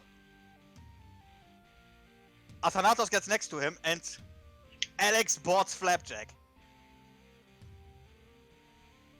Does If you know what I'm saying. Gets close to him, gets out of the cockpit, jumps on Flapjack, and shakes the boy out of his. Well, the thing is, you'd Well, have to I get have a- into the cockpit. But he's a psychic. He could toss our back. Ah. I have Go a on. crazy idea when it's my turn. Let's hear it. I say when it's my turn. Oh, Alright. Is one it of those. Speak. Speak. No, just chill, chill. I got the feeling I'm slightly panicking right now for some reason. I'm gonna say Oh, great. let us continue on instead of just saying delivering, and we can get to Frost's idea. All right. Sakura Storm is unless Athanatos is done. I am. Right now, we don't have anything to get into the cockpit and deal with the kid. Yeah, I just had my epiphany, and it just. I don't know. So, Well, I hang on to think that AP we're then. done here. Unless I can. I mean, I could try to shoot at something, but I don't think that would help our situation right now. It would only make things worse, I think. I mean, you could shoot at the guy at 0 AP. Yes, but I think that would make Flapjack just angrier. Mm. And we'd want to defuse the situation, not make it worse.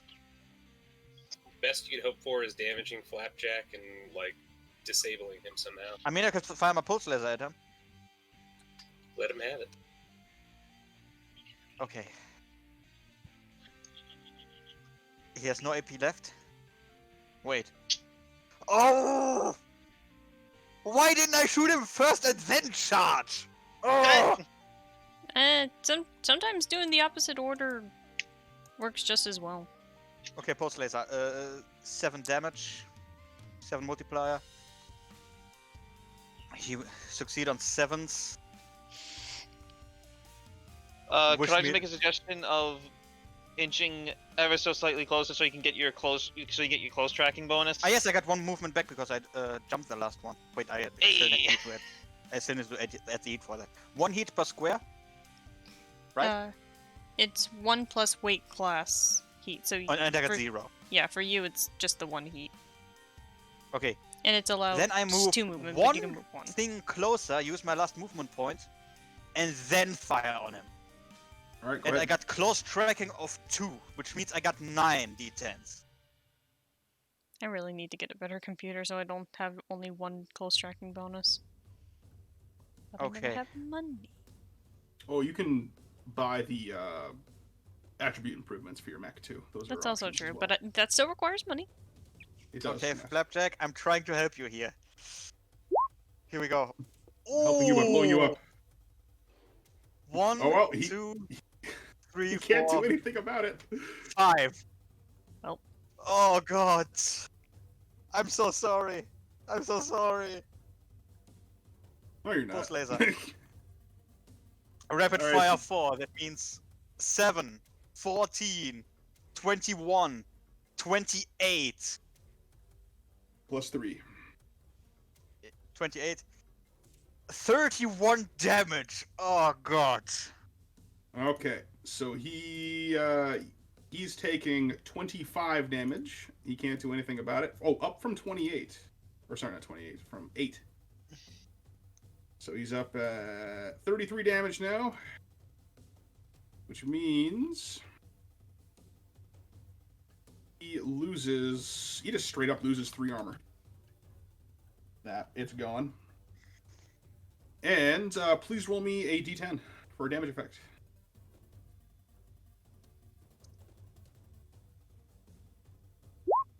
9. So you can choose a weapon to disrupt. He's got a bazooka, a shield, and 2 light laser cannons on his torso. I disrupt. I take out his bazooka. That's the most dangerous thing right now that he has. It is. So that is knocked out for now. Make sure you spend your AP for shooting. Yeah.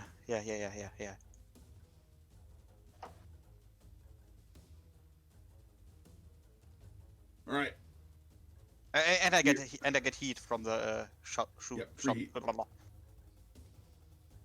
Is that all for you? Yeah, you have right ideas.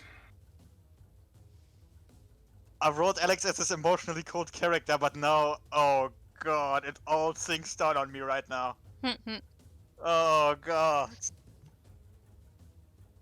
Carry on. I'm done. I don't know what else to do. Okay. Sakura Storm is up. Sakura Storm takes her 2 swords and kind of puts them into like a scissor motion in front of you, Blossom Dance, and is going to make an attack. Oh boy.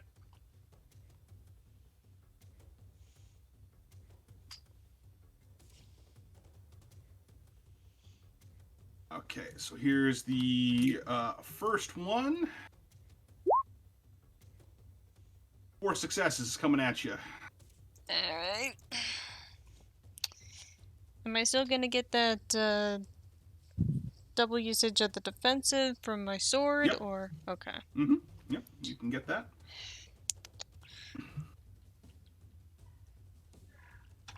I'll spend 2 this first time because it's still gonna be ugh. So piloting and my response, so that's 5 dice. And I still get some rerolls or something. Yeah, I still get my rerolls and stuff at least. Yeah, so I'm gonna gain 1 more heat so I can get my rerolls, and that's 5 dice. And 2 rerolls. Those did not help. I have 3 successes. All right, so you take 6 damage. 6, I take 4. Oh, pierce 2. Then I just take the 6, so that's 36 to 42. 36 to 42. Okay, so you gain a breach token. You are now taking critical damage effects. Oh boy. And speaking of, another big attack coming through with the other sword. 3 successes this time. Alright, I'm gonna spend 3, so that makes my dodging quite a bit better. And I'll generate the heat still to get the rerolls. Same dice pool, but better odds. And Managed without to the deflect rerolls, that that's one. fine. Yep. Yep, you managed to deflect that, no problem. So you don't get bisected by this, whatever it is. Mm-hmm. And then the other hip rocket pod on her opens up, and she is going to This is still gonna hurt. Empty payload you with the other hip check. This is going to be Bad. less. Yeah, here we go. This is 7 plus. Oh, this is another 13. This is 10d10 with 3 result bonuses. Whoosh. We're turning that 5 into an 8 for a total of 5 successes. Ouch. Yeah, alright. How much damage? You take a total of 16 damage. Oof. Alright, 42 to 57. 57. Okay, you gain another breach token, and you get a critical damage effect. This could be nasty. Probably. 8. Your head is blown off. Your top of your body is just boom, gone. Well then. Your head is basically all the missiles go like flying into your neck area, and your head just explodes off the top of your body and lands somewhere in the snow. So it's still functional. You just got to put it back on. So you gain 3 blinded tokens until repaired. Yeah, this is probably this is basically what you expect when you play a light.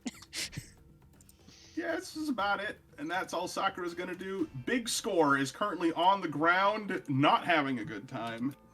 No less bueno. All of his weapons are down. He remains prone and instead is going to shoot up at the lock and load. You know. So here we go. 6 dice. Oh no, he's got 7 dice because of his thing here. So eat white hot laser, lock and load. First shot. 3 successes. That is 9 damage with a pierce of 3. What's he using? The LMGs? He's using light laser cannons. Apparently they have very good cutting laser power. What's the damage? That's 9 damage, pierce 3. A livable amount. Yeah, I'll soak that. Only taking 2 damage. 2 damage?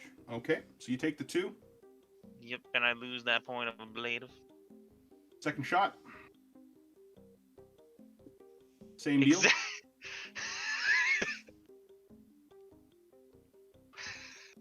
Oh shoot, I forgot they got sure shot. That's another 2 pierce on top of that.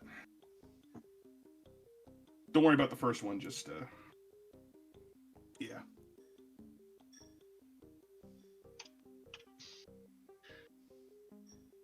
Yeah, it's 9 damage with a total pierce of 5.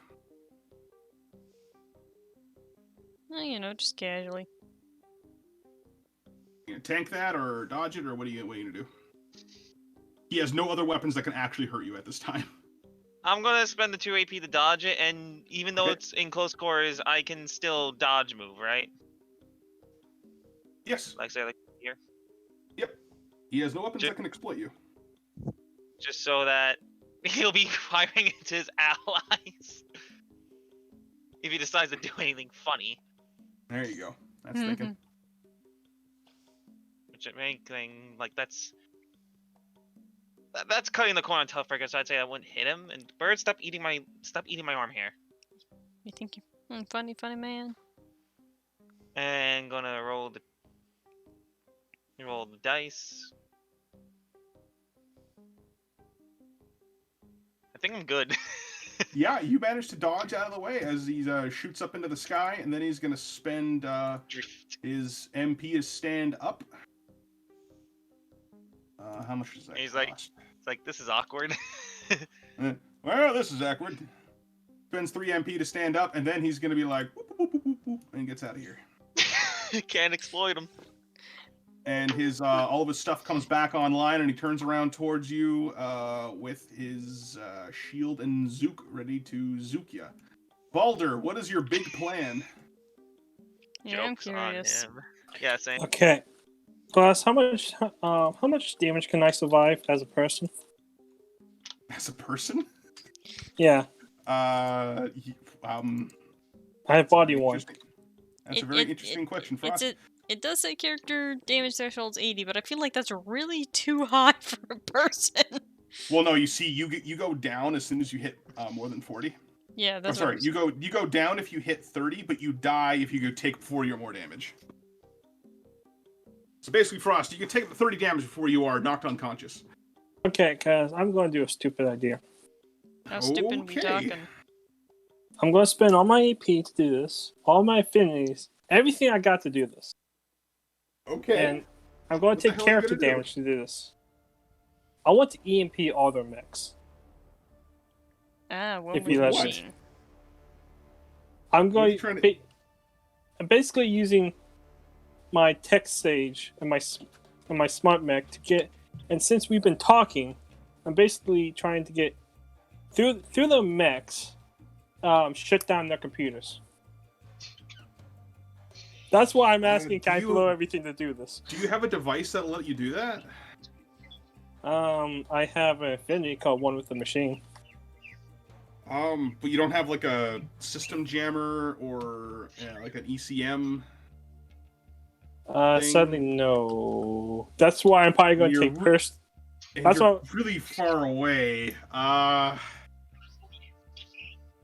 As much as I love the idea, unfortunately, you haven't really set yourself up to really do something like that narratively. Yeah. I take it that Does anyone else have pride one? of conviction can actually help here. Anyone have what? Well, okay, there was a thought there. Yeah, pride of conviction is a hacking satellite. Oh yeah. That's And the second time you forgot that. no, I just got finished cooking. It was hot in the kitchen. Okay. It's fine. I do. Yeah, we do have the satellite bus. And if you don't like heat, stay out of the kitchen.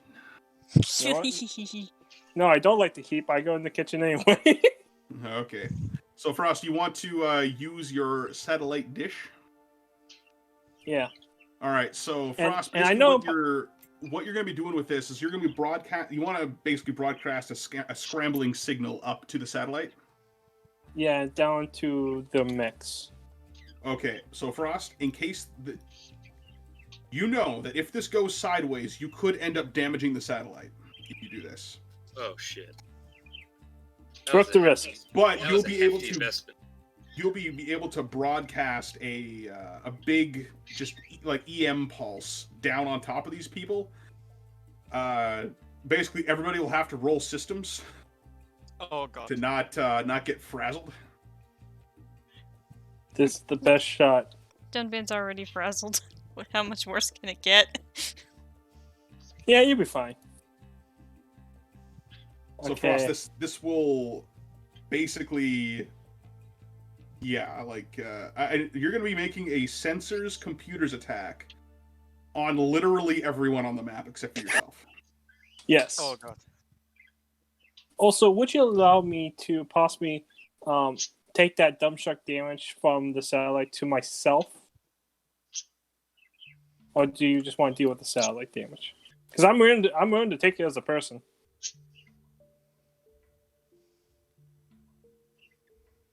You see, the satellite is the thing that has to broadcast Okay, it. So fair it's the yeah. That's fine. I just wanted to ask. Okay, There might be a potential chance of an overload. okay, I'm going to try to do that, boss. Because we can always fix the satellite. Can Like, we? you pay a guy to go fix the satellite. PvP guys, gotta go to space, gotta fix the satellite. This is gonna be a new trade in the future: satellite repair. Hello, Same welcome thing to as a satellite plumber or repair, man. carpenter. Okay, I'm going to do it. Gotta do it. All right. So, regardless of how much AP you have currently, I was willing to blow it on anyway. yeah. Well, I'm talking about everybody else. Even if you have no AP, Okay. you can still try to defend yourself in this attack. So, Frost, please roll me a sensors and computers attack. So you succeed on 8+. Okay, here we go, guys. Computer 6. Census 1. So 7. I'm just double checking rerolls. I get a reroll on computers test. So here we go.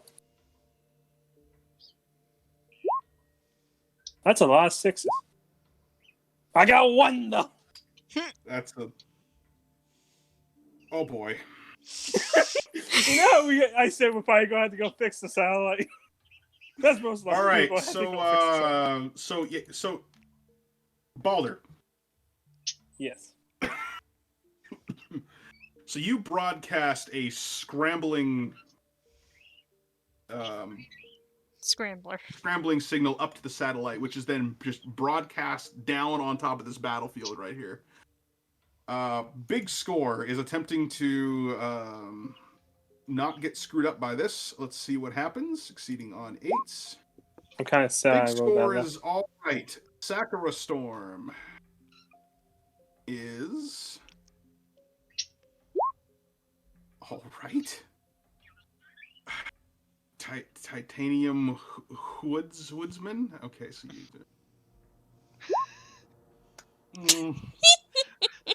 You're gonna do more damage to us. So wait.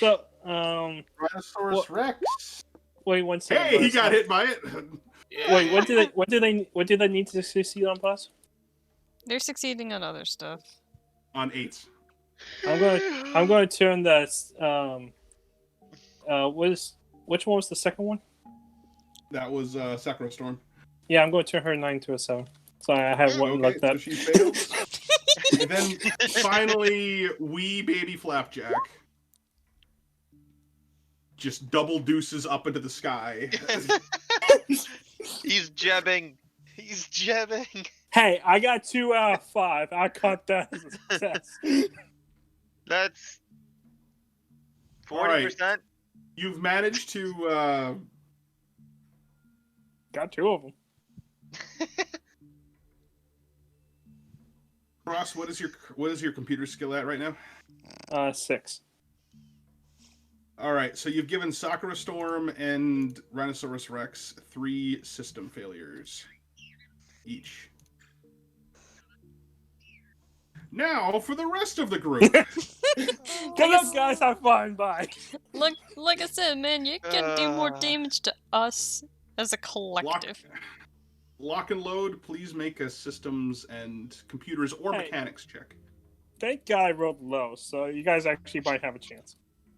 Would have been funnier if you actually managed to just out everybody, but I know. I just rolled low. Okay, so computers and systems. Yep, for lock and load. Fuck! I got systems of 0 and computers of 3. Okay, so that's 5 dice collective. Do I get anything for being meticulous and focused?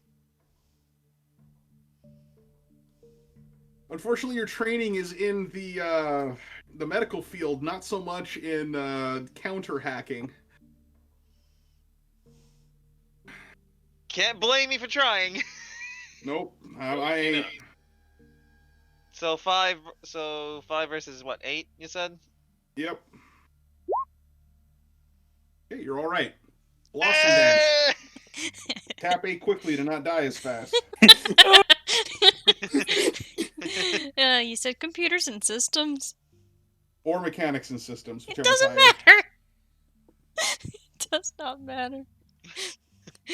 Okay, Blossom Dance gets 3 more system failures. Hey, at least it doesn't automatically shut it off. Toughbreaker. Actually, there is a point where it does actually. It will Yeah, it's actually at shut you 6. off. It's 6. That's 6. So Okay. I can use mechanics and systems, you say? Yes, you can.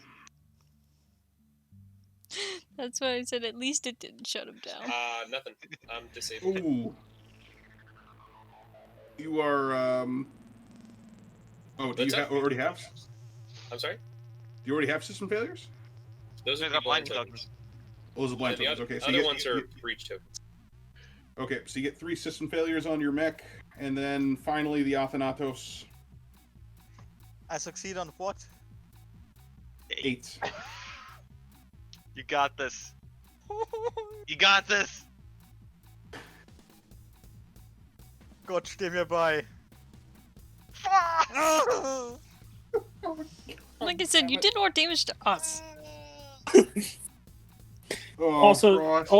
Ursa, I did give Ursa the crazy complication. Ari, question. What? Do you have anything that's higher than a 7 for your precon? I got nothing. And my highest was a 7. Fuck! Please roll me a d10, please. Who, me? Yeah, you. Okay. Yes, you. I rolled a 3. Oh, you think the satellite might be damaged? I'll fix that later, don't worry. The satellite is in fix it? space. How are we gonna fix that? We go to space. Alright, Balder.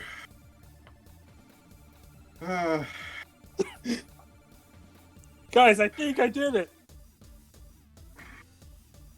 Guys, And that concludes another Hello? episode of Baldur's Big Ideas. anyone there? Hello? Rhinoceros What Rex the fuck? is going to charge the Athanatos. I thought I got shut down.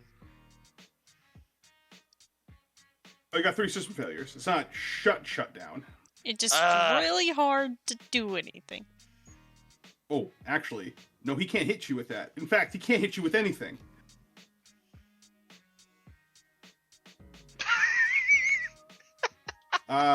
Wait, Flapjack Rhinoceros is, Rex is going to shuffle around this way. Actually, no. Rhinoceros Rex is actually gonna... Wait a minute. Oh! Sorry. This is what it's actually going to do. It's gonna spend 2 AP in an attempt to reset itself. And it manages to get rid of its system failures. And it is going... Now it is going to charge Oh, fuck. the Athanatos. And it's going to, oh, wait a minute. Oh, that's even better. Oh, that's hilarious. No, we're going to do that instead. That's really funny. Oh my Don't god. Alright, scare so- me like that. So the Rhinoceros Rex leans down, and you see one of its horns launches off of its face and starts flying at you, Athanatos. Oh my god. It is a rocket-powered heat horn. I give it a launch hilt. Because it's cool. Radical. Yeah. And then as that one flies out, the next one in line kind of slides down into the front of its face. So it's got 3 shots with this thing. Oh, God. And you are getting hit only once with the heat horn. Oh my. How much damage? You are taking 10 damage, pierce 6. Wait, doesn't he have to... Did you roll that already, or...? You got 1 success.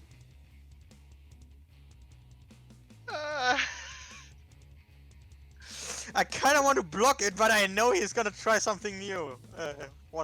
He's gonna try something when I do that. Okay. No, that's it. how There's much no other trick. That's it. It's just launching his face at you. That's. No, so he doesn't won't attack me afterwards. Huh? Is that what... Oh well, I mean, he's already used that weapon this turn. I mean, he can't use it again.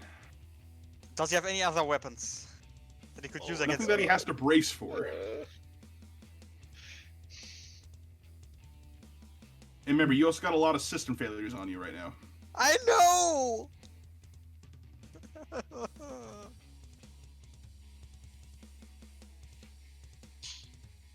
So, having a system failure token means you increase the difficulty of any action by 1 per token to a maximum of 10. So they won't stop you from performing certain actions. I can try to block it with my shield. So even if you spend only one die to dodge, you're still going to be succeeding on 10s, even if you spent like a bunch more.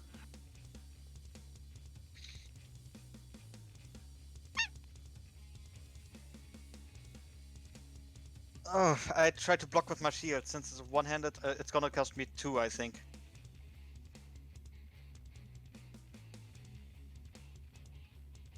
God. How many die do I get for that? Your normal amount. And it uses close tracking and... Also, I'm searching on my desktop. It's a range attack, so it's handling and handling and...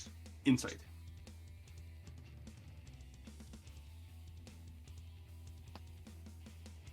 Okay, 5. 5d10. Oh, God. Oh, God. Okay, you managed to duck out of the way as the heat horn flies I blocked overhead it with and my shield. I explodes basically behind you. bashed it. I clumsily bashed it away because I got 3 system failure tokens. Alright, that's the end of round. Lock and load.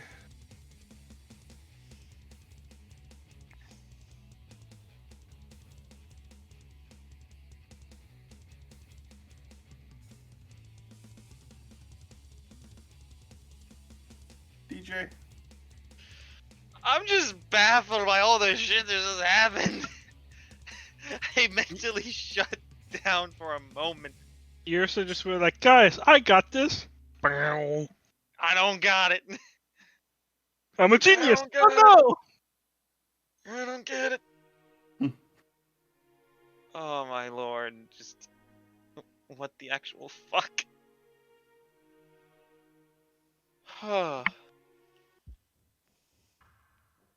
Anyway. Okay.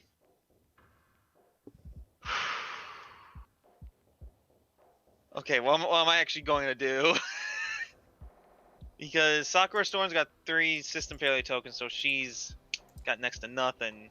Big score.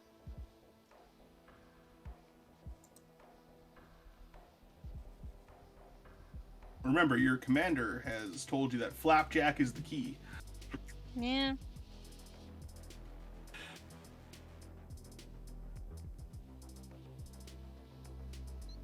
One, 2, 6. 1, 2.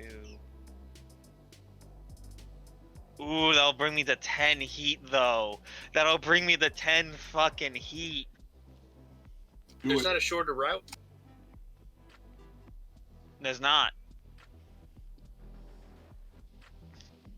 Can't, like, take the angles? No, because then I'll be risking exploited by woodsmen. The reason why I'm taking this route is because I don't have to worry about Sakura Storm exploiting me. Woodsman's already used his attack on me. It's an exploit. Exploits, ignore that. Exploits ignore my uses. mistake. Risk taker. Gotta do it. It's in character. Plus fucking 4. Let's do it. Ah. Fuck. So, 1, 2, 3, 4, 5, 6. Standard movement. 1, 2, 3 into a jet slammed heat claw. You'll leap over like Athanatos with your big ass liger paw out, gonna swat him down to the earth. Basically. Roll to attack. Do I get Will any you save bonus the day? for using risk taker considering I'm going the full heat? I'm going the whole horse on this. As well as well versed with blades. I will, because of the speed you're traveling at, I will give you an extra point of damage that you deal with your jet slam. Ooh. Ooh. Ooh. Here we go. Fucking do this. E-claw 1. Okay. You can't do anything about it. What's the damage? Okay. I need to get a head item. You still don't have one? I don't have one still. Dude. Remember, you still have, you add your Yes. So weight class so to this, so it's so 3 that's extra damage 6-4. per success. So that's 6-4. So that's 10 base. Pierce 2. And the total extra But- damage. Because it's 2 success, so it's weight class +1 +1. So it's 3. So it's a 6 extra damage. Okay, so 16 with a pierce of 2. Yep. So you deal Take it another 15. 15 damage to him, so he's up at 48. He loses another point of armor. And for this damage effect, that is ooh. D10? Roll me a D10, please. Oh, okay. Well, unfortunately, he only gains 4 heat. I mean, he could overheat from this. Depending Get a on what little happens. toasty in there. Getting a little toasty. All right, roll the next one. Okay, now this is the SMG with Oh, you're not going to use your power other paw? slug in it. What? You're not going to use your other paw? I want to smash him first. Oh, wait. Oh, you actually are getting smashed from this. So he got 2. He's got a test to fall over. Oh, that's right. My bad. No. So, let's see what happens to him. I got 2 successes. He manages to stay up. Okay. Power slug.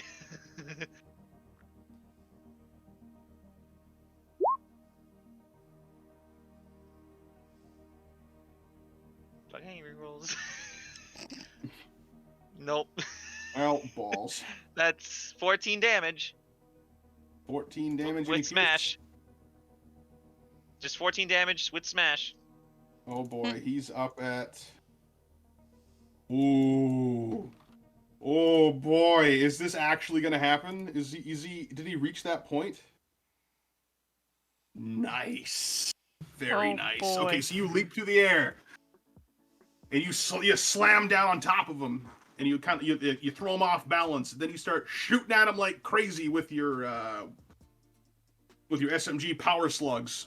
Just boom, boom, boom, boom, hit me in the chest. Roll me a damage effect. Now, because the new table, we're not exactly rolling for explosion. What does well versed in blades and EMT Oh, and he's not gonna explode. He's at the wrecked effect right now. Oh man. 8. You blow off his head. And Power in a slug smoking just gets heap, clean off. he crumples to the ground.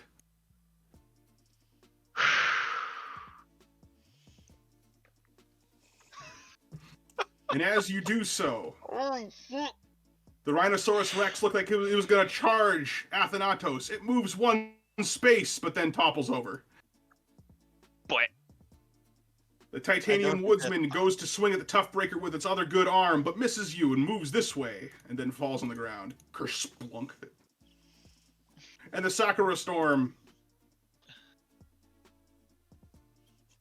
looks like it was going to make another attack on the Blossom Dance, but then crashes down into the snow below, tumbling down the small hill here into the stream with a Kersploosh. Giant Kersploosh. And the big score tries to brace to blow up the Blossom Dance with its bazooka, and in doing so falls backwards and slumps up against a tree. Considering Dunvan's mech is missing its head, he probably just tries to get on comms with his dad again. He's just like, I'm hearing a lot of crashing. Is everything alright out there? Yeah, I can't see shit. What's going on? Right! Let me tell you guys, everybody's crashing. it's over.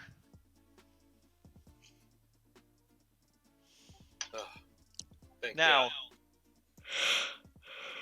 considering that Tali's an EMT and she's probably had to get a lot of people out of ACs, would she know like the emergency hatch code or whatever it is from the outside? You get out of your mech. Well, I'm just asking, would she know that? Because because Tali's basically going to go and launch herself, because remember, power suit interface. Yes. She's wearing her power suit. And launch herself towards Flapjack and basically pull Elliot out of it. All right. So you jump on top of the smoking heap of the Flapjack. You find the emergency release hatch on the cockpit door, and you pop it open. You look inside, and you see a pretty well. Yeah, you see this. You basically see this kid just curled up in a fetal position on his chair.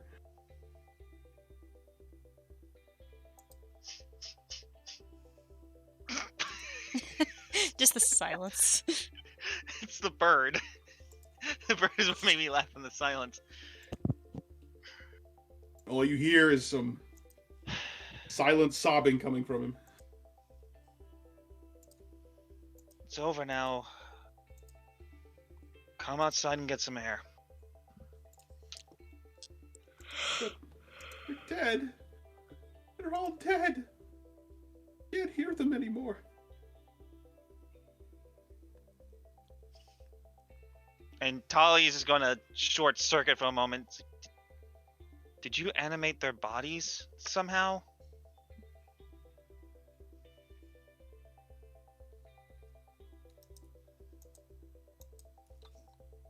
He's not too sure how to respond to you.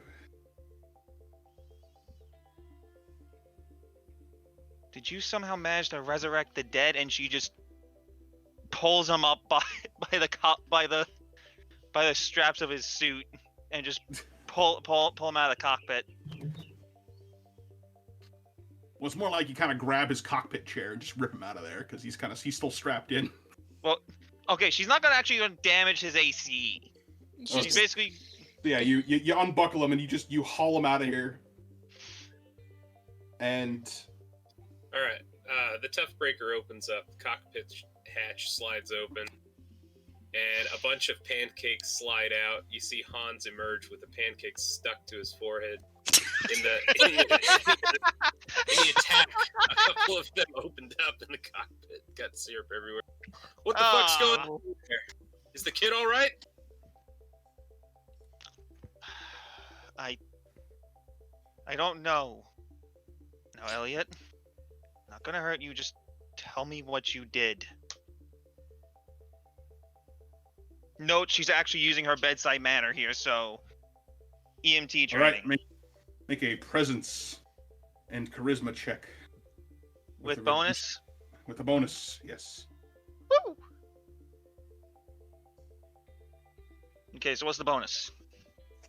I'll give you 2 extra dice. Hell yeah, that's an even 5. Succeed on what? Nice round 5. Succeeding on 7s. 1 success. Before she makes anything, is it possible for Alex to try to get to Rhinoceros Rex and open the cockpit just to see for herself? We will watch that in just a second. Make any grand reveals here? Hold on. So Tali, what do you say to Elliot? She's talking to him in a calm manner, again, using her bedside manner, trained because she's a trained EMT, and just saying, relax, I'm not going to hurt you, just tell me what you did.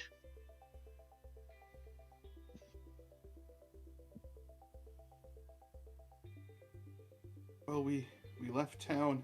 We wanted to do our own thing. Paulo said that we'll be, free from corporate control and free from the rebels. That they all thought my powers were really cool, and they didn't want me to get taken away by Exotech. And then they came for me, and they tried to save me. They all died. And I couldn't do anything.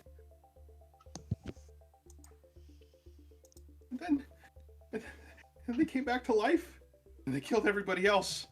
And then we were together again. And then I was able to get away, and oh no, what have I done? You see that it's just dawned upon him that he's done something very, very horrible. Holy shit. And that is Athanatos. That is when you go over to the Rhinoceros Rex and you pop open the hatch, and inside you find a corpse. I guess say that Dundvan probably does the same over where he is, since he's much closer to Sakura. It's like, damn, this exactly is my mech. He's not as concerned about that. He's more concerned with, like, what the hell's going on. Keeping the joke running. Yeah. Yep, you pop open the hatch, and inside you also find a corpse. Oh, oh my, oh my, oh! I can't properly. I can't quite put it into words, but this is some heavy shit right now. Because Hans already saw a live feed of the Woodsman's cockpit, he's not even gonna check. He knows what fate befell him. I mean, really, out of character, this is some really heavy shit right now. Yeah. Oh, you should have seen chapter I mean, 2. it went from 0 to 100 really quick. You should have seen. I mean, it went from having a enemy aces named after song names or having really cheesy names to a scared kid basically resurrecting its friends via necromancy just so he doesn't have to be alone. I mean, holy shit! Oh, this is nothing. Yeah, Right but here. anyway. We've seen this level of shit before in chapter 2. I was gonna say, like, it, like, kind of almost out of curiosity, I guess. Like, is Dunban able to figure out, like, how he did this? Because he probably never turned off his comm with Tali. Make a intellect and intelligence and insight roll, please. All right, Dad. At a 7, because you're. But Tali can psychic. easily figure out that the kid, that Elliot's a psionic. Hold on. Go on. Hang on a sec. You got psychometry. Yeah. If you wanna, you can touch the body. I mean, he's probably gonna, like, rest his good arm, like, his good hand on, like, the shoulder or something, but... Okay. All right. So yeah, roll insight and intellect. Boop. Yeah, and give yourself. That is 2. Okay. So some memories flash across your eyes, across the scape of your mind, and you get a vision from this woman's perspective of them getting chased. You think this might be the last things that this body is able to remember, is that they were getting chased by these mechs in white. No discernible symbols on them or anything. They were just white mechs. And they burst into their camp, and these men in these white and black suits came out. And I need you to roll me a intellect and academics check here. Alright, similar test. Boop. 1. These guys look oddly familiar to you, but they move by so fast and in a blur that it's kind of hard to make them out.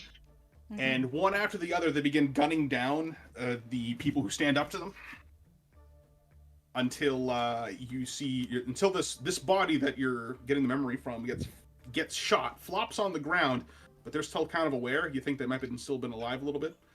And then Elliot is getting they drag him out of this prefab shelter. And he looks at everybody,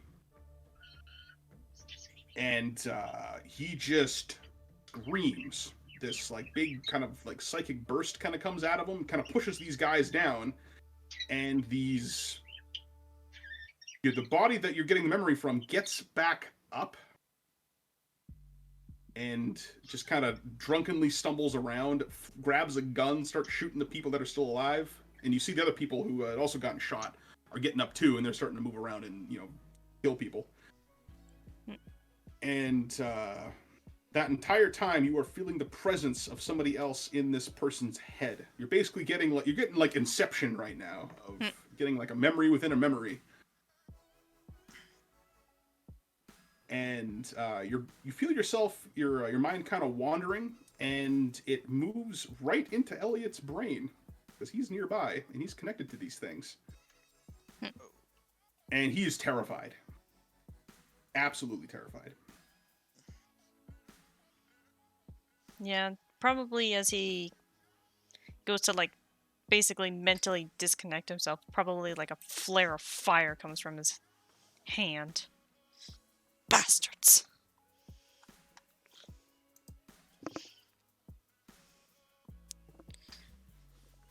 And And he just kind of crawls back out and gets on calm with Tali. On a scale of 11 to 20, how scared's the kid?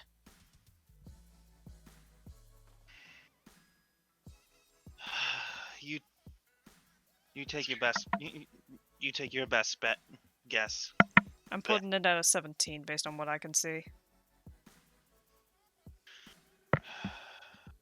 Probably make that more of a 25.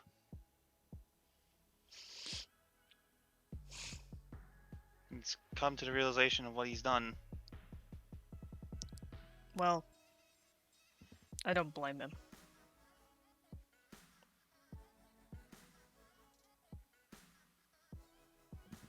All right. Well, let's round up the scrap and haul it back into town. Tali, you look after the kid, all right? So, you get a message saying, I might have damaged the satellite a little bit. God damn it, Ursa. You know how much that thing cost? It shouldn't cost that much to fix. That's the Hopefully. least of our worries right now. Shady Sharif. He's gonna charge us buku bucks to recover that thing, you know? That's the least of our worries right now. Yeah, it just kind of comes back with, right now we have 2 people that kind of need to figure out how to calm the hell down, or one of us burns everything and the other just kills everyone again.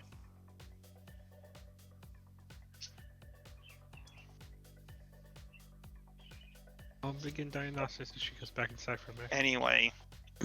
Hans Sorry. tries to hard reboot the Toughbreaker. It's looking pretty chewed up. It's taken the most damage it ever has before. Also, Anyway, everyone. I need to head out just so you know. Alright. Okay. Okay, we'll tell you what happens. Everyone grab an AC. We can't just leave it here for scrap. Yeah, this is our only form of payment. So bring what you can carry. Alex If pipes up for a moment. Eh, One thing oh, we no, need to do before we do anything, give these people a proper burial. It's something Not we here. have to do. Not here. We'll deal with Okay. that when we get back to town. We'll at least bury them at their home. Not here.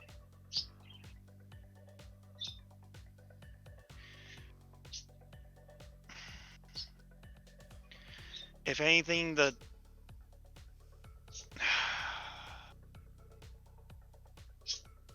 bugger.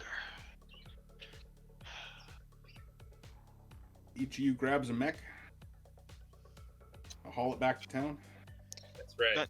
Slowly dragging them back. Hans is gonna sling the other arm back over the woodsman's head just to carry both of them back. He's gonna try and take one of those saws for his own. Okay. Well, if Also, anything, there's one other thing to resolve. if anything, Oh. we can at least use these as either backup or as backup ACs and fix them up when hurt too much. Yeah, bad idea. We could always use proxies should ours go down. At the very least, from some of the ones that are more worse for wear.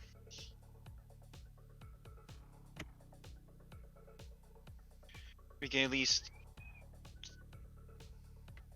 borrow from it, considering that Tali's using a particular choice of words, considering that she's the one with Elliot and dragging Flapjack back, and obviously had collected its head. Mm-hmm. Bird yelling at me. Alright, on the way back to town, Hans reaches out on the private line to Shady Sharif. Have you got those results back yet? We could really use some word on that. Yeah. I'll get those to you pronto. Sending them to you now. You should get them in the next few minutes.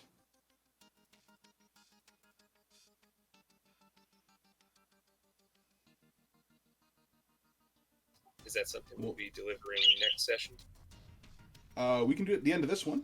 We just need to resolve. I'll give that to you when we get everybody back to town, and we can solve all that stuff. Because hey, we ended a little bit early today. Early, hooray! Woo! Look at us. Yeah. We're all shot to shit. This is the most damaged I think any of you guys have been so far. I don't think I suffered any damage this time, which is it's completely new, a completely new sensation to me. Well, I'm glad you come out of this unscathed. Yeah. I mean, the only time someone came close to damaging me was Rhinoceros Rex when he fired the knife at me, but I blocked it. So.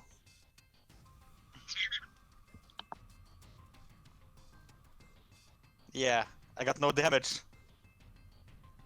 Unless the system tokens on the damage. So you guys gather up everything and you take them back to Black Pines.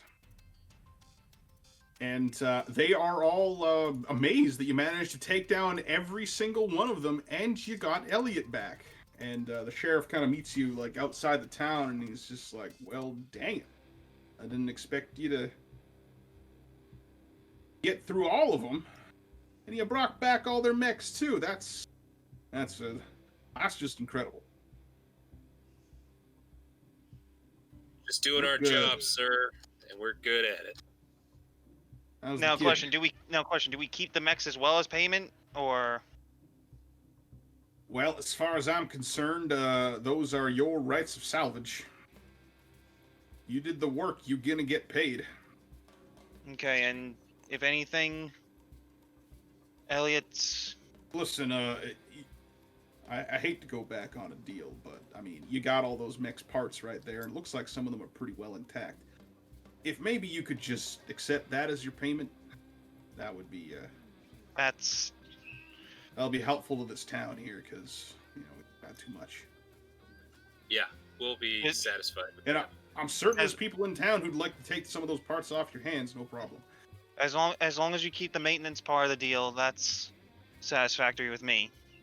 You got it. But for Elliot right now, it's just I'm gonna look after him for a little while. Because he's. Go on. Is he hurt? More mentally shot than anything. Dunban's also gonna kind of come up to, like, the both of you and just like, if it's anything to go off of, we at least want to make sure that he'll be alright being left on his own.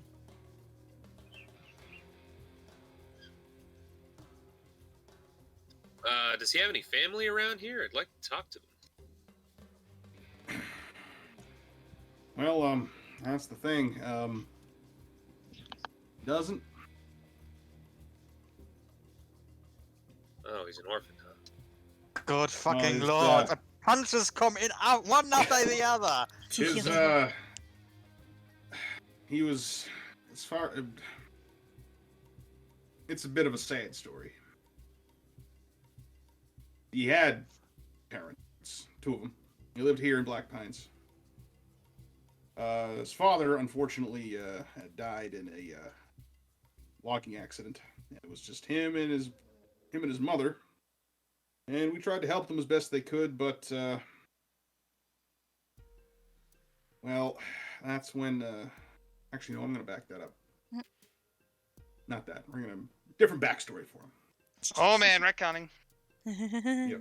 A woman came and dropped him off. Didn't say a word. Kind of left him. I'm assuming that it was his mother. Could be anybody. But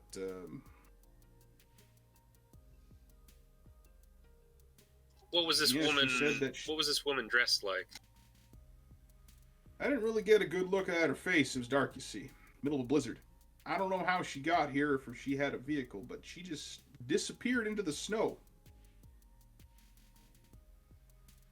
Into the snow? And Hans looks up at the snowy mountain peaks. Now,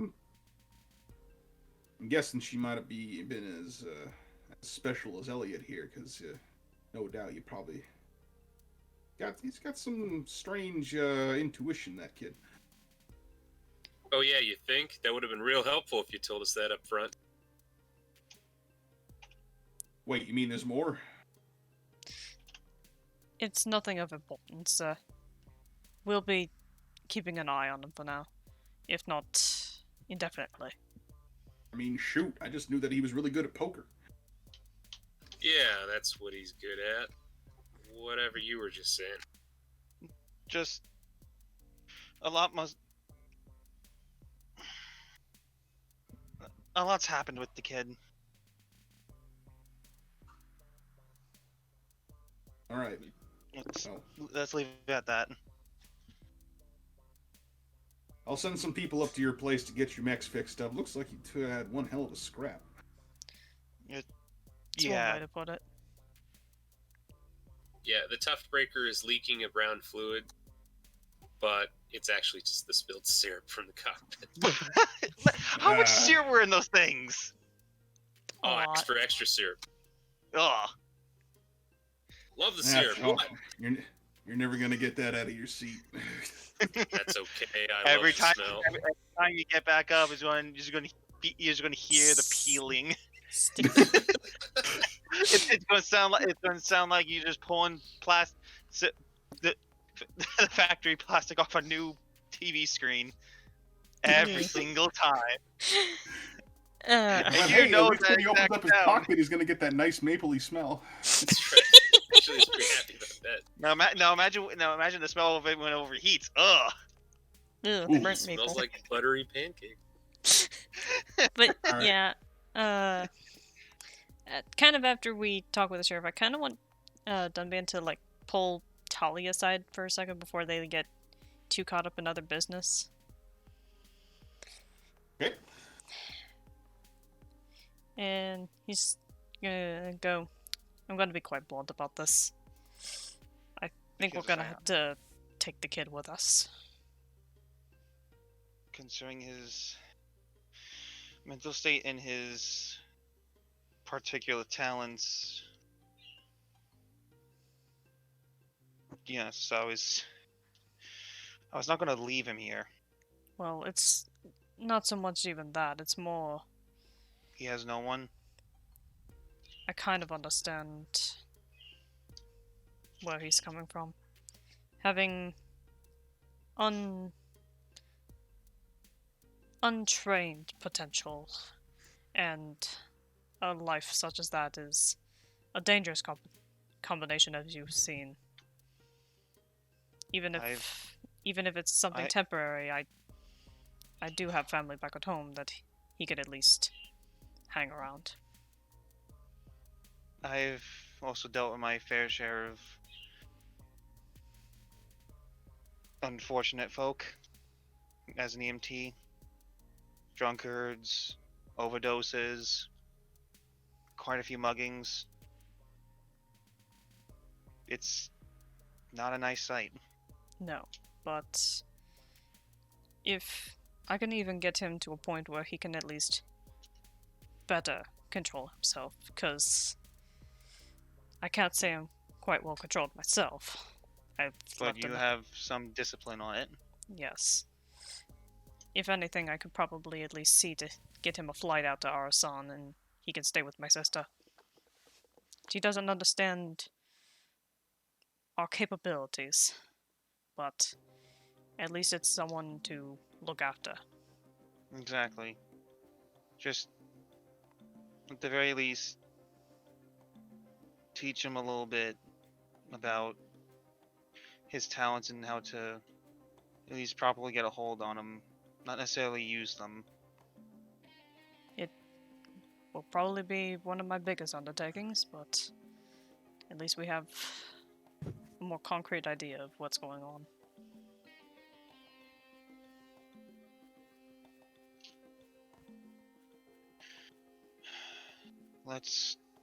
Let's help out get all the ACs in, because probably the two that are in the best shape are Sakura Storm and the big score. Certainly. If anything, we could hopefully use those as backups and borrow parts from the other three. Mm-hmm. Because while I was observing the duel that you had, Sakura Storm is very similar to yours, so I don't doubt you would have an easy time adjusting to using that one if needed. I've been known to dual wield in my time.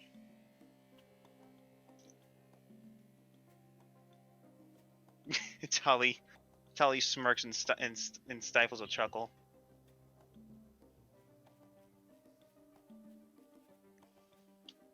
But let's not keep everyone else waiting. Exactly.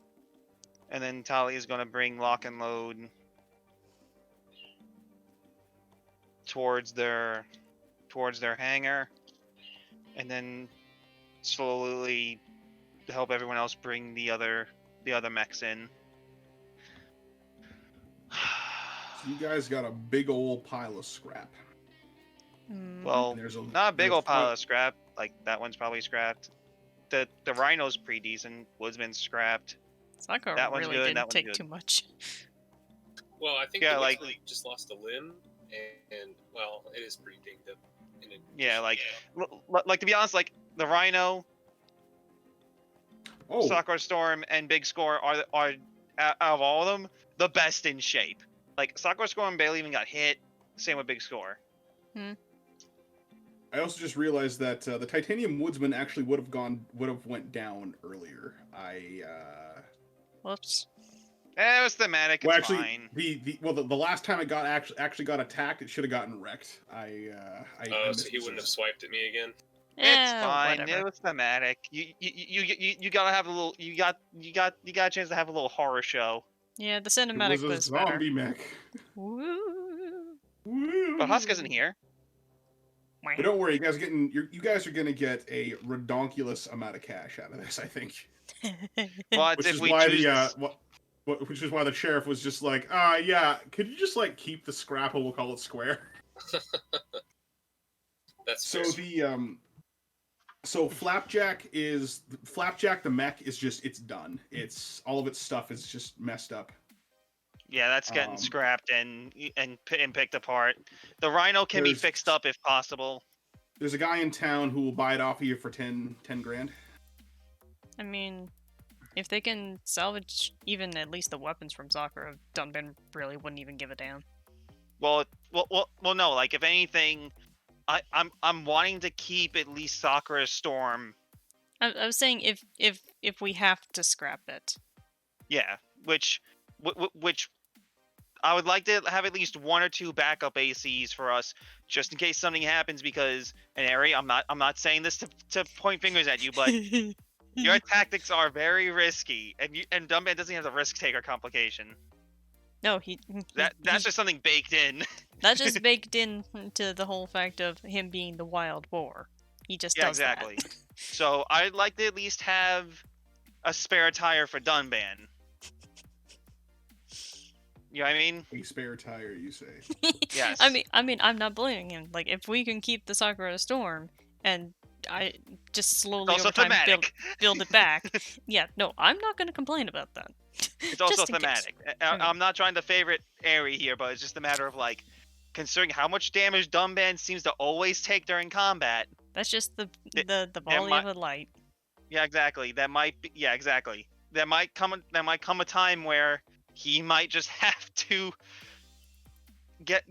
he might get a hefty repair bill and won't be able to pay it off for a few missions. So having a fully working ACE that is already geared to his specifications would be a lot cheaper. And speaking of, Philip says that he's actually finished fixing up the Ahab. Oh man. It is now ready to rock, and he is willing to use it if need be. Well, that's great to hear, Philip. Always could use you out on the field. But for now, let's stick to doing the hefty repairs. Yeah, exactly. But again, like at the very least, but the very least having at least 3 spare ACEs available, which we might have to purchase a trailer, which I don't think the people in this town would mind us pouring a little bit of extra funds into this. Or at the very least trading some of the scrap for a trailer to transport the additional ACEs with some compensation.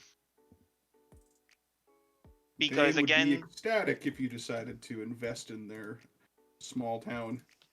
because from what seems like these people didn't drink the Kool-Aid from what the zombie had said. No, this is out of character. This is out of character talk right now. Ah, yes, the zombie Kool-Aid. So it's just like having a place where there's at least some level of normalcy, and then to at least fall back to would be rather spectacular. Like, you follow my logic here? Yeah, yeah. I'm more so asking what else. No, I'm following. Okay, Dan, you? Could you repeat the question? I'm sorry. Like, do you understand what I'm getting at with my train of logic? Like, Could you even though we repeat might, your logic? like, if we scrap Woodsman and Flapjack, instead of maybe getting 10K, 10K plus, we scrap them. Maybe they get about like 8K. Say like ballpark would be getting 15,000. But get 8K instead, and an extra trailer for the mobile command to transport two more the other 2 ACEs, maybe 3 if we decide to keep the Rhino as an extra artillery mech for you, for Hans. Yeah, because I gotta be honest, the Toughbreaker came pretty close to death today. Yeah, exactly. So the missions are getting riskier and nastier, so I would not mind having additional ACEs for at least some of the team members to have a spare tire. Because you always go out with a spare tire. All I'm gonna say is we're severely cut on our income. This is our biggest payoff we're gonna get up here, I imagine. Yeah. We've got to face zero. We should probably pool our resources and focus on our mechs. It's great to have 2 backups. I don't think we should have more than 2 for right now. And putting money back into the town is a sweet gesture. I totally Yeah, exactly. However, So I reiterate, we're up north. We're severed from our normal commission with Exotech. I wouldn't want to just willy-nilly slap money around like that, personally, because we've got 0 left to face. No, I know. That's why I'm saying, like, if anything, But if I anything, see if you what want, you're going for, and I like the idea of being able to haul additional mechs. I also want to see what the repair bill is going to cost me before I make any further decisions. yeah, exactly. Which if anything, if Irsa assists you with the repairs because you're pretty banged up, Blossom Dance is pretty messed up. Athanasos is surprisingly clean. Yep. I only took 2 damage, so my repair bill is zilch. Yeah, because I can assist out because I still got a little under 11K in my pocket, so I can help out some of y'all with some of the repair bill and also attempt to tinker as well. I mean, there is the point that our maintenance is currently cut in half, and then like we can have tinkering help bring down the fact that Even more. yeah, because we have 2 people that are kind of on the hurting. Yeah, so legit, it's just a matter of like maintenance is literally about almost 3/4 of the way down of an issue. I would still want to see what the build's going to cost after. Oh, yeah, no, definitely. So, But I like your idea. I think it's a swell idea. I like having 2 backup mechs. I think that gives us plenty of wiggle room. Because after seeing how the damage track performs today, this is a much more lethal game than the one that we started off with. And I don't mind it, honestly. I don't mind it either. It forces all more I'll say strategy. is, if it was this lethal from the beginning, I would have made drastically different decisions with my mech building. Oh, yeah, no, definitely. And that kind of blindsided me a little, I think. But I am interested to see where it goes from here. I thought it performed well. It did work pretty good, seemingly so. Mm-hmm. I think this is just nitpicking, but I actually like having a health bar and the health bar going down rather than a damage threshold going up. But that's just personal preference here. Yeah. But, I mean, you can stick.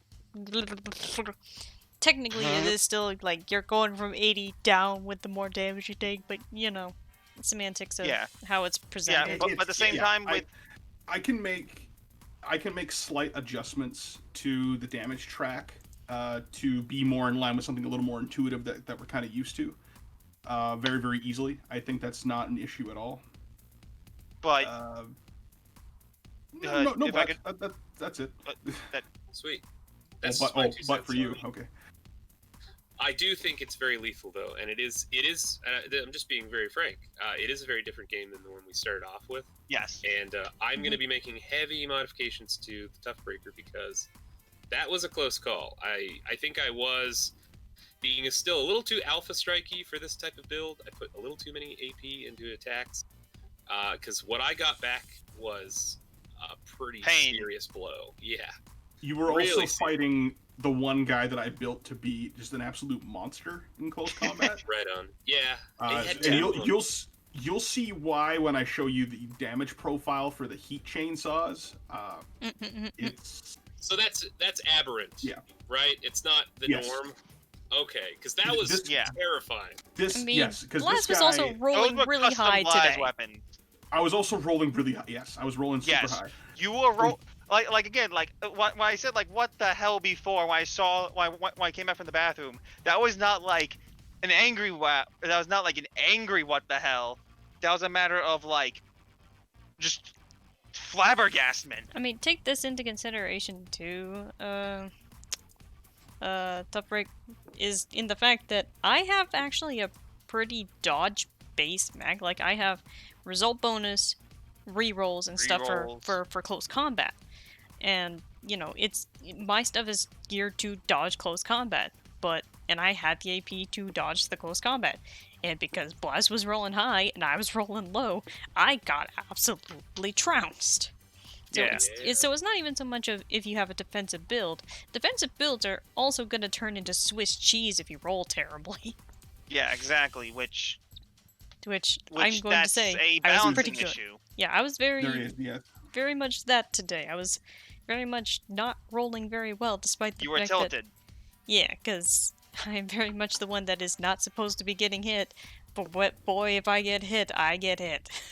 And you got hit multiple times. Yeah, I mean, I'm not bad. I'm just making a statement. You're making an observation, which again, that's a bit of a balancing issue with not getting hit being so reliant on RNG. I mean, even defensive builds are still kind of that way because, you know... Exactly, because of the RNG. They have a lot of tank, and they hit and they take it better. But still, as matter is bad RNG is bad RNG. Still too much for anything. Yeah, exactly. Bad RNG is bad RNG, which is why I would feel a little bit more comfortable with having such a lethal damage tracker if there was a way to actually, relieve damage instead of just straight up mitigating it. True. Well, you guys also don't have a dedicated repair mech on your team, which is something we can change. We can maybe tweak Philip to kind of fill that role if you want him to. Oh man, we can have our combat mechanic instead of just our combat medic. Yeah, exactly. But it's just another thing that's like damage relief in this case is still a very important thing because, as I said, a few weeks ago, even in D&D where armor class is a semi-dynamic value, it's still static enough to the point where it's not as much an issue if your dice are tilted or or you're rolling a little well. At the same time, it's also got damage relief instead of just straight up mitigation. Yeah, but before we get too deep into the kind of the game mechanics conversation here, do you mind if we just settle your bill, as it were? yeah, I was gonna say let's just worry about that later. Because I think the amount of money that you guys are going to be able to get out of this might alleviate the pains of like, I didn't build my mech properly now that the system is a little bit different. And yeah, this should help because you guys are about to get a fat stack of cash. Yeah, because I just checked. In my case, it's just a matter of I always build conservatively, so my build's surprisingly fine because I always build conservatively. Yeah. What? I also wasn't shooting at you very much, which I probably should have. Probably should have. Also, those Big Score and Flapjack. I probably should have given them a little more accurate weapons. I mean, they just had bazooka, but whatever. Again, the other guys kind of made up for it. Like, I didn't expect Rhinoceros Rex to do as well as he did. He was cool. Crazy. I liked him. I knew I liked him from the name alone, and didn't disappoint. Meanwhile, but I was shitting bricks because you were double teaming me. I was like, come on, man! I thought this was gonna be an honorable duel and shit. Yep. It wasn't. But nope. Unfortunately, not. Let's figure out our thingamahoozits because I just remembered I had to repair all of like my torso. So shit. So here is here's some yes/no decisions that you guys have to make here. So there's somebody in town who's willing to buy the Titanium Woodsman and the Flapjack. They'll give you half of their base value, which in this case is going to be a total of 69,000. Nice. 69 for 20,000. Hans is keeping the severed limb, but you can have the Titanium Woodsman. They'll let you keep the items on there. This is just for like the mech itself. They want the frames. They want the chassis. Yeah. So the like all the computer parts, the armor and things like that, all that stuff that's installed, that's gonna come with them. Okay. But they'll let you keep all the items on there, and I'll post those into your guys' assets. So how much was the total? I'm gonna start writing it down. 69,000, you said? 69,000 for the mechs, and those things will be removed from the loot pile. Flapjack didn't really have anything on him worth taking anyway that you guys didn't already have. Plus, all he had was this guy right here. Now disabled bazooka and a shield and his laser cannons. All of his stuff is basically disabled. It'll be no fun. Tali is sorry about that. Also, oh god, and because I need to do kind of a basic figuring out how much everything costs. Like, how much does it cost to repair like limbs and stuff? Since the Blossom Dance kind of needs to put its head and torso back together. Well, how about before we get to that, let's just find out how much money you do have. Yeah. And then we'll get that all sorted out here. So there's 2 heat chainsaws from the Titanium Woodsman. It's in your stored assets right now. You'll be able to see how nasty these things were right off the bat. Oh yeah, I gotta lower their damage down because it no longer has strong arms or the weight class bonus from to base damage. That was honestly what was making it so strong. Is that not only was it getting the weight class bonus to its base damage, it also had strong arms. And it also had a freaking elbow thruster. So now it's getting base damage 13 for each swing with that thing, which is a 2 AP attack, by the way. You know. It looks comparable to, with the exception of Serrated Edge, it looks pretty comparable. Oh, and defensive to my current drills. That would actually, the defensive portion would help you out. It is using the heat drill profile at its base. At its core, that's what it is. So it's an upgraded heat drill. Oh well. Yes, yeah. It's got a pre-installed serrated edge and the parrying conversion. Basically, it's a giant huge circular saw, so it's able to kind of get it up in places to block people. Oh, that's that. I could definitely take one of those. Yeah, I would say you take that, and we put the other one in storage. Just. Yeah, I agree. Because that's a powerful brawl weapon. It's not very often when you have a brawl is it brawl or melee? It's brawl. It is a brawl weapon. Yeah, not it's not every day where you find a brawl weapon with defensive. It's Yeah, I also agree. There's also Yeah, a missile pod on there that he never really got to use. Oh, by the way, No, the he did. heat chains- He payloaded it. he had rocket pods, but he also had a Yeah. missile pod too in his torso, Ah. on his mech as well. Mhm. That he didn't get a chance to use there. Oh, by the way, the heat chainsaw does come with a hand mount. You don't have to use it. It's just part of the package that it came with. And there's also one of these rocket pods also survived. This is the thing that came with the hardpoint link from Exotech, and it's a shatter pack pod. Oh yeah, that stupid thing. Ooh. Yes. So that is the Titanium Woodsman. That's all he's good for. The big score. The Sakura Storm, big score, and then the Rhino. So the big score comes with one of these. Anti-AC bazooka.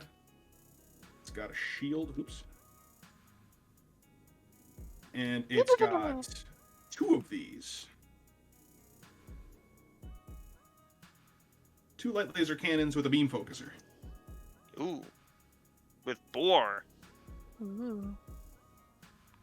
I might just take that. I might just take one of those and swap mine with that, if you guys okay with it.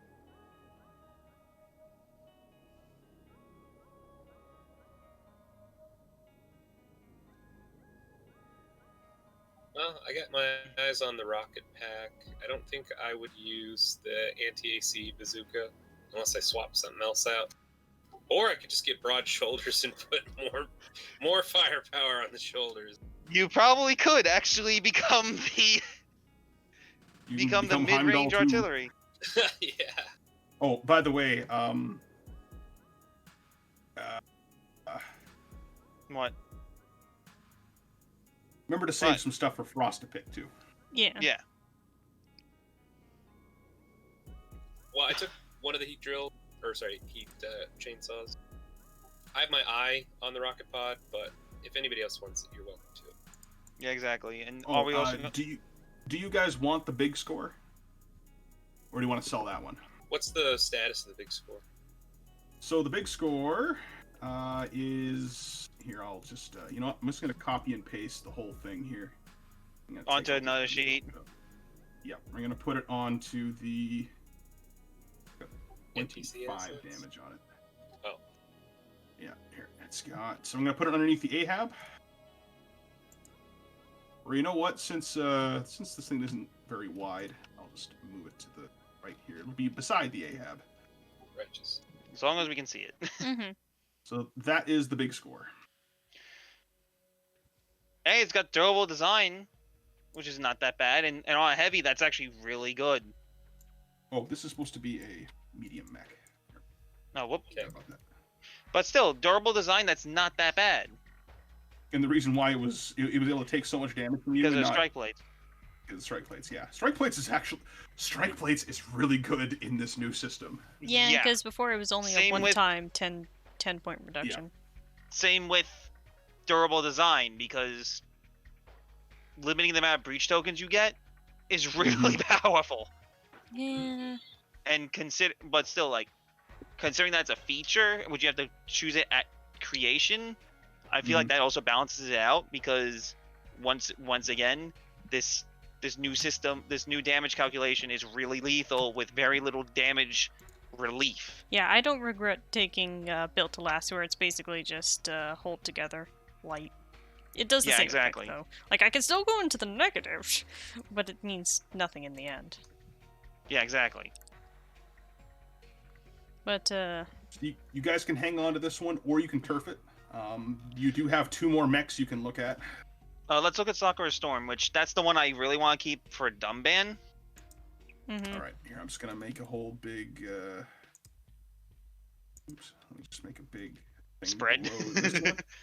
Yeah. So Sakura Storm, I'm gonna keep everything that was on it instead of moving it off right now. Mhm. So Sakura Storm is going underneath the Ahab. That's everything that it has on board. And then the Rhinoceros Rex. Oh, that's hella good. Ah.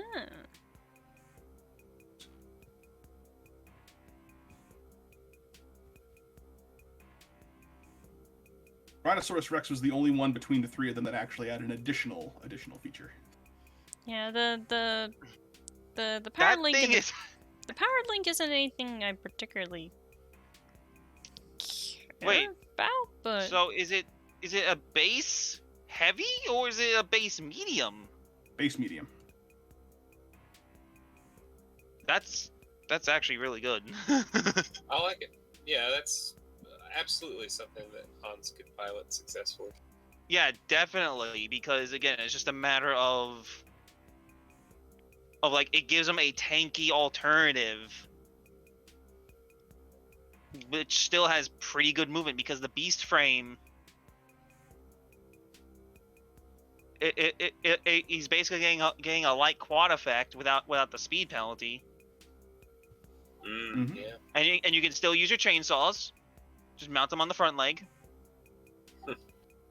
Or you can replace the heat horn with a buzzsaw and just have the giant Probably thing do sticking out of your face. Great. meanwhile, So the heat horn is the only unique weapon that I attach on these guys. Everything else you can find in the rulebook.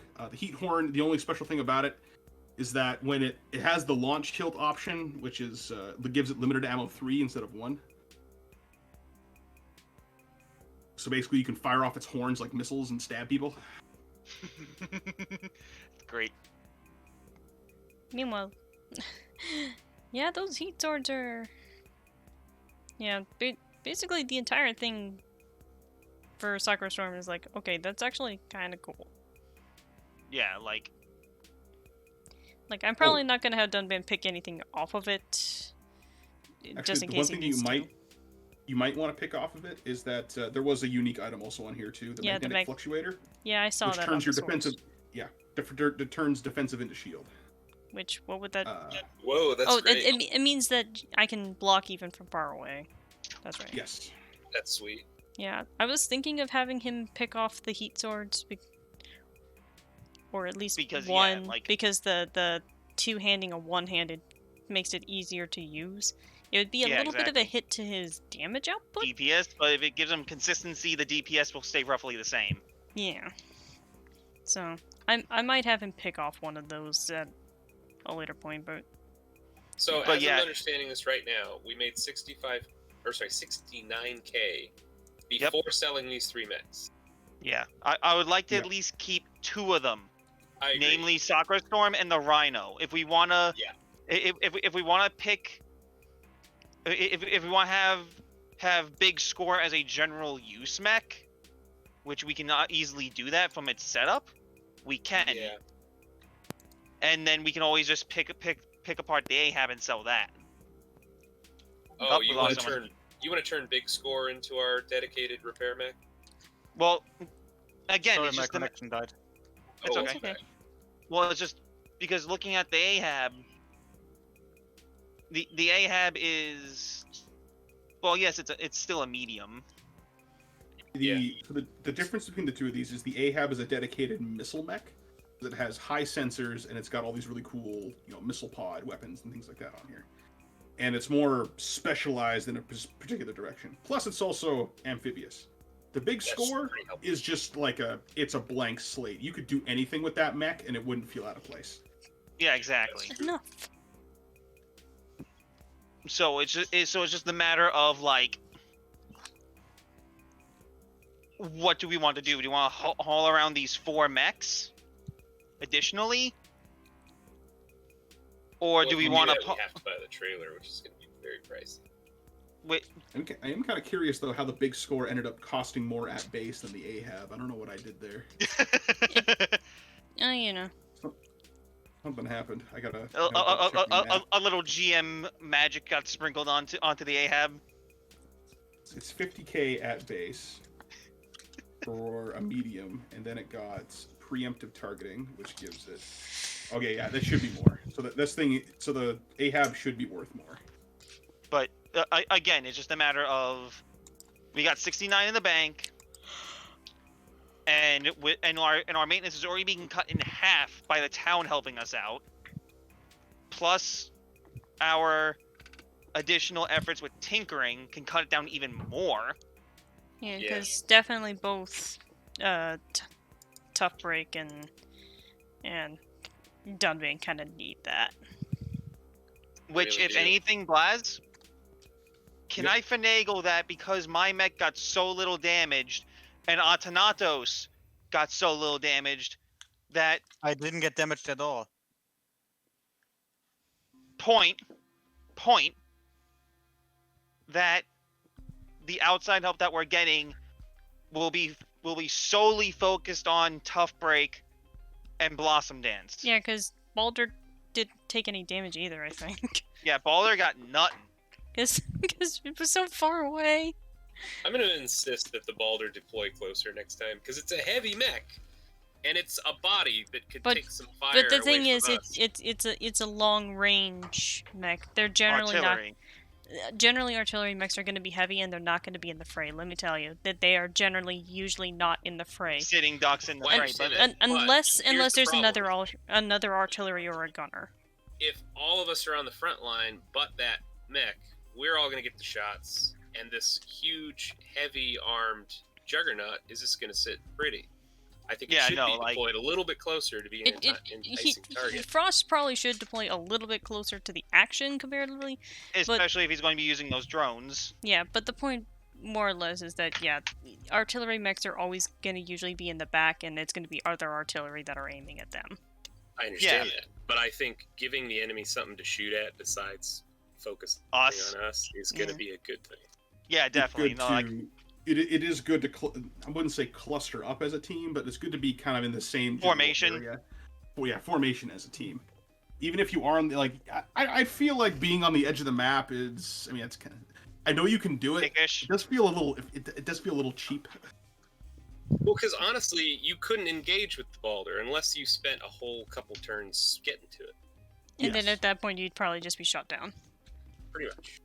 Probably. So yeah, I that's just something I'm gonna talk to Frost about separately. But it is something I noticed this fight. I was like, I wish you were in the fray, buddy. Yeah. Yeah, But that's okay. exactly. Because we have all this extra gear floating around, maybe he'll feel a little more compelled to move in a little closer because there's a shield in there. Shields are nice. It's true. But other than that, you guys can probably like determine who's getting what and who's getting what maintenance done. But I think I'm gonna call the thing here, and the only thing I'm gonna tell you for sure is that Dunban's probably gonna take up personal project as his downtime because he's gonna be training the kid to at least not completely obliterate everybody's minds. Breathing techniques. Yeah, he's not going to teach him how to use his powers. He's just going to teach him how to Keep him in check. Yeah, because that's more or less going to be Dunban's, I guess, end goal is getting him to a point of stability so he at least has somewhere to go when he sends him to AriZonia. Because the last thing he wants him to do is kill his sister. Oh, Well- Dunban, I forgot to ask you. Please roll me a d10. He went on a mission. He was wearing pants. Was he though? Yes. I have stated before Yeah. that if he has a mission, he'll be wearing pants. I want you to roll that die. Also, the Wheel of Wonder. It was a 3. Also, who's rolling the wheel today? As soon as you got back to base, you're just like, "That's it. Pants are coming off." Okay, Not in front of the kid. You know what? I will take pass of him doing that once they get back to base. But yeah, Also, Wheel of Wonder. There's one thing I wanted to interject. We didn't address the revelation of what's happened to the food. Let's save that for next episode. Like Yeah. I said, but yeah. Yeah, please remind me of that when we start next time, because that'll definitely Sure. be something that. Also, I think the Wheel of drive the Wonder plot. is supposed to be Fenris' son because I think it was DJ last time. Yeah, it was me. Because I got the 10K coupon. Yes. Fenris. Okay. Fenris. And after good. Fenris rolls that, I will be ending the stream. So you get a call on your personal data pad. It's Ahoy. it's Mr. Zed. We got something for you. Pick it up, why don't you? Roll that die. Die, just this freaking this like supply crate just like airdrops down. And it's just like a D100. There's a very tiny. Okay, 1d100. pocket. Yes. Okay, here we go. 75. 75. Congratulations. You gain a Exotech weapon. I need you to roll me a 1d2. Yeah, okay. Flip a coin. Roll me a 1d2. 1. You know what? That's not very exciting. Mr. Zed is feeling gracious today. How do you feel about corporate sponsored gear? Oh man. You already have a bunch of missile weapons. Mr. Zed doesn't want to give you any more. I wouldn't say no. Good. All right. Roll me another D100. See what you get.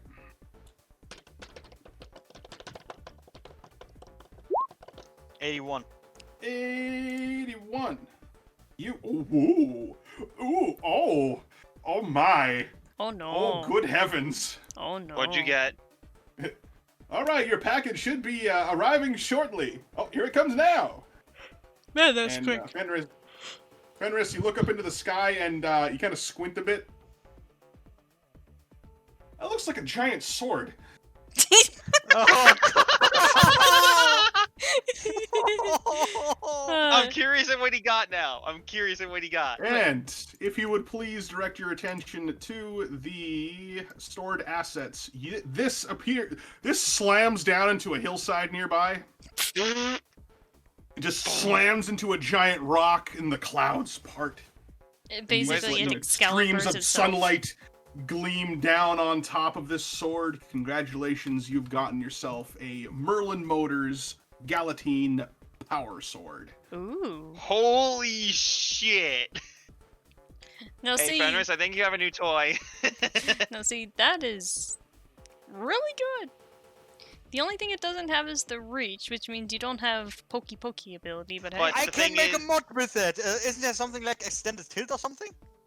I think so. Oh, yeah, I think it increases the difficulty though. Something like Yeah, that. it raises the difficulty back to 8. I'll just ignore It's that difficult. part. Don't worry about It's it. Okay. difficulty. It's difficulty 7. It wouldn't be higher than my heavy heat lens.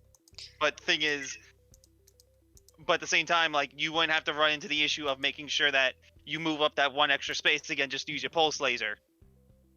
So I would say have both on you as a precaution. I don't know where to put it. That's the problem. Get a weapon dock. Yeah, I don't have any hard points left. we'll Do you figure have a it out. shoulder? I got the shoulder shields. We'll figure it out. But We'll figure it out. Yep. anyway, Cool draw, Alex. That's a great looking sword. I say this is probably a good stopping point for the rest of us. We'll do all of our Mhm. number crunching and figure out who the heck is getting what maintenance done to who. But we Because got also- paid, oh boy, that's for sure. Which also, Oh, I yeah. don't think I actually used the coupon, unless on. I thought you did. I think you got it. Yeah, you did when you used it. I don't know what you used it on, but I you have to. recall. I thought. Oh, Yeah, Oh it no, I was, used on the then, strong yeah. arms. I used on the strong arms. yeah, it was the jaw. Okay. Yeah, But- I used on the strong arms. Yeah, that's it. Yeah, but anyway, Sweet. this is where we're letting off for now. We shall see you the next time we happen to do Payload, whether it be next week or the week after, something like that. Crazy ass Yep. bullshit. Yeah. Well. Adios, everyone. It's been fun. Yep. Yep, and that was a oh boy. Yup.